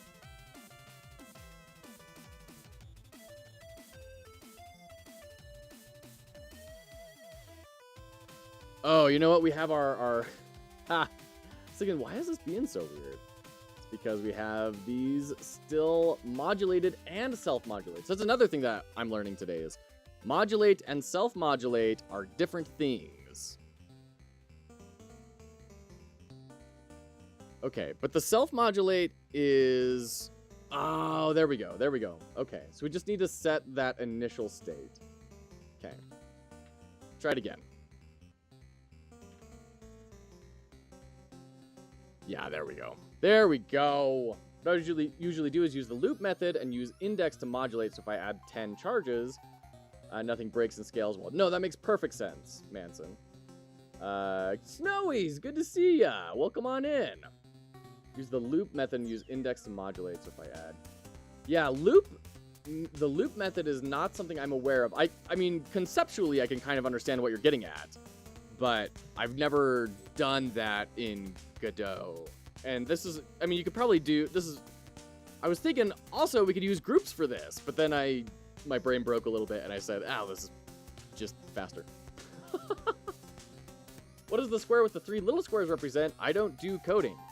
So this square is your sword, and then these are your combo charges. So every 3rd sword hit is going to do, and this is going to answer two nerdy nerds as well. Every 3rd sword hit is going to do a big combo finisher that is going to deal extra magic damage. So if we go to our console here, you can see normally we do 1 physical damage for every sword swing, but then on a combo finisher, we do an extra 2 magic damage on top of that. So. Oh boy, Rubik's. Or something in hbox container.get children. Okay, got it. So you're incentivized to not just constantly change item. Yeah, and it also kind of gets you around different defenses. Like if they are physically defending, you can still throw in that magic attack and get around it a little bit. I don't know. We'll probably need to change some stuff up, but that's the basic idea. Yeah. You're already frying my brain, and I'm just waking up, Rubik's Cube. Oh, heavens. Okay. Well, great.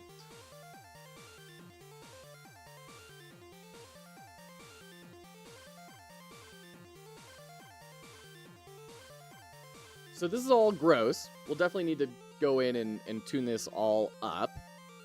But that is the idea of the sword combo charges done. Current intent is done. We need to do future intent for the enemy, which is going to make us kind of redo things a little bit. Where's our enemy script here? Oh, we don't have that. We need to do it in the Goblin. Okay. So we're picking a move. But then we also need to change this so that picking the move doesn't change the current move. So it needs to be next move, right? So we need to do current move is this. Is equal to next move. And then next move equals pick a random. Now we need to make next move.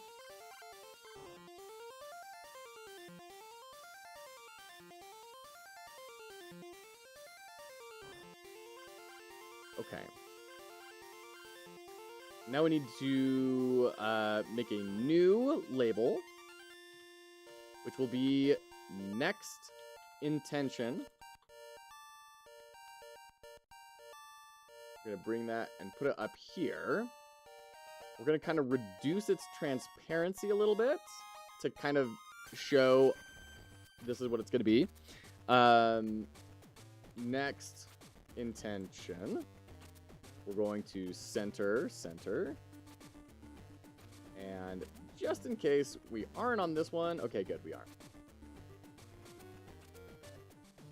Cool. Let's try that out. Is that going to be enough? No, I have broken it. Truly, thoroughly.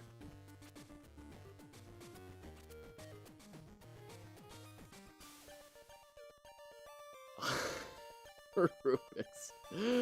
Refactor time. Every day, and that would make it write once attached script in every item. That'd make it right. Yeah. Gotcha, Manson. Lost Fox Human Agent just gave me a great idea, and you guys didn't have to do anything. You're so welcome, Rubik's. That's exactly why we're here. You can initialize it with a pick random too, I suppose. Oh, yeah, because we're setting it equal to this. Okay, gotcha.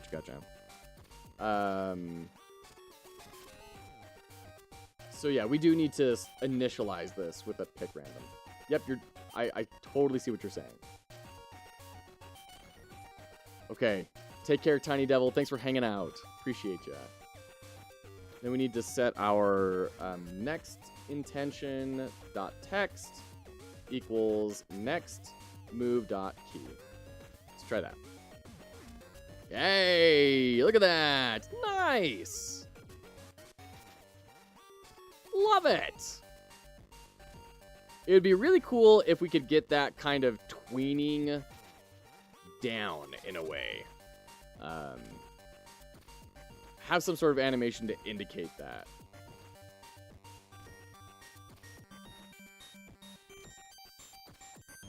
We're going to get to that on our Thursday. That's going to be our VFX. So, Thursday, right there. That's when we're probably going to start looking at that. But I'm going to make a quick note of that for myself. Enemy intention animations. By the way, Mothman, did I get the hydrate? I don't think I did. Sorry, I got distracted. Let me fill this up real quick.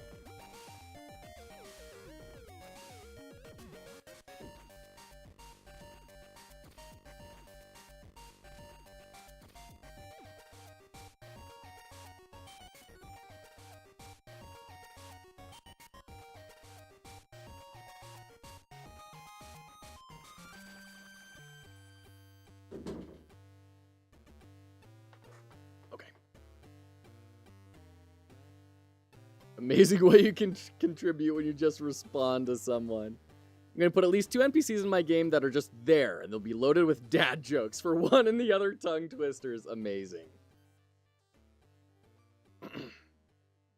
By the way, Rubik's, what are you working on? Do I know what you're working on right now? Is this your mashup style between Survivor IO, Vampire Survivors, Deep Space Galactic Survivor as a 2D game? Is that the one? The RPG?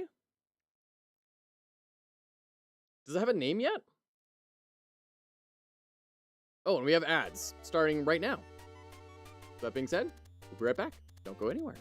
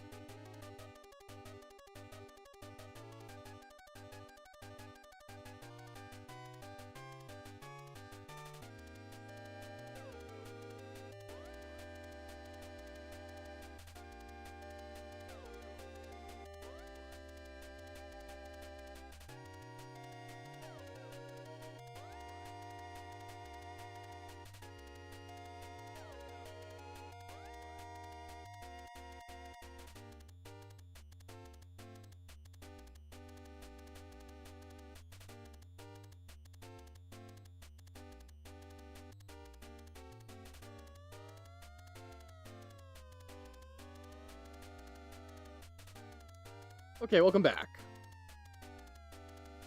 The question is very vague. What are you building? Well, then give me any answer you think is appropriate. Okay, Rubik's. Yeah, I'm remembering now. This is your project that we've talked about a good amount. It's called Aetherheart. Okay, very cool. I did not have it updated in my spreadsheet. I have updated it in the spreadsheet. And this is your like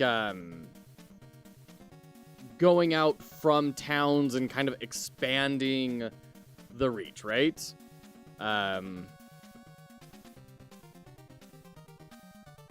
6 of the 13 identical spawners worked, but 7 didn't. So that was like 60% of my game. I wanted to keep learning, so that one has to be on the back burner. Oh, what a bummer. What a bummer. Tatas, how's the progress? It's progress. We have all of our functionality built out here. We're working right now on building the frozen overlay on top of our iconography. So I need to make a quick frozen decal over here. I'm just gonna grab, you know what, I'm gonna grab just some shapes. We're gonna change this to be kind of that color, and then I'm gonna grab this, and then that, and then we're gonna grab a square, kind of go like that, and then a square that kind of goes like that. Drag this over. Oops. And grab another square that goes like that.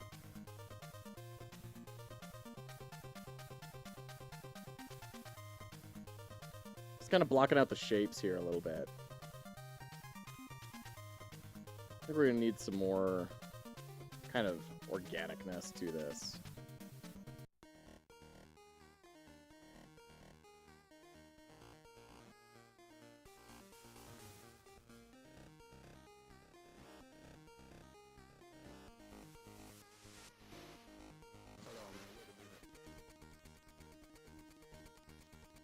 Okay. Combine. Oops.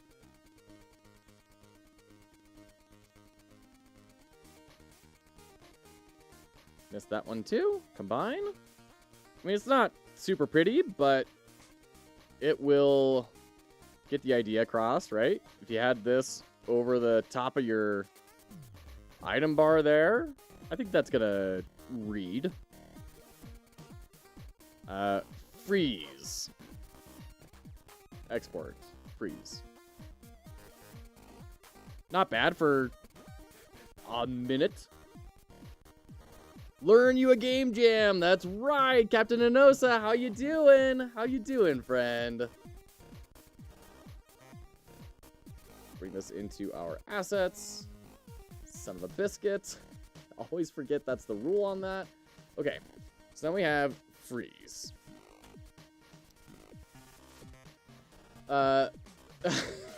Rubik's, you must have had some very good coffee this morning. That's an odd sword. Better than me trying to do art for 2 hours. Hilarious. Absolutely hilarious. Okay. So now when it's frozen, we need to kind of overlay this effect on top. How do we do that?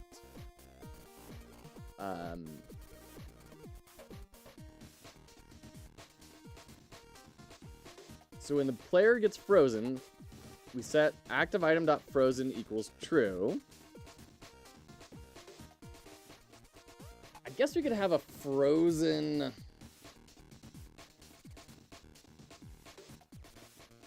sprite always present and just have it be 0% opacity. That feels really gross. I'm a morning person, sorry, don't apologize at all. Not at all, not in the slightest. Your game has goblins too? It has a goblin and a... What did we decide on is the other enemy? A goblin and a will-o'-the-wisp and a dragon. Yeah. Did you secretly want the goblin theme to win? No. You know, I actually didn't even vote. I added some ideas to the theme options, but I didn't vote for any of them. I was completely out of contact with Captain Coder and with the game dev community because I was trying to blast through 9 Souls, doing a full playthrough and analysis of that. And that took like 12 hours a day for a full week. Inventory and slots and combos just go together. Oh boy.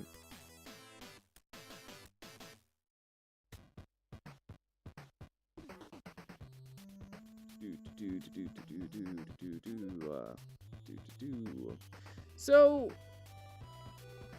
I don't really want to do this way.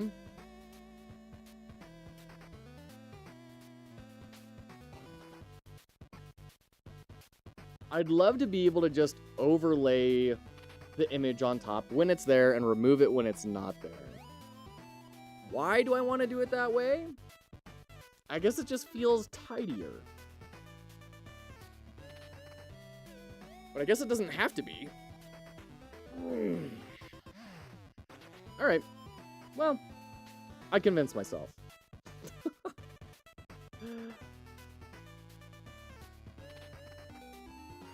First approach is perfectly reasonable in my opinion. What was the first approach?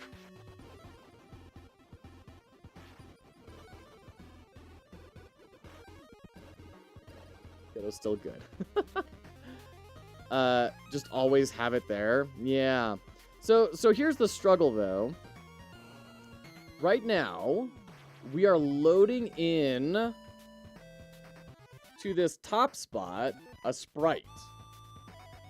We're setting the texture to something instead of like loading in the scene into there.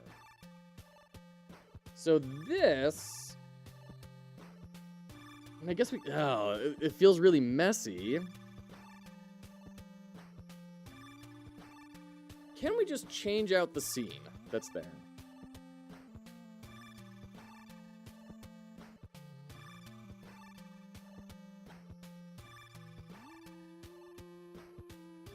Instead of right now, all that it's doing is changing a sprite. Because I'd like to ideally have this be the same as these. Like, I'd love to have the sword charges up here, you know? So how can I swap the scene out? Go for how change a scene in code. But we don't need to change, like, the whole scene. I just want to swap one out. I guess we could do change scene to file. I mean, we could try it.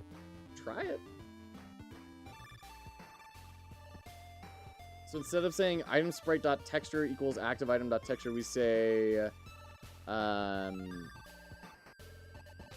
comment that out. And we're going to add in a linked scene of sword. Do you like static idols or idols with motion? I mean, I think the answer is always going to be, it depends. But in general, I think having some amount of emotion is going to help your world feel more alive. You're going to hate this. You could just have all the scenes already there, overlapping and hidden, but only one visible. I know, that's... I am going to hate that. And I was thinking that same thing. And I was thinking that, and I was like, this seems dumb. This seems really dumb. But maybe that's the best way to do it. Let's try it. Let's grab everything.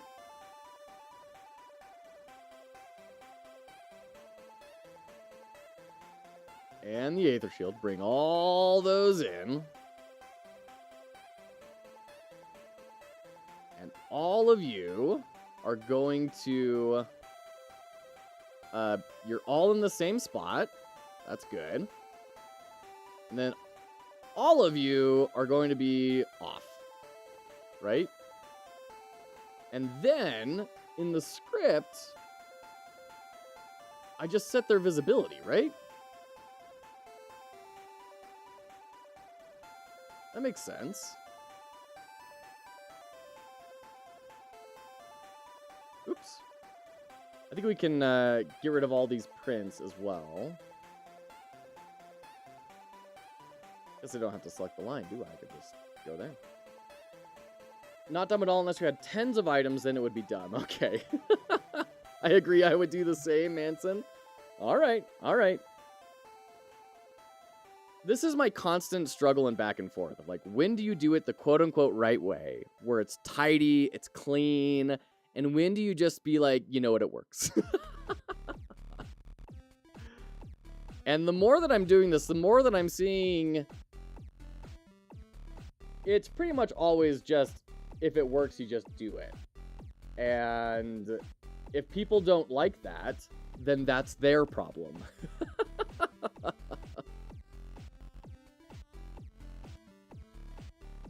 Okay.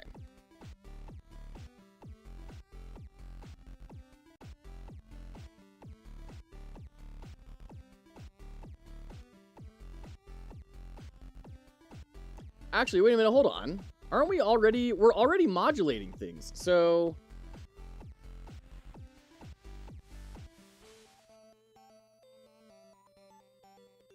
We're doing this in the toolbar, right? No. Where are we modulating the transparencies here? Right here.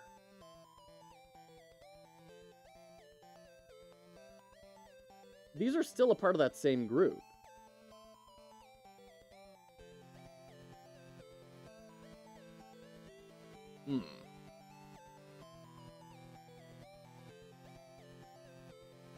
Over time, you get the feeling for the % chance that using a hacky solution will lead to problems in the lifespan of the project. Fair enough. Fair enough.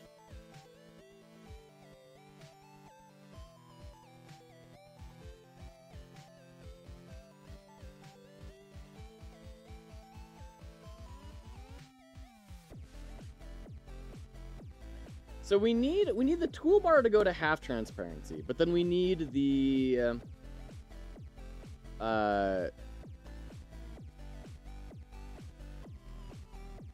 scenes above the player to go from visible to not visible. So we have two different things we need for that. So how do I distinguish these? Because if I do it right now, I'm pretty sure it's all gonna be... Oh. Right, because it's all turned off. So if I turn these all on... Yeah. So you can still see the sword charges up there, right? Even though we're not on the sword. Also, our text is not updating.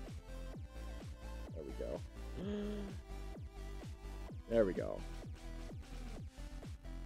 The voices. Use dictionaries and loop through the children. Use dictionaries and loop through the children.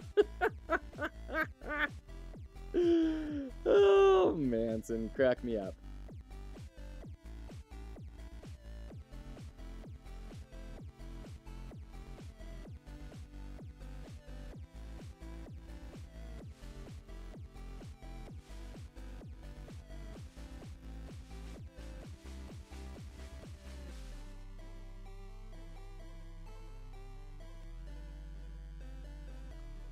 Because we could do like a check for if the parent is...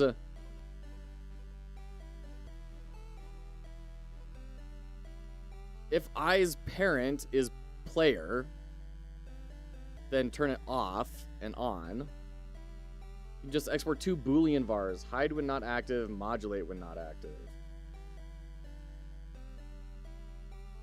Yeah, we can maybe look at that.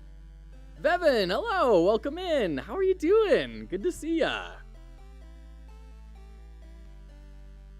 We're doing great. We're working on some game jam, building an Autobattler. How are you doing?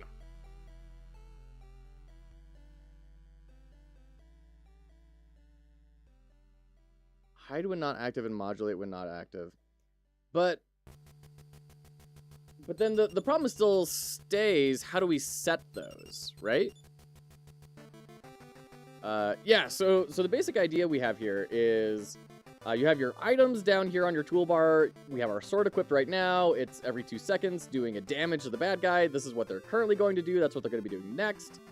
And we're going to, you know, maybe move to our shield to prevent from taking damage. And now we throw our sword on when he's doing the battle cry. And now we're going to do the wand to do some magic damage and get around his shield. And we're going to throw up our own, you know, we're going to buff. We're going to buff ourselves. And then blast anyways, that's the idea. It's kind of hot swapping between different items in order to beat the bad guy. That's the idea. You set them from outside from the scene that contains the items. You could just do that in the scene tree.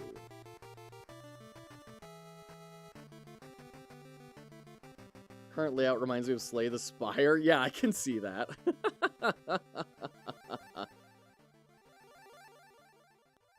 From the scene that contains the items. Which is what we're doing here. I guess...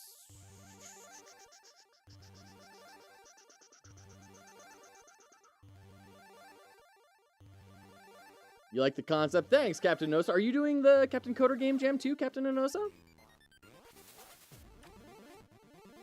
So we're already in the player. We're already looping through our group here and saying modulate. So the problem is we need to differentiate between these ones and these ones.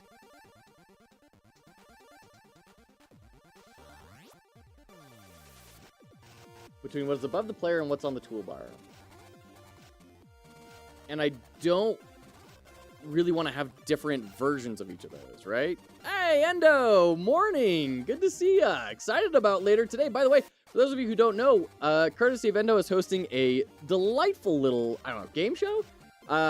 With myself, V.me, and Alias Gaming. We're going to be all hanging out, and courtesy of Endo has put together a cute little game show where we will be guessing roguelikes based off of bad reviews. So I'm really excited about that. That's going to happen later this afternoon, starting at 4 Eastern. Is that right, courtesy? You are doing the Captain Coder Game Jam. Nice! Team is building a bullet hell game. It's been a blast. Our game also focuses on goblins. Hilarious, Anosa. Can't wait to see it. That sounds awesome. If you want a super quick and hacky version, if I.get_parent is HBox container modulate. Yeah, that's what I was thinking, Zaps. That's what I was thinking. All right, so pumped for it. Yeah, me too. Might I suggest resources? So they are resources. Well, I guess these are resources. Each of the items has a resource attached to it.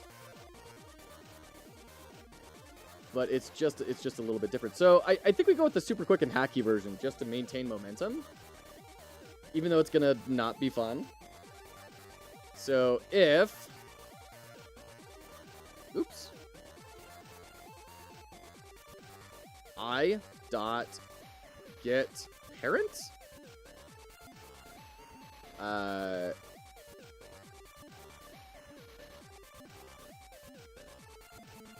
And I think, let's see, what does get_parent return? Returns the node's parent node. Okay, so we could do if the node is of type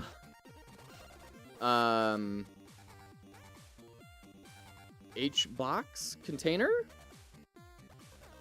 I think that's what Zaft was saying. Okay, it's not yelling at me anymore. Else. Visible. I.visible equals false.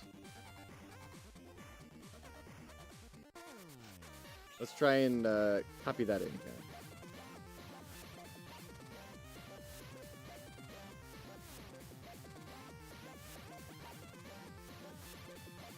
Equals false. And then this one is true. Okay, let's try that.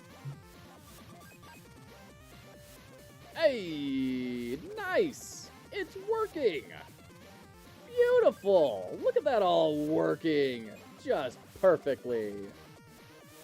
Is there an end prize for a winner? Asks Agent Technology. So there are prizes. there's let me bring this up. He really wants everyone to do some sort of a wrap up, a vlog or a post. For most educational of writing or video and podcast, there's a $250 prize each. And then there will be 3 runner-ups. And and then there's a most creative, which is a $50 sponsored by Omni Digital Technologies. And then 5 more $50 prizes just for submitting a devlog, blog, or blog. That's it. So, there's not even a, like, best category. It is purely, like, who's being the most creative, who is learning the most, super heavy emphasis on what did you learn. Yeah. I.visible equals true because, right, yeah. That's so much prizes, yeah. Okay. So we've got all that. Now we need to do the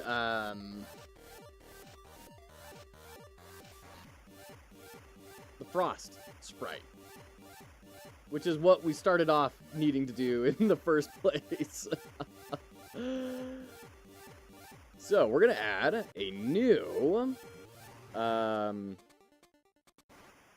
guess we can do text rec, and this will be freeze. Oh dear. All right, there's freeze. And that is turned off. So now we need, when freeze is set to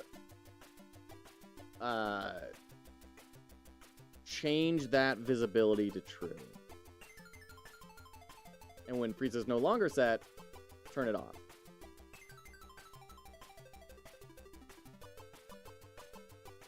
And we are setting the freeze on and off correctly in a state. So how do we make that state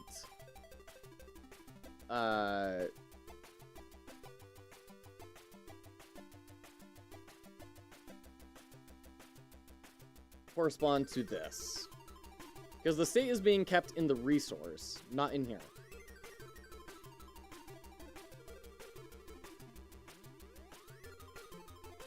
I mean, we could just put it in the process, but then we'd have 10 things running every frame, checking if they're frozen and setting the visibility, which, once again, probably would be okay for performance. You know, it's not, you know, this isn't going to get outrageous. It feels gross. I don't want to get necessarily too much in the habit. Oh, you're talking about Endo's game show. I believe he said it will be a poorly drawn trophy. We'll go to the winner. Yeah. Having a prize drawing is such a cool concept for a game jam. Hadn't seen that before. How so, Ono? So tell me more about that. Tell me about your experience with that. When you saw that, why did you think that's a cool concept?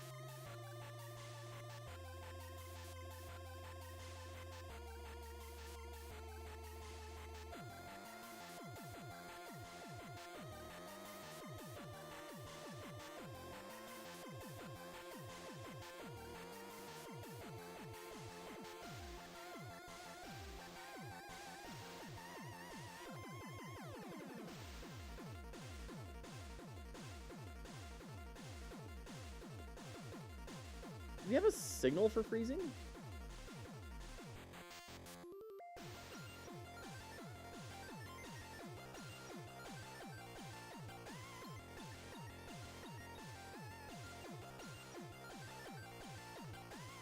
Okay. So we need to build that. Signal bus dot player frozen, or frozen player. Connect to frozen player. Then in our signal bus, we need to have signal frozen player. And that means when that's emitted, we can hook into that in here, right? We can say signal bus dot frozen player dot connect.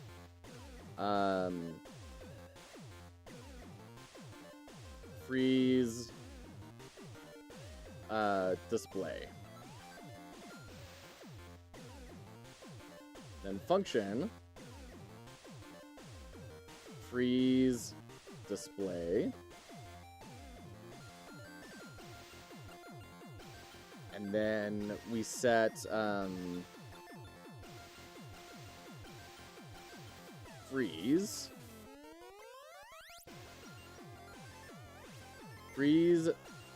dot visibility equals true.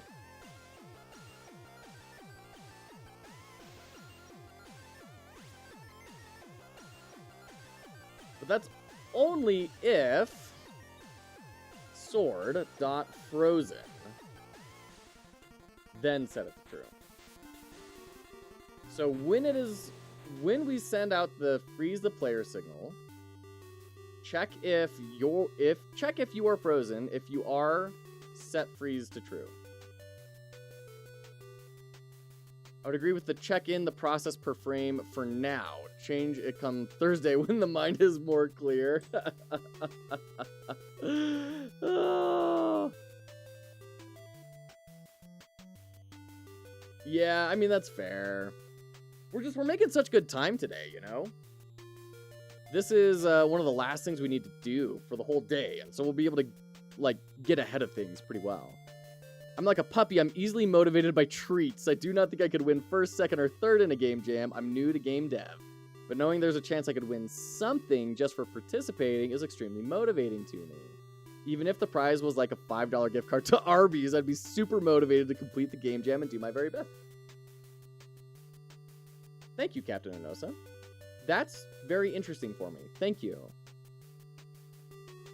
Because we have some leftover prize money from our sponsors for the Fox Hollow Game Jam that I've been trying to figure out what the heck am I going to do with all this. And I think that may be what we do. We just do a raffle of everyone who didn't win a prize gets to be raffled off for a gift card just for building something. Because that's all we want. Captain Coder's all about like learning, and that's a great thing. We love learning too. But our major drive is like, did you just build something? Did you give it a shot? That's the objective of Fox Hollow Games. Have you earnestly tried? And if you actually built something, then you won. You've kind of graduated from what the channel is meant to be.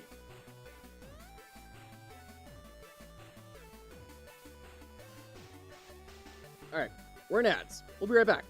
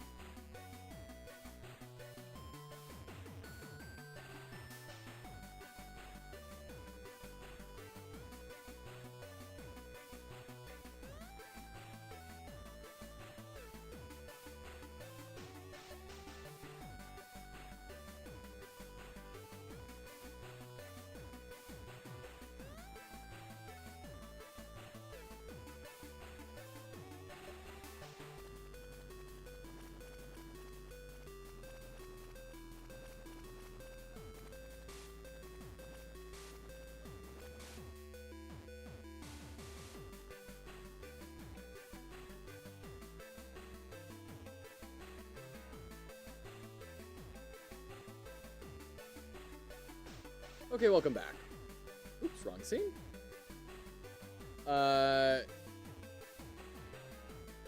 Okay, Manson. Maybe write signal, cast spell, spell name instead. Then loop if spell name is equal to something, then set visibility of icons to true or false. I could see how that would be a lot more extensible. 100%. 100%. It's I think it's going to be a little bit more than we need right now, and it would be a bit more of a refactor. And I'd rather move forward because I'm realizing that I didn't budget any time for making art assets. So I'm getting a little nervous about that. I know it kind of defeats the purpose of the raffle in a way, but would be nice to at least filter if the people that got it actually put some effort. It's hard because then how do you quantify did people put in effort or not, right? And I think, I don't know, it's hard because, yeah, how do you quantify effort is my question. Because it could be, oh, this person only submitted like a button that you click and it adds a score. Like, that's not a lot. But then what if they spent like 10 hours figuring out how to do that, you know? Like, I don't know. Honestly, I don't care about the prizes. I want Boss Fox to revel in my game to tell me how utterly bad it is. That's a good incentive to make me do something. There you go. I highly doubt I'll be doing that at all. I mean, I want the first place, which I won't get, but I'm just hoping the game jam gets me moving. Yeah, and that's the whole goal of why we're doing game jams. We're really doing it to tell people, give people that little extra incentive. Hey, you can do this. You know, you don't have to build something huge. You don't have to build a whole game right now. Just do a little concept. Get started. See if this is the right thing for you. Because foxhollowgames is not... This is not me advertising the games that I'm building.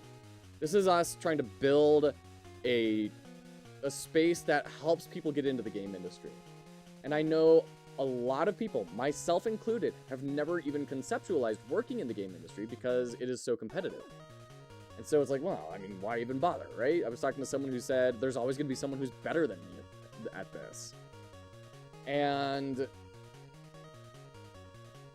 because I had a similar approach in my life, I never did any of this. And I'm really far behind where I want to be right now, and I'm very sad about that. I think people need a little bit of encouragement to say, okay, well, maybe you don't need to make a whole game, but maybe you can do something. You know, maybe you can make a little something and see where that takes you. Add to the Thursday tasks. Yeah. If you fix things that don't function great, you will remember that and bring that knowledge to future projects or game jams you participate in. Yeah. That is one thing I was thinking of, Agent, is once we wrap this all up, going back and trying to refactor it and, like, say, if I were to do this the correct way, what would now, with my gained knowledge and understanding of what this came to be, how would I re-architect it and make it work better? Love to get my demo done. Nice. Okay.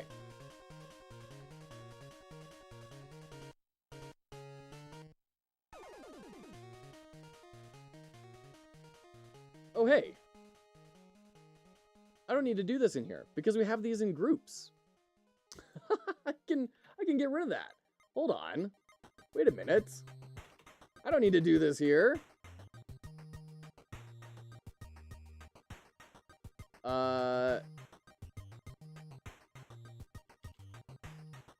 Player frozen, okay. When we're freezing the player, we can loop through our group. What am I doing? For eye and toolbar icons.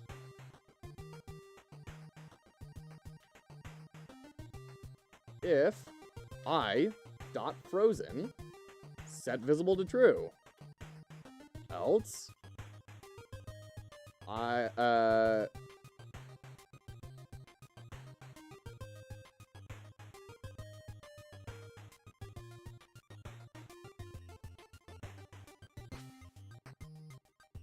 missed this. There we go. Where we're actually getting the group. For eye and toolbar icons, if I dot frozen. No, not I dot frozen. If I dot name dot Pascal case is equal to active item dot key.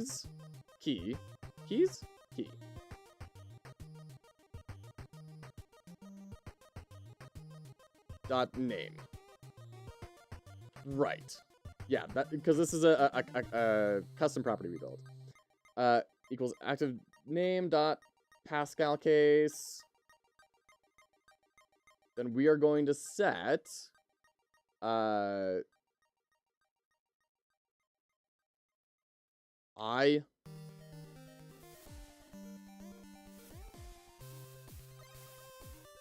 Ooh, gosh. How do we access this?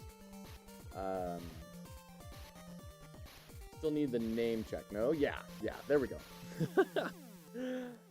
So, how do we access the freeze node within I?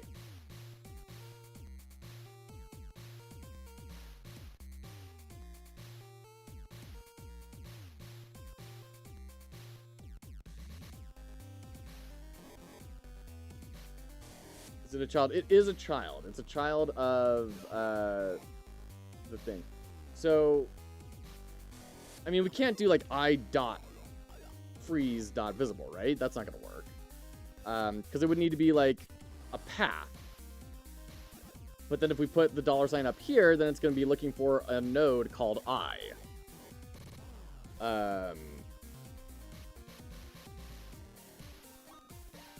I dot get node.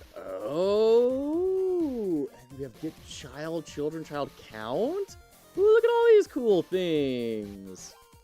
Okay, so we do get node. And what's the documentation on this? Fetches a node. The node path. Okay, so it has to be the path. Okay, got it. So it'd just be freeze, just like that. Dot visible equals true. Okay.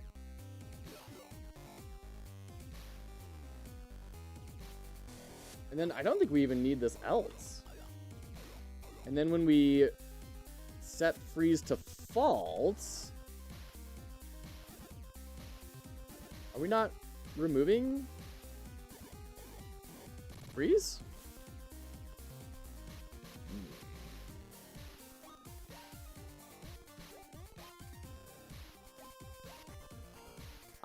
There we go.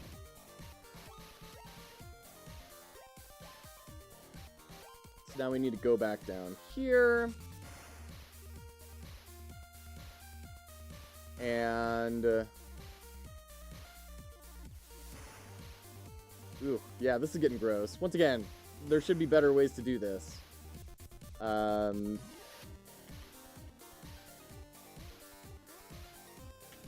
So indent, get our toolbar icons for I and toolbar icons. If I is equal to active, freeze is false. Okay. I like chess. I'll never be the best, but it's a fun hobby. I'm approaching indie game dev in the same light. My goal is to have fun with my hobby. Of course, this is not a sustainable business model, but that's fine with me. It takes the stress of I'll never be good enough off of me. I understand that very thoroughly, Captain Rosa. Absolutely. 100%. 100%. Path is a string. It's like Pokemon Gen 1. If you get frozen, you die. Okay. So this isn't good. So we're not...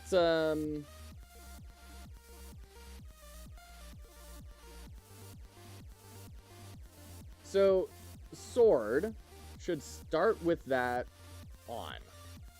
Because we are setting our sword resource to frozen.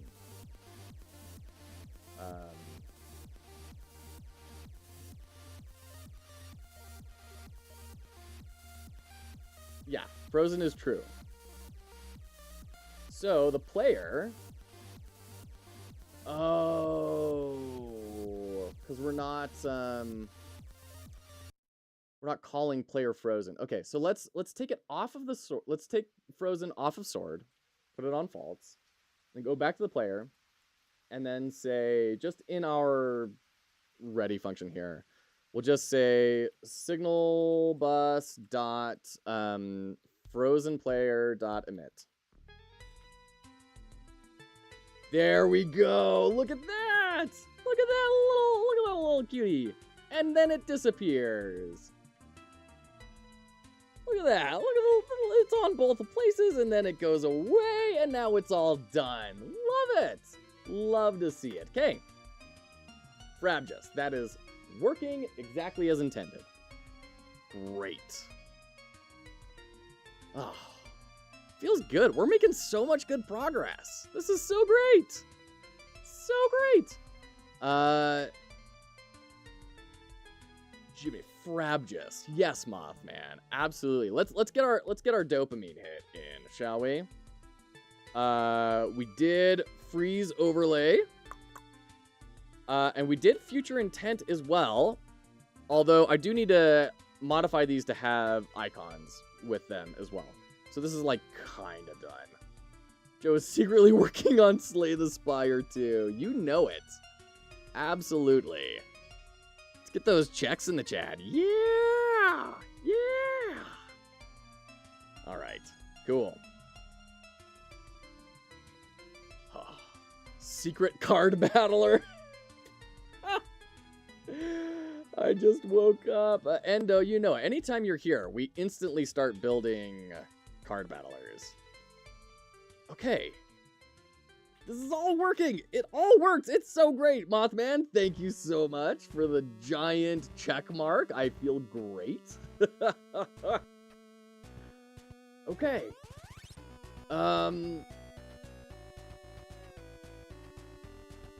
This is so cool. We are making such good progress. What's the next thing we can do? We can do the cooldown, or the charge indicator. And what I want to do is I want to have a radial sort of overlay, right? To say, you know, you are this much done, and in that slice, it is fully opaque. But then everything outside of that slice has like a gradient over the top. So how do we do it? Essentially doing a progress bar, but a circular progress bar.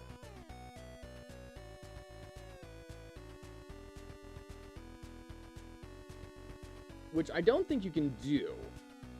I don't think there's a circular progress bar pre-built in Godot.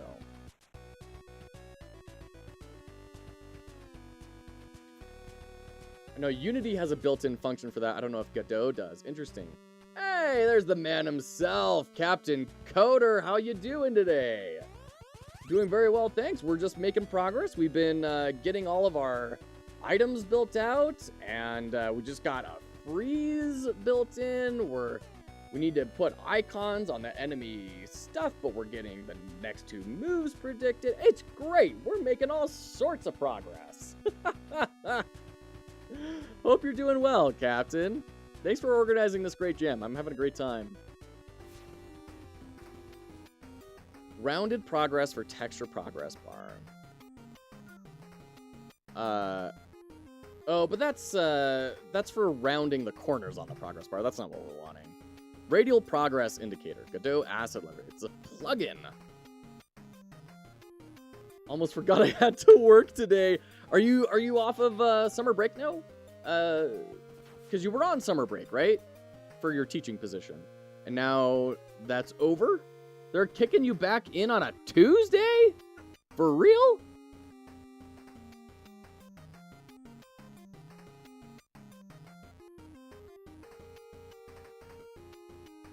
How to create a circular timer. Texture progress node allows for radially filled progress bars.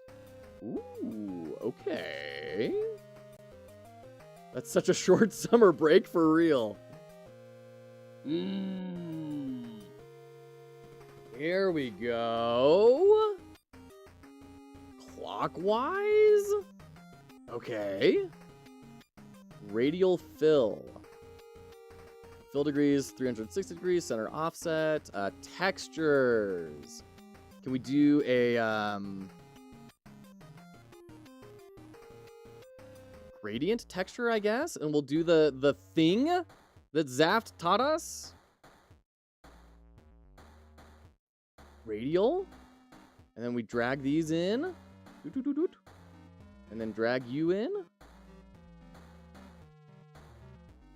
And you are just black.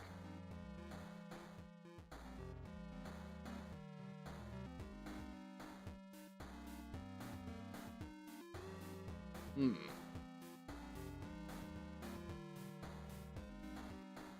What if we change it to be white? I'm just trying to understand, like, what are the controls on this and how do they function right now? You're interviewing for new faculty. Oh, man, best of luck. Ooh, that's always exciting and a little bit scary. You know, it's like, ooh, who's the new person we're going to work with in the future? But then also like, oh, boy, I hope you don't make the wrong decision. Best of luck, Captain Coder. I loved doing hiring. Whenever I was on any team where I got to lead out on hiring new designers. Oh my gosh, that was always my favorite time. Set this to 24 by 24. Use HDR. Oh, interesting. I think you need to at least set one more texture. I enjoy interviewing a lot from both sides. I hate being the interviewee because I feel 99% of interviews are terribly designed, and I have to just guess what the interviewer is asking. That being said, though, I have had an interviewing experience that I really, really enjoyed. And it was a great time, and I really jived and got along really well with the team. And then it turned out my cousin was hated by the CEO. It's a long story, but didn't get that job. Here's a YouTube link. All right, let's check this out.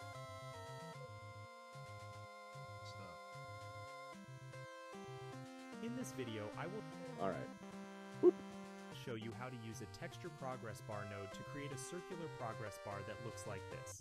Ready to No way. Yeah, way. He all the starter he files was and working on their textures you need sales in the team, description of this video. and Let's then dive right in. wasn't very We'll start happy by with the sales creating a team, new user interface. left, Name it and how then you there want, was some and like save it in your UI concerns folder. over Add the texture non-competes progress and bar node stuff to the and scene. legal This node enables us action, to and it create was like a progress really bar big using thing. image textures.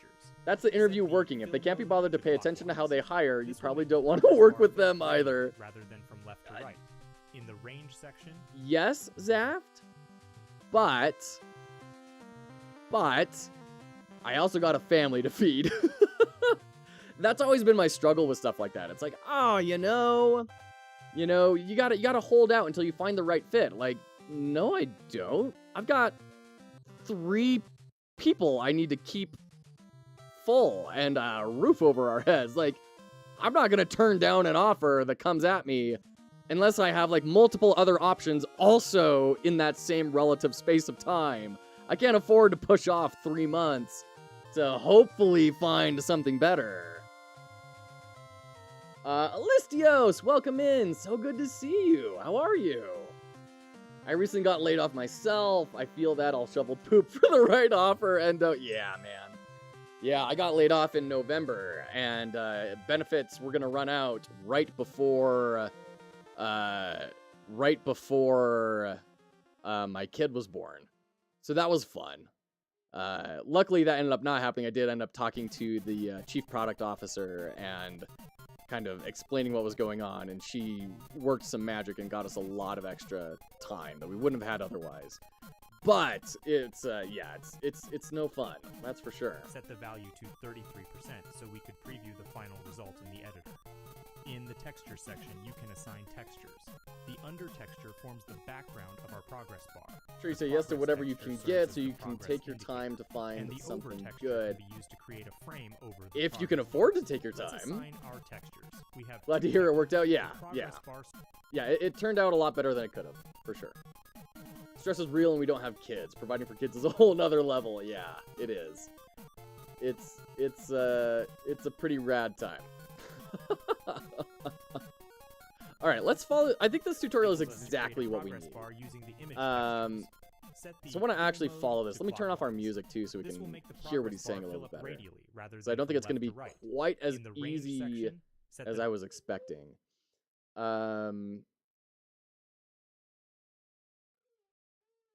So he's got options in here that I don't have. And I'm guessing it's because they're on an older version. Yeah, 11 months ago. So I'm assuming this resource has changed since they made it.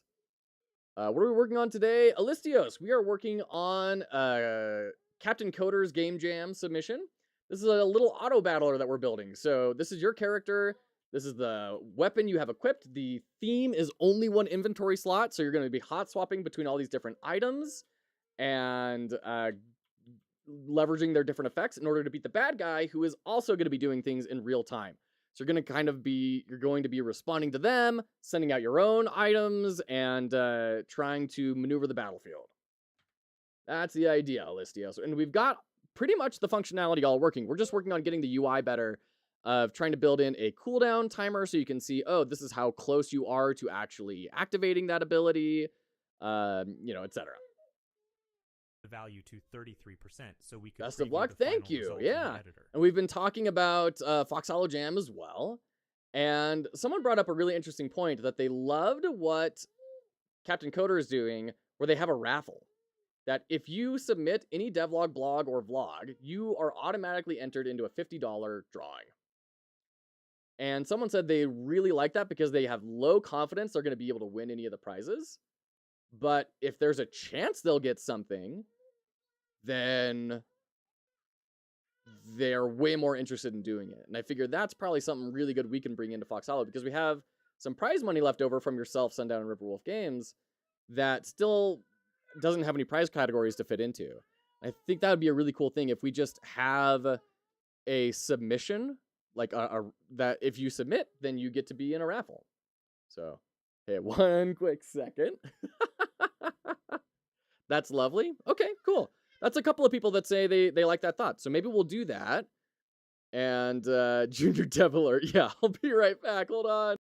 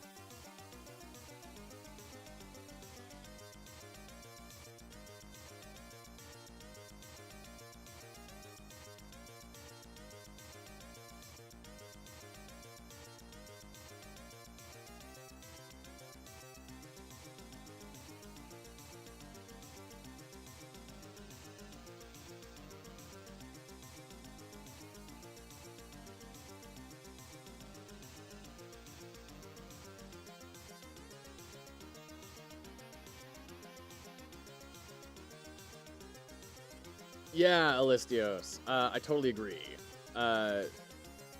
Breaking down that first wall of never having made anything to then having made a game jam is a world apart. That is a huge, huge experience for people. Absolutely.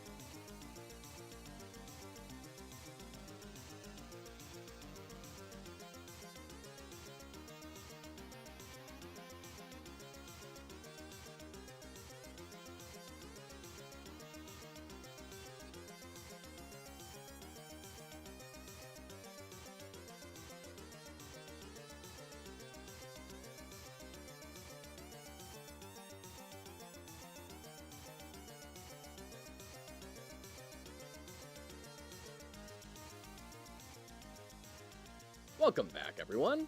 Alistios, thank you so much for that resub. Deeply appreciate you. Thank you for everything that you do for this community. Okay. Hey.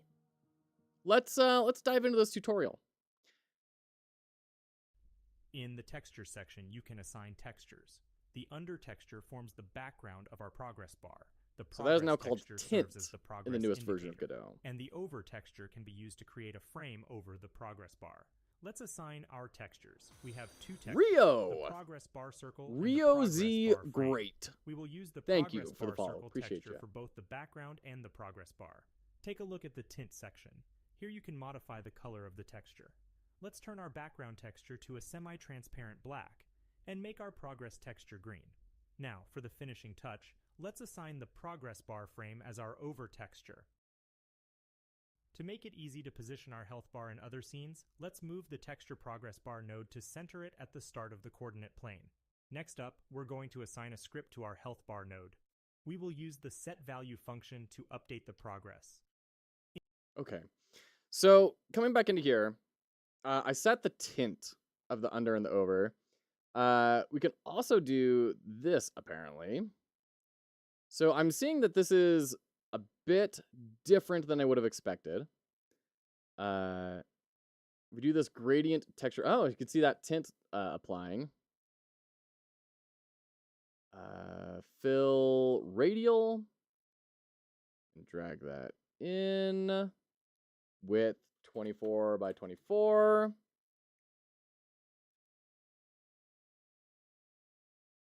So that's our over texture now. Can we start to see? No. Darn it. Progress. We need gradient texture. Whoa. That's new. 24 by 24. And then fill is radial. Drag this in. All right. Are things going to change now? No. Jeez. Okay. Over is supposed to be outline. Might want to completely remove it. Yeah. I was wondering if that might be... And even, I don't know. What if we get rid of under? Okay. So I'm not seeing anything shift when we're doing this.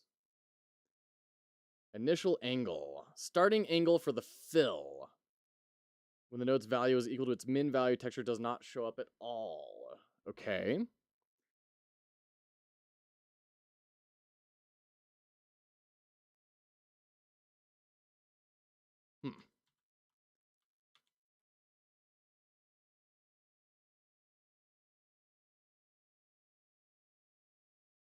Happens if we reset all this. Even that isn't seeming to really be doing anything. What if we set our over tint to nothing? Okay. Min value, max value, step page value, K. I mean, this is all kind of what you'd expect.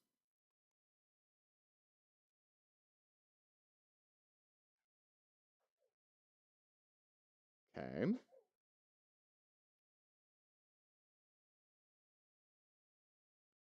What were you changing before? In what regard? Oh, we lost the bottle. One sec.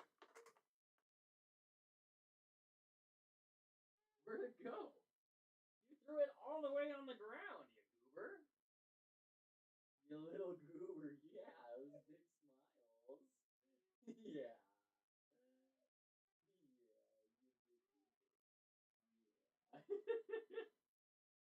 You are all smiles.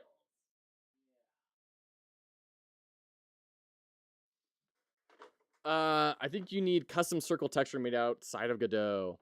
Yeah, maybe. Maybe doing this just isn't going to work. What makes it move is by you changing the value.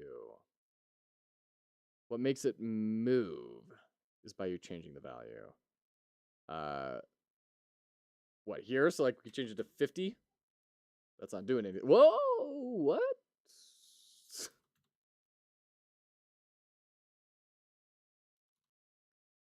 What's going on over here? Yeah, so I mean Let's assign our he does textures. have We have the two custom textures. images, right? Value, not min value. There's value. Okay, there we go. There we go. All right.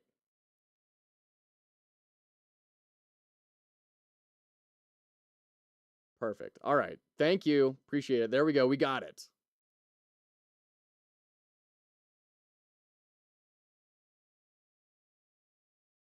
Huh. The pixels are off. That's weird.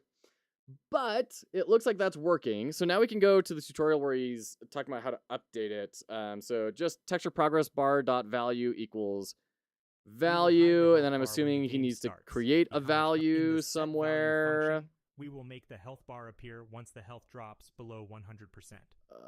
Now let's add the health bar to a crate so that the well, plate where are value you defining function we have value? created. Go to the scene and place it above the crate.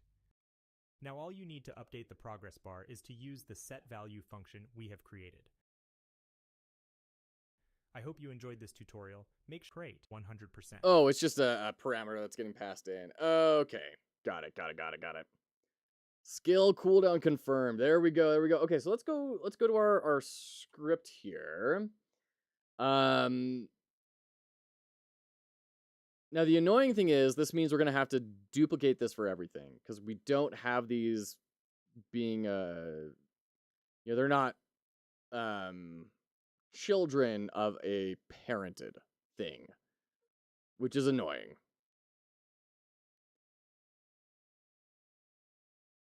Would it be worth trying to figure out how to combine all of these into a parent? We probably want it to be a resource or something, right? But sort of would have to be unique. But the others could all be different. Can't you create and call a function? Yeah.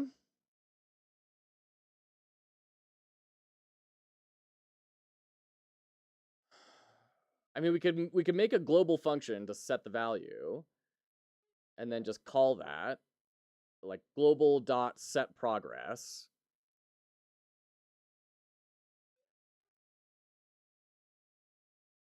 But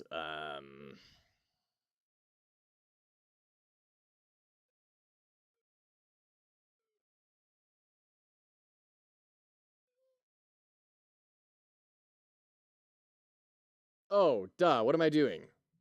I'm overthinking this. I'm pretty sure I'm overthinking this. This way you would skip the copy pasta, but you can also do it the long way as long as it does what it should do. That's been the theme of this whole game jam. We can focus on the one item we're working on now and then put list of data inside. The voice is dictionaries. Hey, I'm using dictionaries. Where am I using dictionaries? I'm using dictionaries in our, yeah, right here. See? Look, dictionaries right there. I got you. I got dictionaries. Hashtag make it work. That's right. So, but I'm like, we have we're tracking this right here. So why not just say, we'll remove this. Oops. And put it up at the top, up here. Now that's available for us. And then, just right at the end, we'll just do another loop through. We'll say if this is equal to the active, then we do I.get node. No. I.get node charge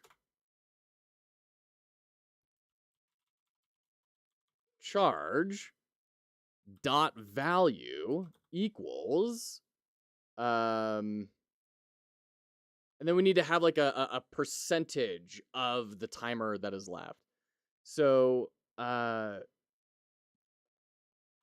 we say active item dot var percent left. You got copy. Oh, the silly creature. Percent charged equals active item dot current, timer current, divided by active item dot timer total. And then we set it equal to percent charged.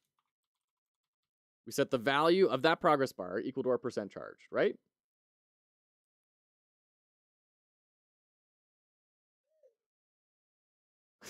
That's percent charged. Percent charged. There we go. Percent charged.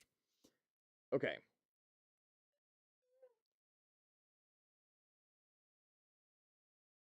Theoretically, this is going to work.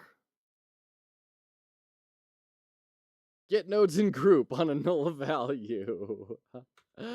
Okay. So we can throw that into... Or we could declare it up there. And then assign it on ready. I guess we could just do on ready, right? At on ready. Oh, I'm seeing a little bit of a thing. Oops. Oh, right, because none of the other nodes have the charge on it yet. But the sword, like, it kind of gets a little wibble in there, you know? It gets a little wibble. So is the problem the calculation here? Surprise tackle.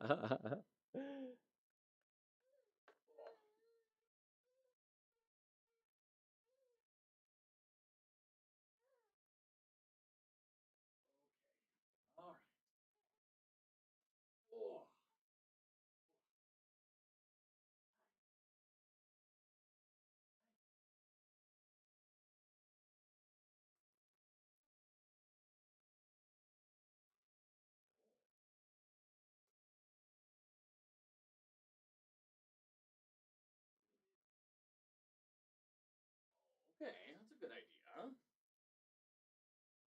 Okay, we got our bundle of joy right here. Okay. There we go. Woo! Yeah. Yeah, hi, Mr. Smiles. All right. Let's head back into this. So we're only ever let's print Let's print percent charged. What are we actually making here? Print percent charged.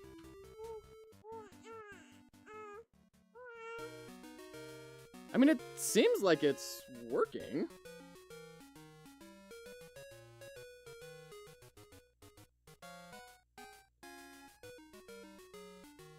I mean, yeah, we're definitely getting...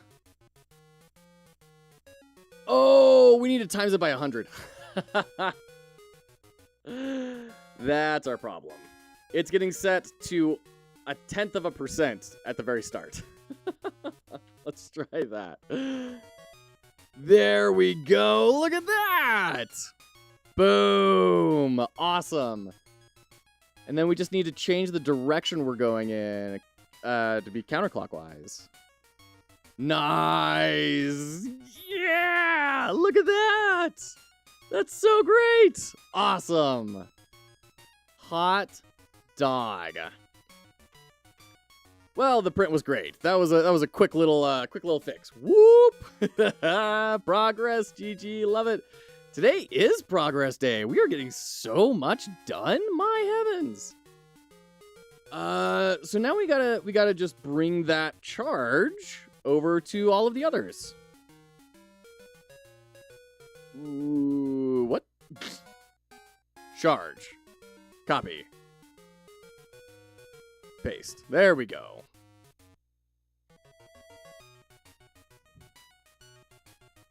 And then hopefully this should just maintain that charge even when that is not the equipped item.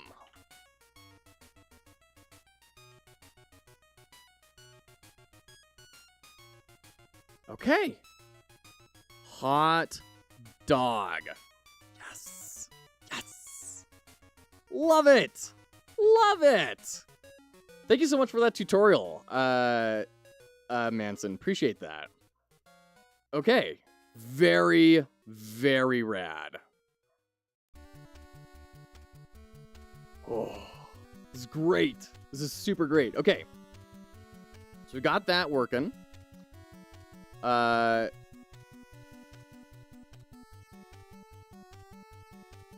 do I need to do next? I want to build in a decay. So I want, in our resources, if we are not active, if active, return. Otherwise, we are going to increase our... Oh, but you know what? I'm doing this in the wrong script. It needs to be in the sword script, not the sword toolbar script. Hey, you looking for that pacifier again? Is that better? Okay. You were kind of headbutting me a bunch. No? Alright. Food?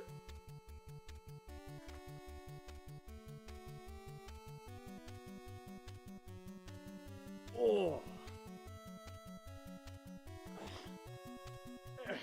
Alright. Should we try that? Is that what you were looking for? Alright.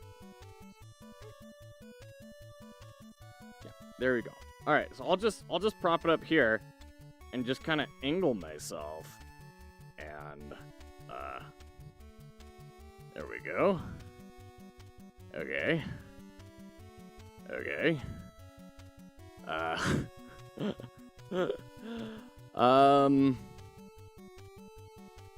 We don't have active in here? Really? Oh, that's right. We used to have it, and then we took it out because we weren't using it anymore. Okay. So there goes that idea. I was going to say, if you're not active, then decrease at a rate of, like, delta divided by 4 or something, right?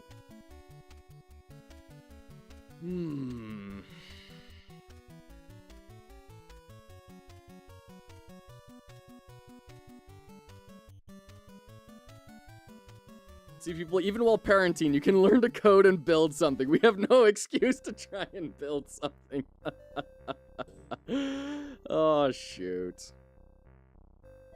Well, it is a joy to get to do all this. And eventually you get good enough that you can just figure out how to prop the bottle up so you don't have to hold it. Hey,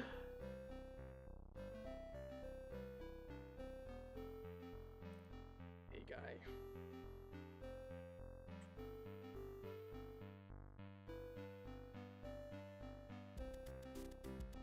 I guess we could not have this if active and just be continually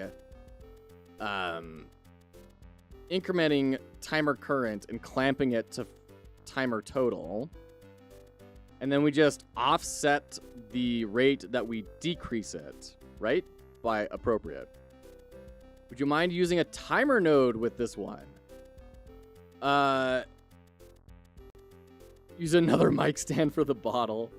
Manson, I'm not following. Would you mind using a timer node with this one? With what? With incrementing the items when they're not actively equipped?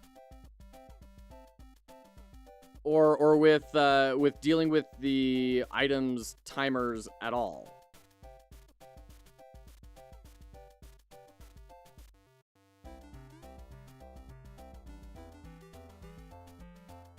So I think this is the play. I think we just do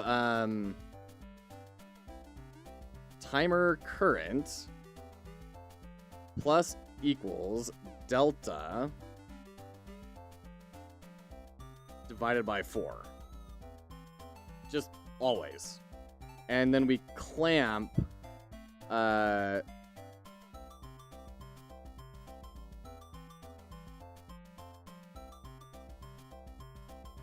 clamp it to 0 and timer total. So it can never go higher than the total.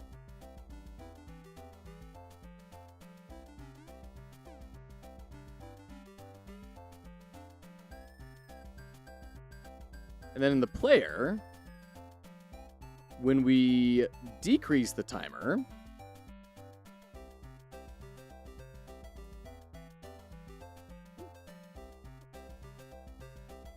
we do plus,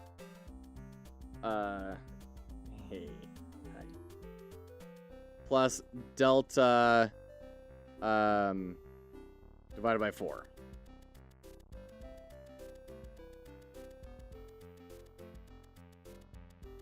Right? Mostly with anything that uses time, but I don't know. Yeah, Manson, we talked about that when we were first building this and decided against using the timer node because the timer node doesn't let you modify the time. If you want to modify the time, then you have to like calculate a new value for it, stop it, and then start it again. And so you lose the original thing. So if we wanted to do stuff like interrupting an attack, like increasing the amount of time left on the timer, then we couldn't have that, which was really frustrating. So we ended up just having to build our own.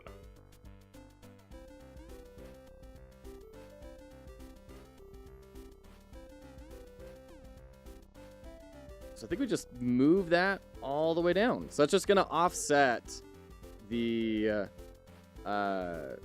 decay.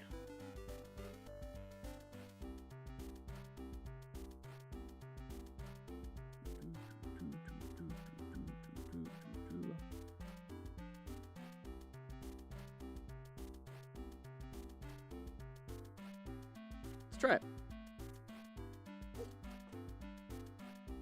So we should see the sword going down. Oh, but it's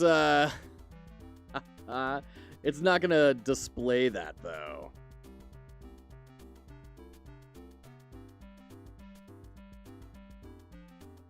Or even track it. Oh, that's a bummer. So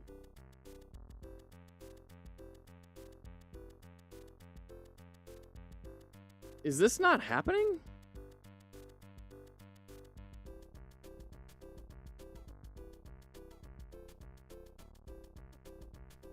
Yeah, it's not hitting it. Oh, because it's a resource. So it's not going to have a process. Okay, that makes sense. So is there an alternative? Like, init is the alternative for ready. For resources, Godot 4. Doing some work in the background, so I'll be looking for a while. Keep up the good work. Hey, thanks so much for hanging out, Alistios. Have a great day.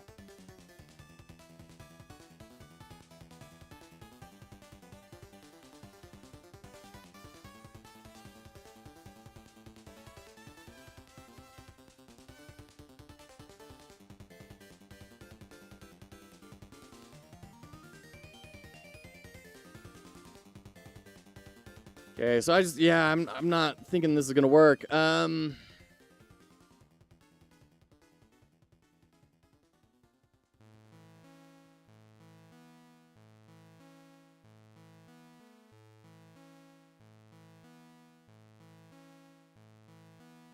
you add resources to a group? I don't think so, right? Groups probably have to be nodes, right?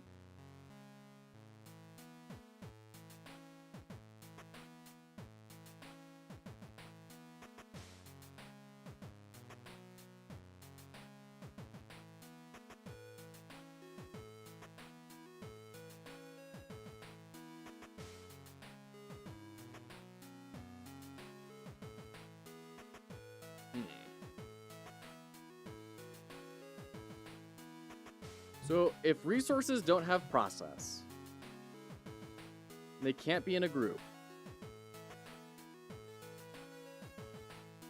then I think the answer is, as a part of the process, we take all of those, I guess we could load up all of the equipment into an array and then loop through that array and do the decay on each of those. That sounds like a reasonable way to do it.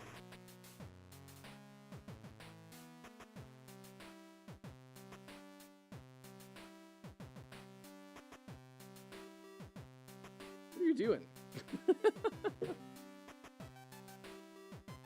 Wanting that? Yeah, okay. Done with breakfast. Want the pacifier. All right. I hear ya. Okay. So let's do the array here. Item array.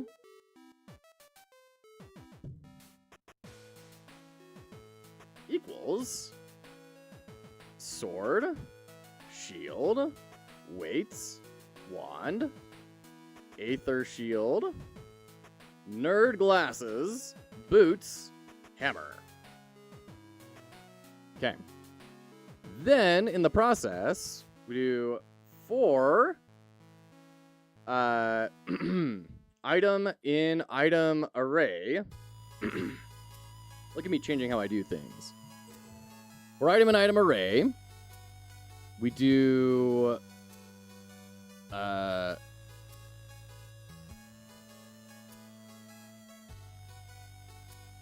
right. This.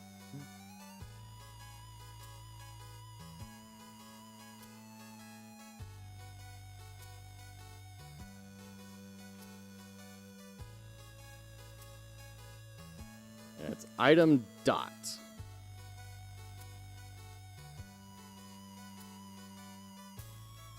Okay. Let's try that.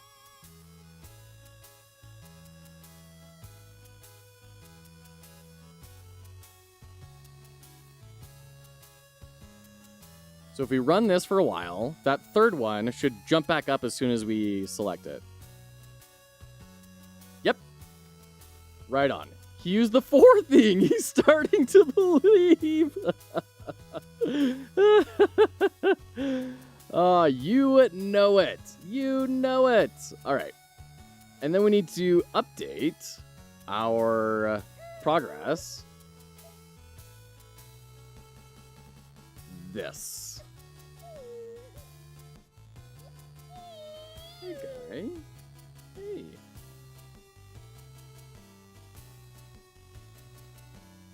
Okay, there we go.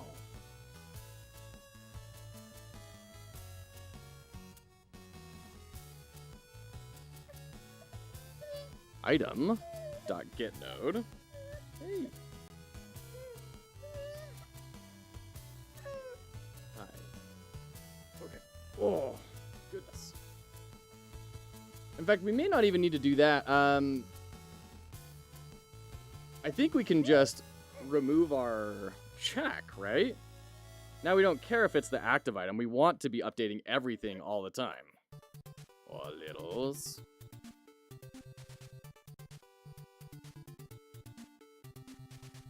So I think we can just get rid of that.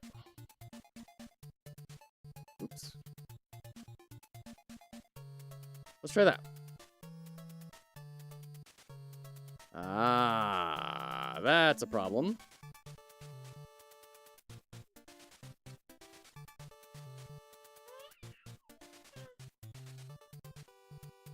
No charge.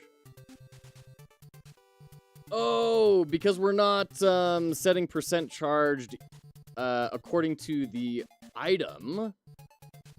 Okay, no. So we actually we can get rid of it, but we need to change put percent charged in here. And instead of looking at the item, active item, we just look at I. So now everything should be calculating independently. Great. Oops. Okay. Timer current on a base object of type control. I see. Okay. Yeah. Because this is reaching for the node, not the resource.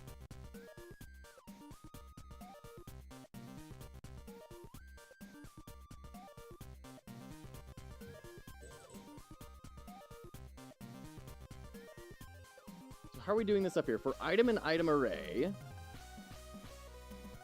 then we can...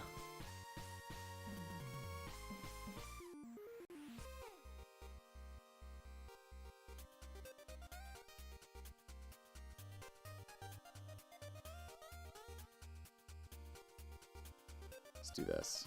Can we just bring this whole thing up into here? Oops. Tab.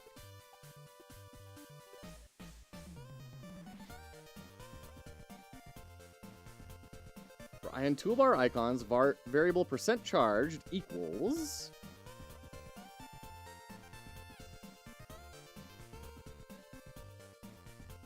I.timer current divided by I.timer total.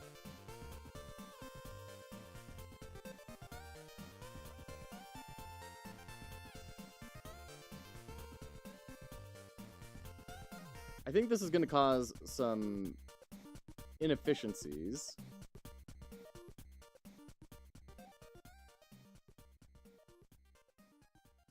Do we need 4 IN toolbar icons? That's getting us this.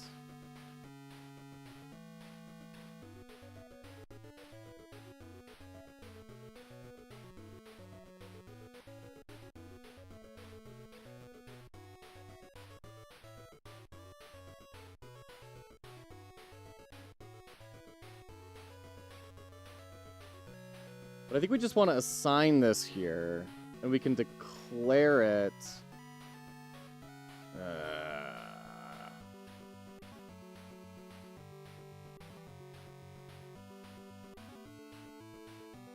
Okay.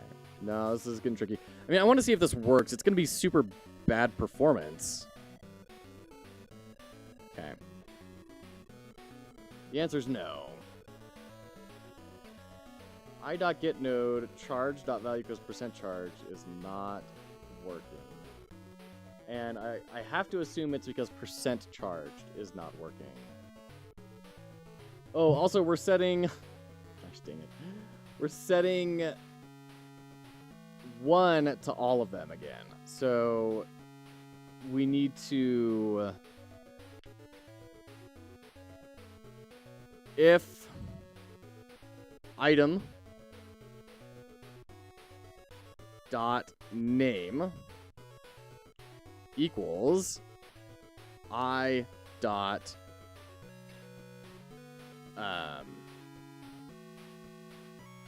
name dot Pascal.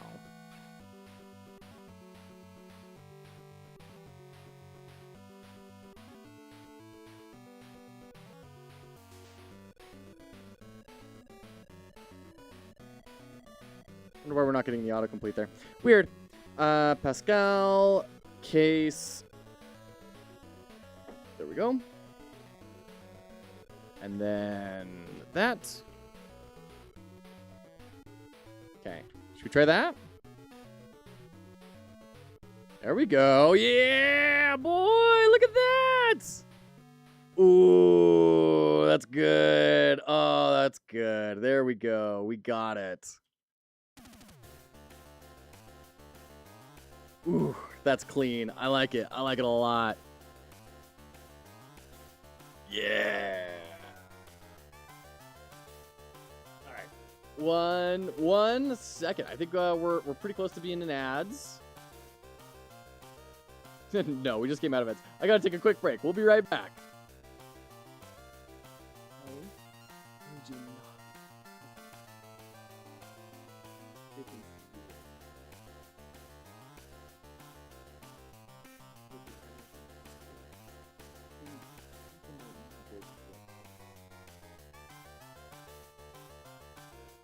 Unless you can promise to stay over there until I...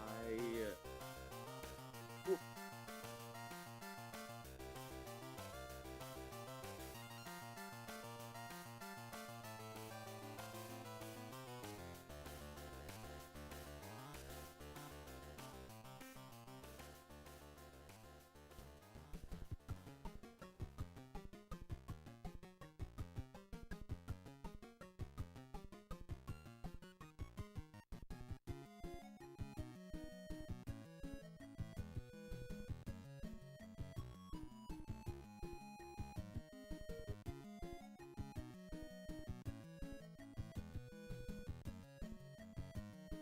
All right. Thanks for your patience there. My precious daughter, lovely though she is, does not understand why it's not a good idea for a 4-year-old in a swimsuit to be on camera on the internet. That's a subject we're just not going to broach for a very long time. We're just trying to help everyone stay safe, huh? Yeah, huh? Okay. You can talk, though. You can talk. You just can't be on the camera. Okay. All right. Okay. Look at all this. Look at all these check marks.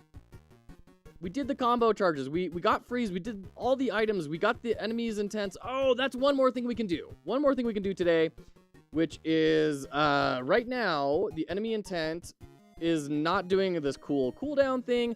We need to have an icon over here next to both of these. We need an icon that will also have a cooldown so that people can see, oh, that's what they're going to be doing.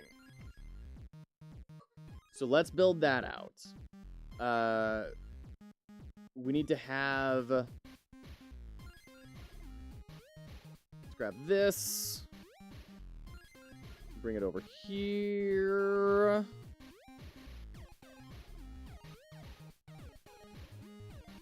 And then make you a child over here as well. And then...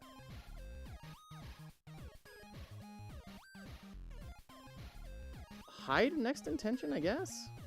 Probably don't really need it. And then we can go to the script. And then we just bring over our charge script, right? So we're going to grab all of this. Bring it over into the goblin after they have their stuff.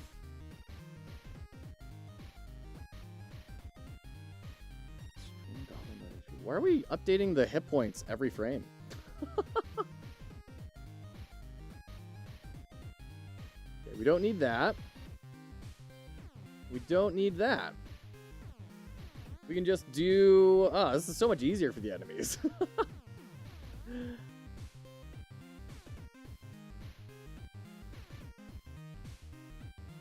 Bring in this. Okay. Variable percent charged equals current move. That's what we gotta do.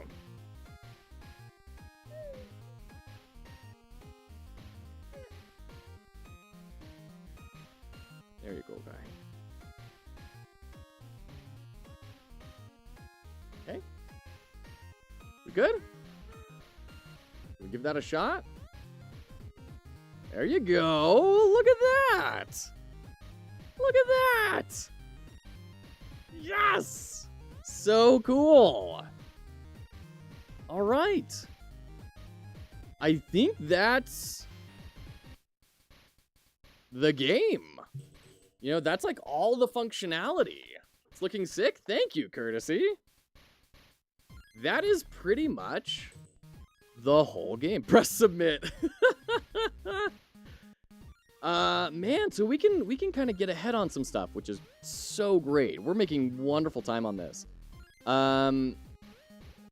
We can start, let's start linking the fights together. So once we lose, we can throw up a you lose screen, and once the bad guys lose, we can move to a, you know, hey, here's the new items you have available to you screen. And then hit OK, and then take you to the next fight. Yeah. Title, Slay the Sprite. That's silly. Yeah, it's pretty silly, huh? Yeah. Yeah, okay, so let's start bringing in like some health checks and stuff. So, in the fight, let's add a new script here.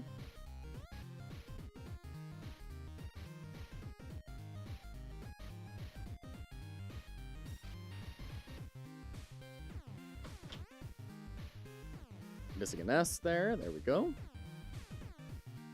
Okay.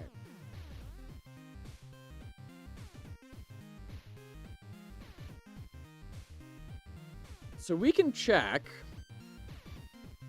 We have signals for both the player and the enemy taking damage.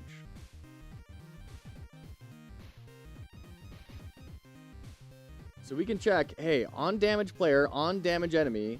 Well, I guess we can emit a signal in the player of when we take our health. We can say if player.hp is less than or equal to 0, then signal bus emit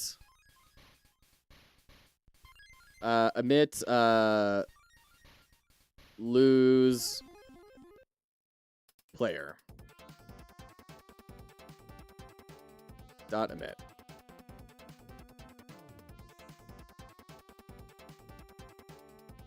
We can put this right here. Signal lose player. Then we're also going to need another signal for winning.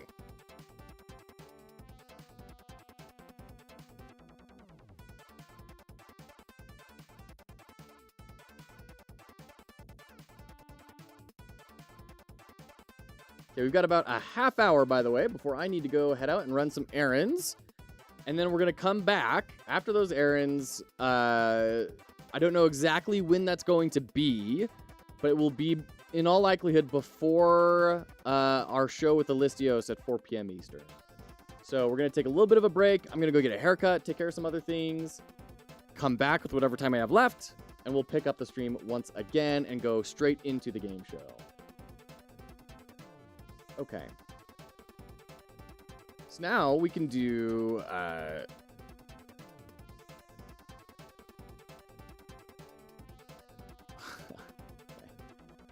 signal setup.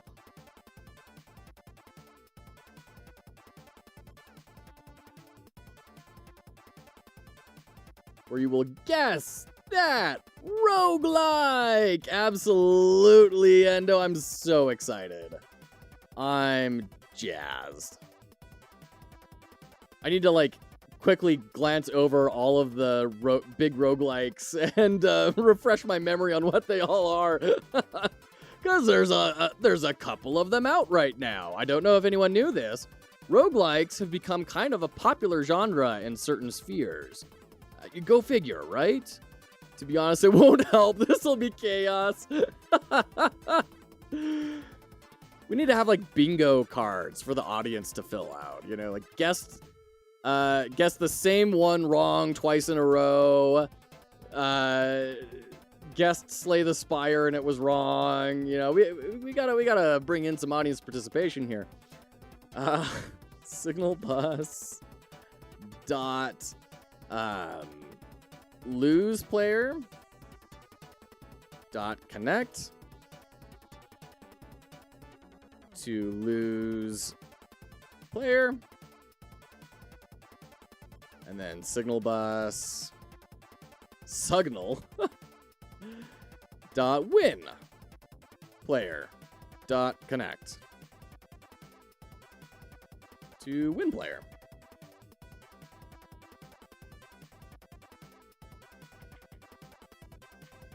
Okay, now we need to make new functions. Func lose player. And this just needs to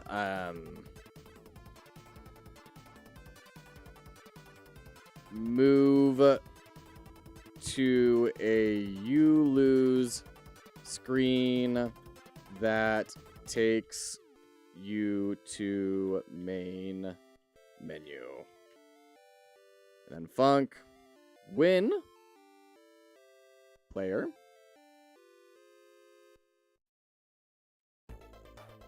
pass move towards item reward.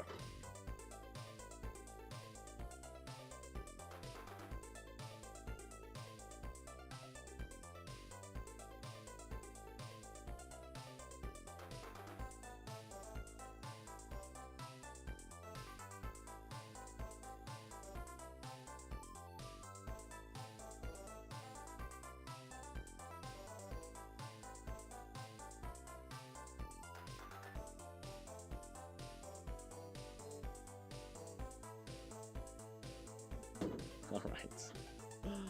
Oh, goodness. I love this cozy cam setup more than the green screen, to be honest. I'm kind of liking it too, Tom.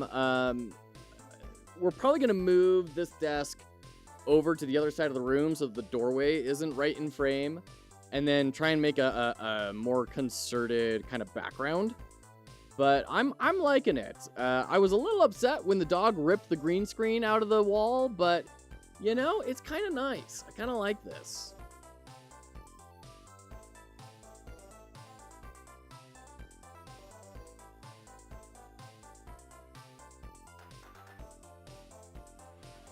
Ameripon, good to see you. How are you today? Thank you for the hydrate. Hope you're doing well.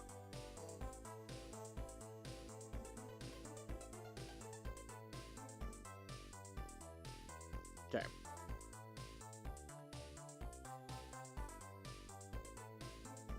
What do we want to do first? We want to do the you lose screen? Should probably do the main menu. Should we make a main menu? Let's make a main menu. Gonna make a main menu. It's gonna be a 2D scene, and boy howdy is it gonna be jank. Game jam done. Back to the main game slog. There you go. Oh goodness. Well, best of luck, dude. Hope you do well. Label. I don't even have a name for this. I don't even have a theme for this yet.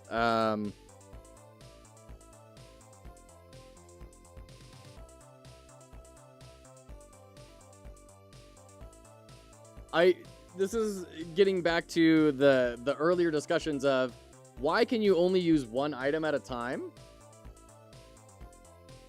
And I want it to be some ridiculous, silly reason. I want it to be like you're actually a bird, you know? And like, what would a silly bird be? We could go a cute route. We could do like kiwis or something, Kiwi Quest. I don't know, what's a cute bird that would be really adorable to see as like an RPG character?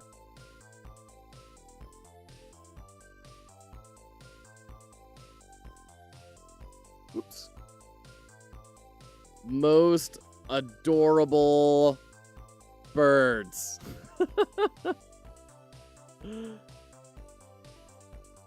Oh, that's pretty cute. Is that a puffin? Yeah, a puffin would be pretty freaking cute. I'm not gonna lie. Puffins are pretty cute. A puffin or a kiwi. I don't know. Puffins are kind of hard to beat. Puffin's pretty cute. The problem is drawing a puffin would be a lot more than drawing a kiwi would be.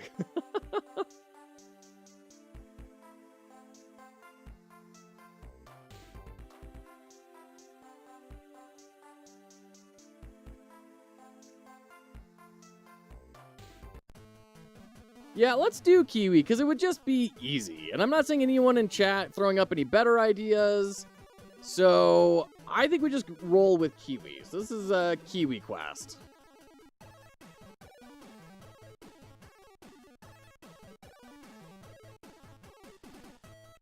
Alright.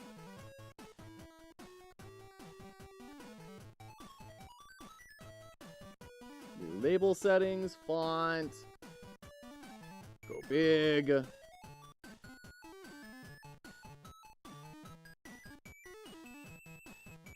Put Kiwi Quest up here. And then we're going to put in button. Menu button? We don't need a pop-up menu. No. Let's just do a normal button. Yeah, let's just do a normal button. And the text will be, I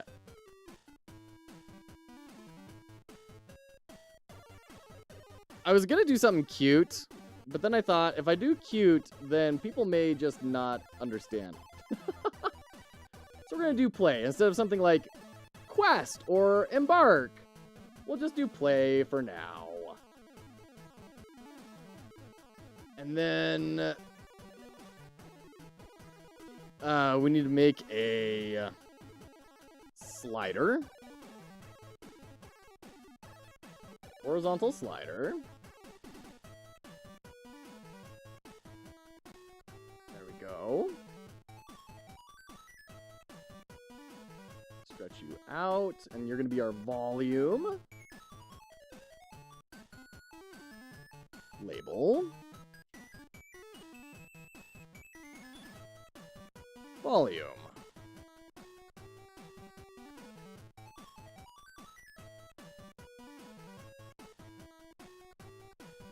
Rename our label up here too. Kiwi Quest.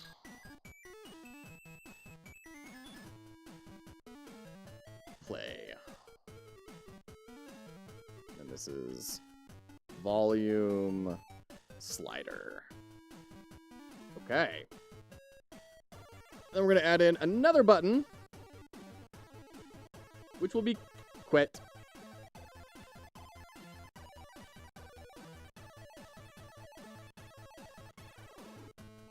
I'm going to drag that all the way down to the bottom. Debating where to put the volume. Should it be here? Should it be further down? Should it be up to the side? I mean, for a game jam where that's kind of like the only option, maybe we just leave it there.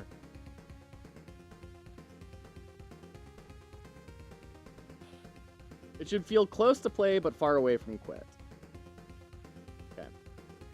And this is not getting a visual treatment yet. We're just getting the bones in. Let's go ahead and name this main menu.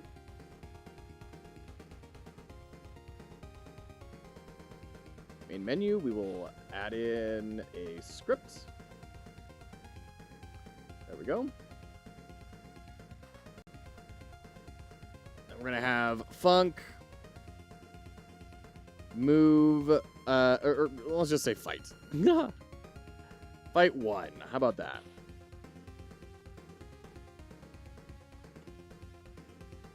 And this will be, get tree dot move scene, change scene to file. We're going to move to fight. Okay, great. And then we have Funk Quit, which will do, is it just quit?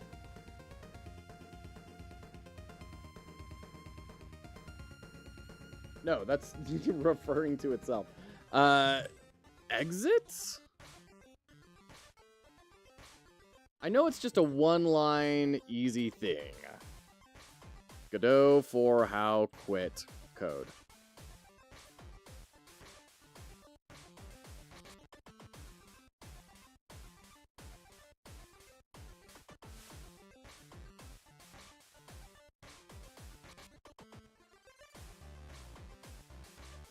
Oh.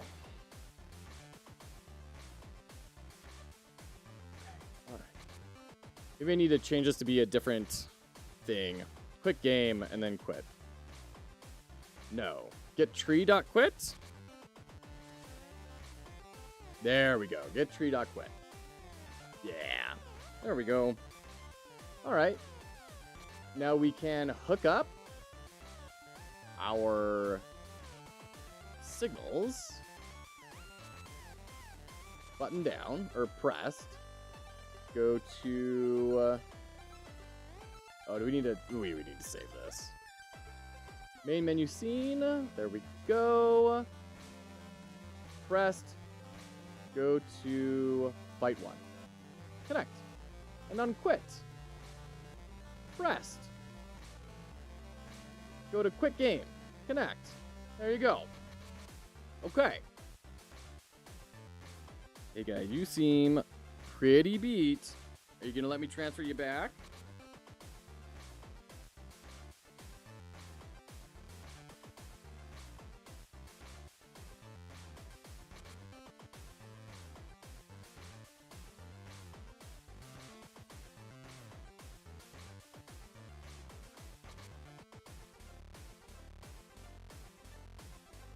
Okay, I think we're good. Whew. Now we need to do the volume slider. We need the buses. Which I need to, like, I constantly need to remember how to do. So we need funk, set volume,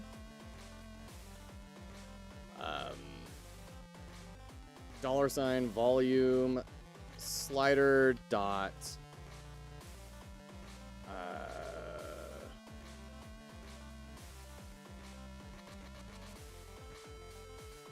value? The range is current value. Changing this property even via code will trigger value change. So yeah, I think that's the right one. So then we need to set our master to this. How do we reference the audio buses?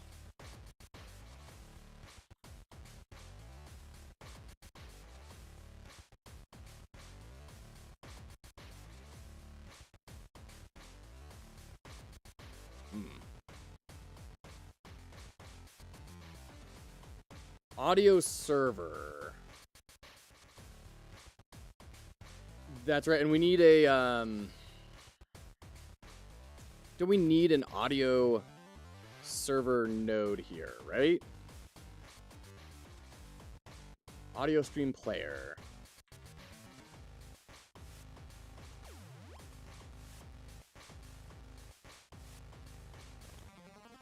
Audio stream player dot master dot get bus. No.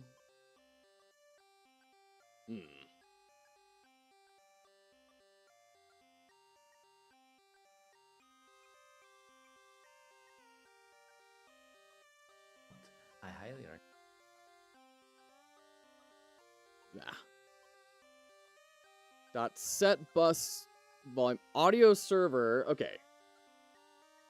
Audio server. Dot set bus volume dB. Oh, that's right. And there's like a we have to change the 1 to 100 value to a decibel value. Audio server dot set bus volume or something along those lines. Yeah, thank you. Whole game and volume sliders in one day. What a legend. Oh, shoot. So I think we pass in. It's annoying we can't get the function. Oh, now I can. Okay. So we pass in the bus ID and the volume in decibels. Okay. So we pass in what? Master? Can I just do that? Does it have to be in quotes? It's probably wrong. And then pass in volume slider dot value. Dot 2 dB? No.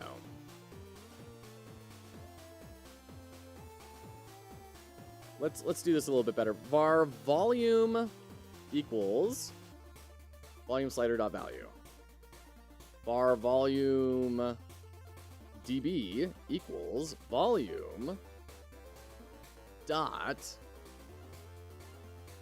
Oh, I'm pretty sure we need to do this. We need to get the ID first. Okay. Okay. Bus IDX is just 0 because you have only one bus anyway. Because it's the ID number. Got it. So we can do that, but there's, you know, probably a like get bus or audio. What? Audio server dot get bus index of probably master then, right? Yeah. Okay.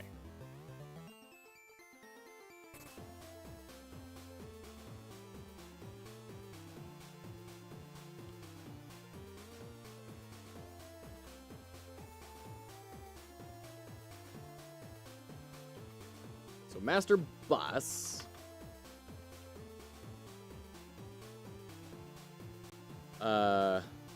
Okay. Okay, I'm catching up on chat. Yeah. Linear dot 2 dB. Linear 2 dB. Just like that? Var master bus equals. There we go. And then volume dB. Yeah? Nice. Nice. And then we'll print master bus, well, audio server dot get bus volume dB at master bus.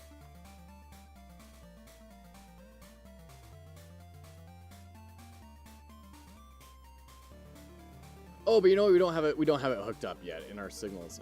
Changed. Needs to go to set volume. Connect.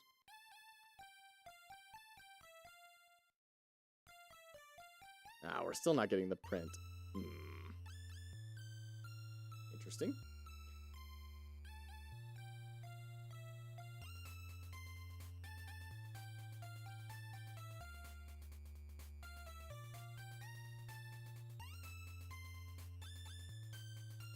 Oh, does it have to be?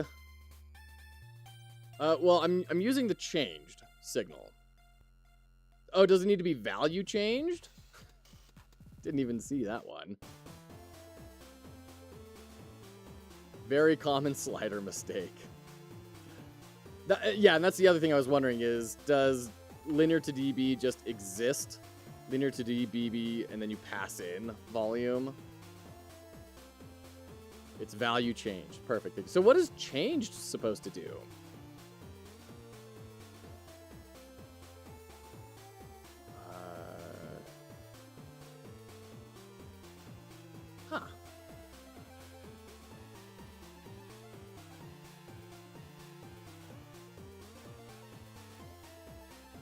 here. Oh, no, we don't want that one. F6. Ah, debugger.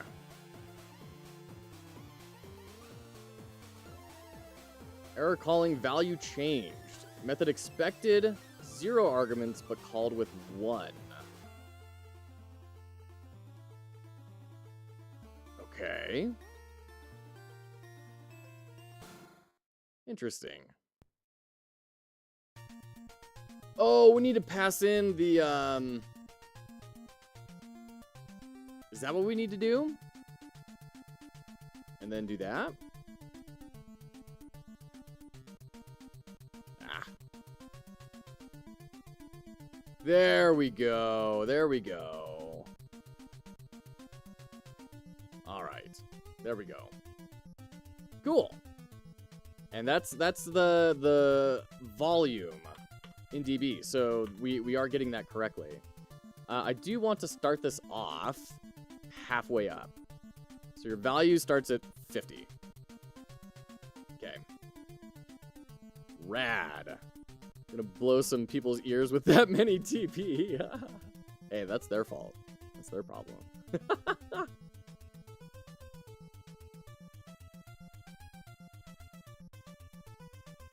Oh, do you typically clamp it, Zaft? Do you clamp it to a certain height of dB?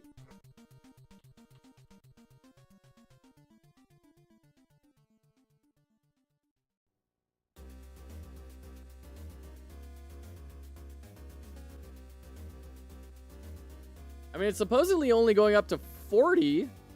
40's not that high as far as decibels go, unless there's something weird about, like, decibels in computer land are different from decibels everywhere else, which wouldn't surprise me. You guys set mine to, like, -80 to +10. Oh, really? Linear to dB should take a float from 0 to 1 and be a reasonable number. Oh, it should take it from 0 to 1?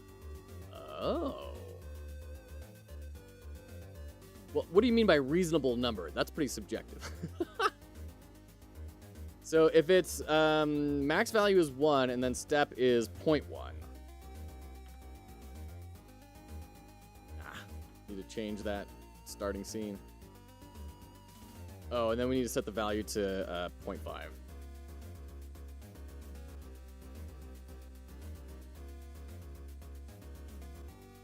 Huh. Oh, we got rid of the print, right?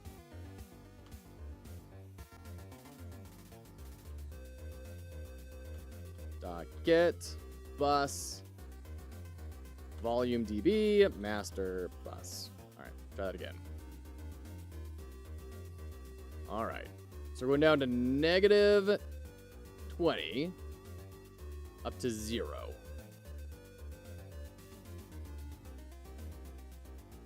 Ugh. Sure.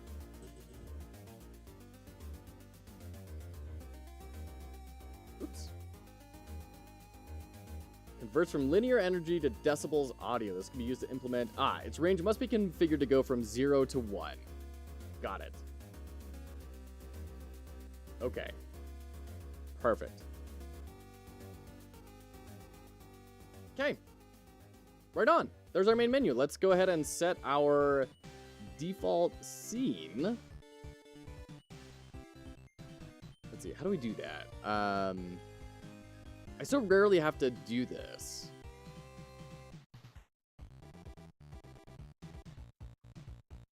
Go for house set default scene. Didn't know this linear thing existed. So much wasted code. Oh no, 2 nerdy nerds. Well, there you go. It's good to be learning from each other. Project settings, general, run. No. Oh, that's an input map. Run. There we go. Change the scene to main menu. Close. There we go. Thanks, Google. So hit F5. We are in KiwiQuest. We hit play. There we go. Hit F5 again. We can hit quit. Awesome. There's our main menu. Done. We have the play. Rad. Rad, rad, rad. Just in case there's also DB to linear to do the other way around. Yeah, yeah. I knew about that. I knew something. Look at me. I knew something. Oh, man, absolutely wonderful.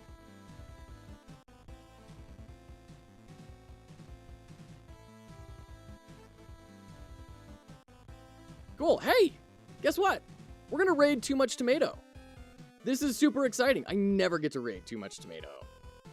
This is awesome.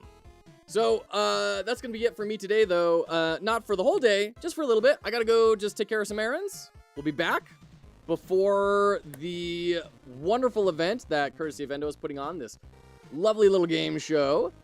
Thanks so much for hanging out, everyone. It's a pleasure to have you. If you don't know Too Much Tomato, you really owe it to yourself to hang around and stick out with him. He's the creator of Torso Tennis. You've probably seen some people covering that throughout Next Fest. It's really great.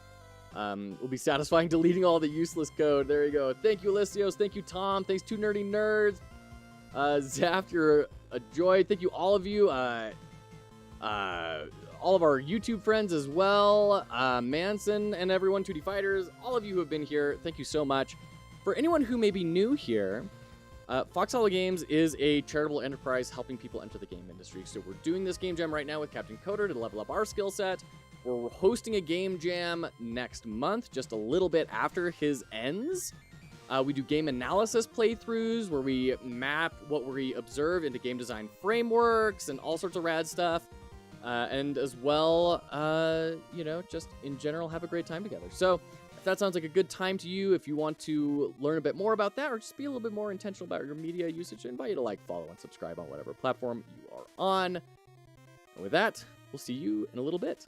Thanks so much.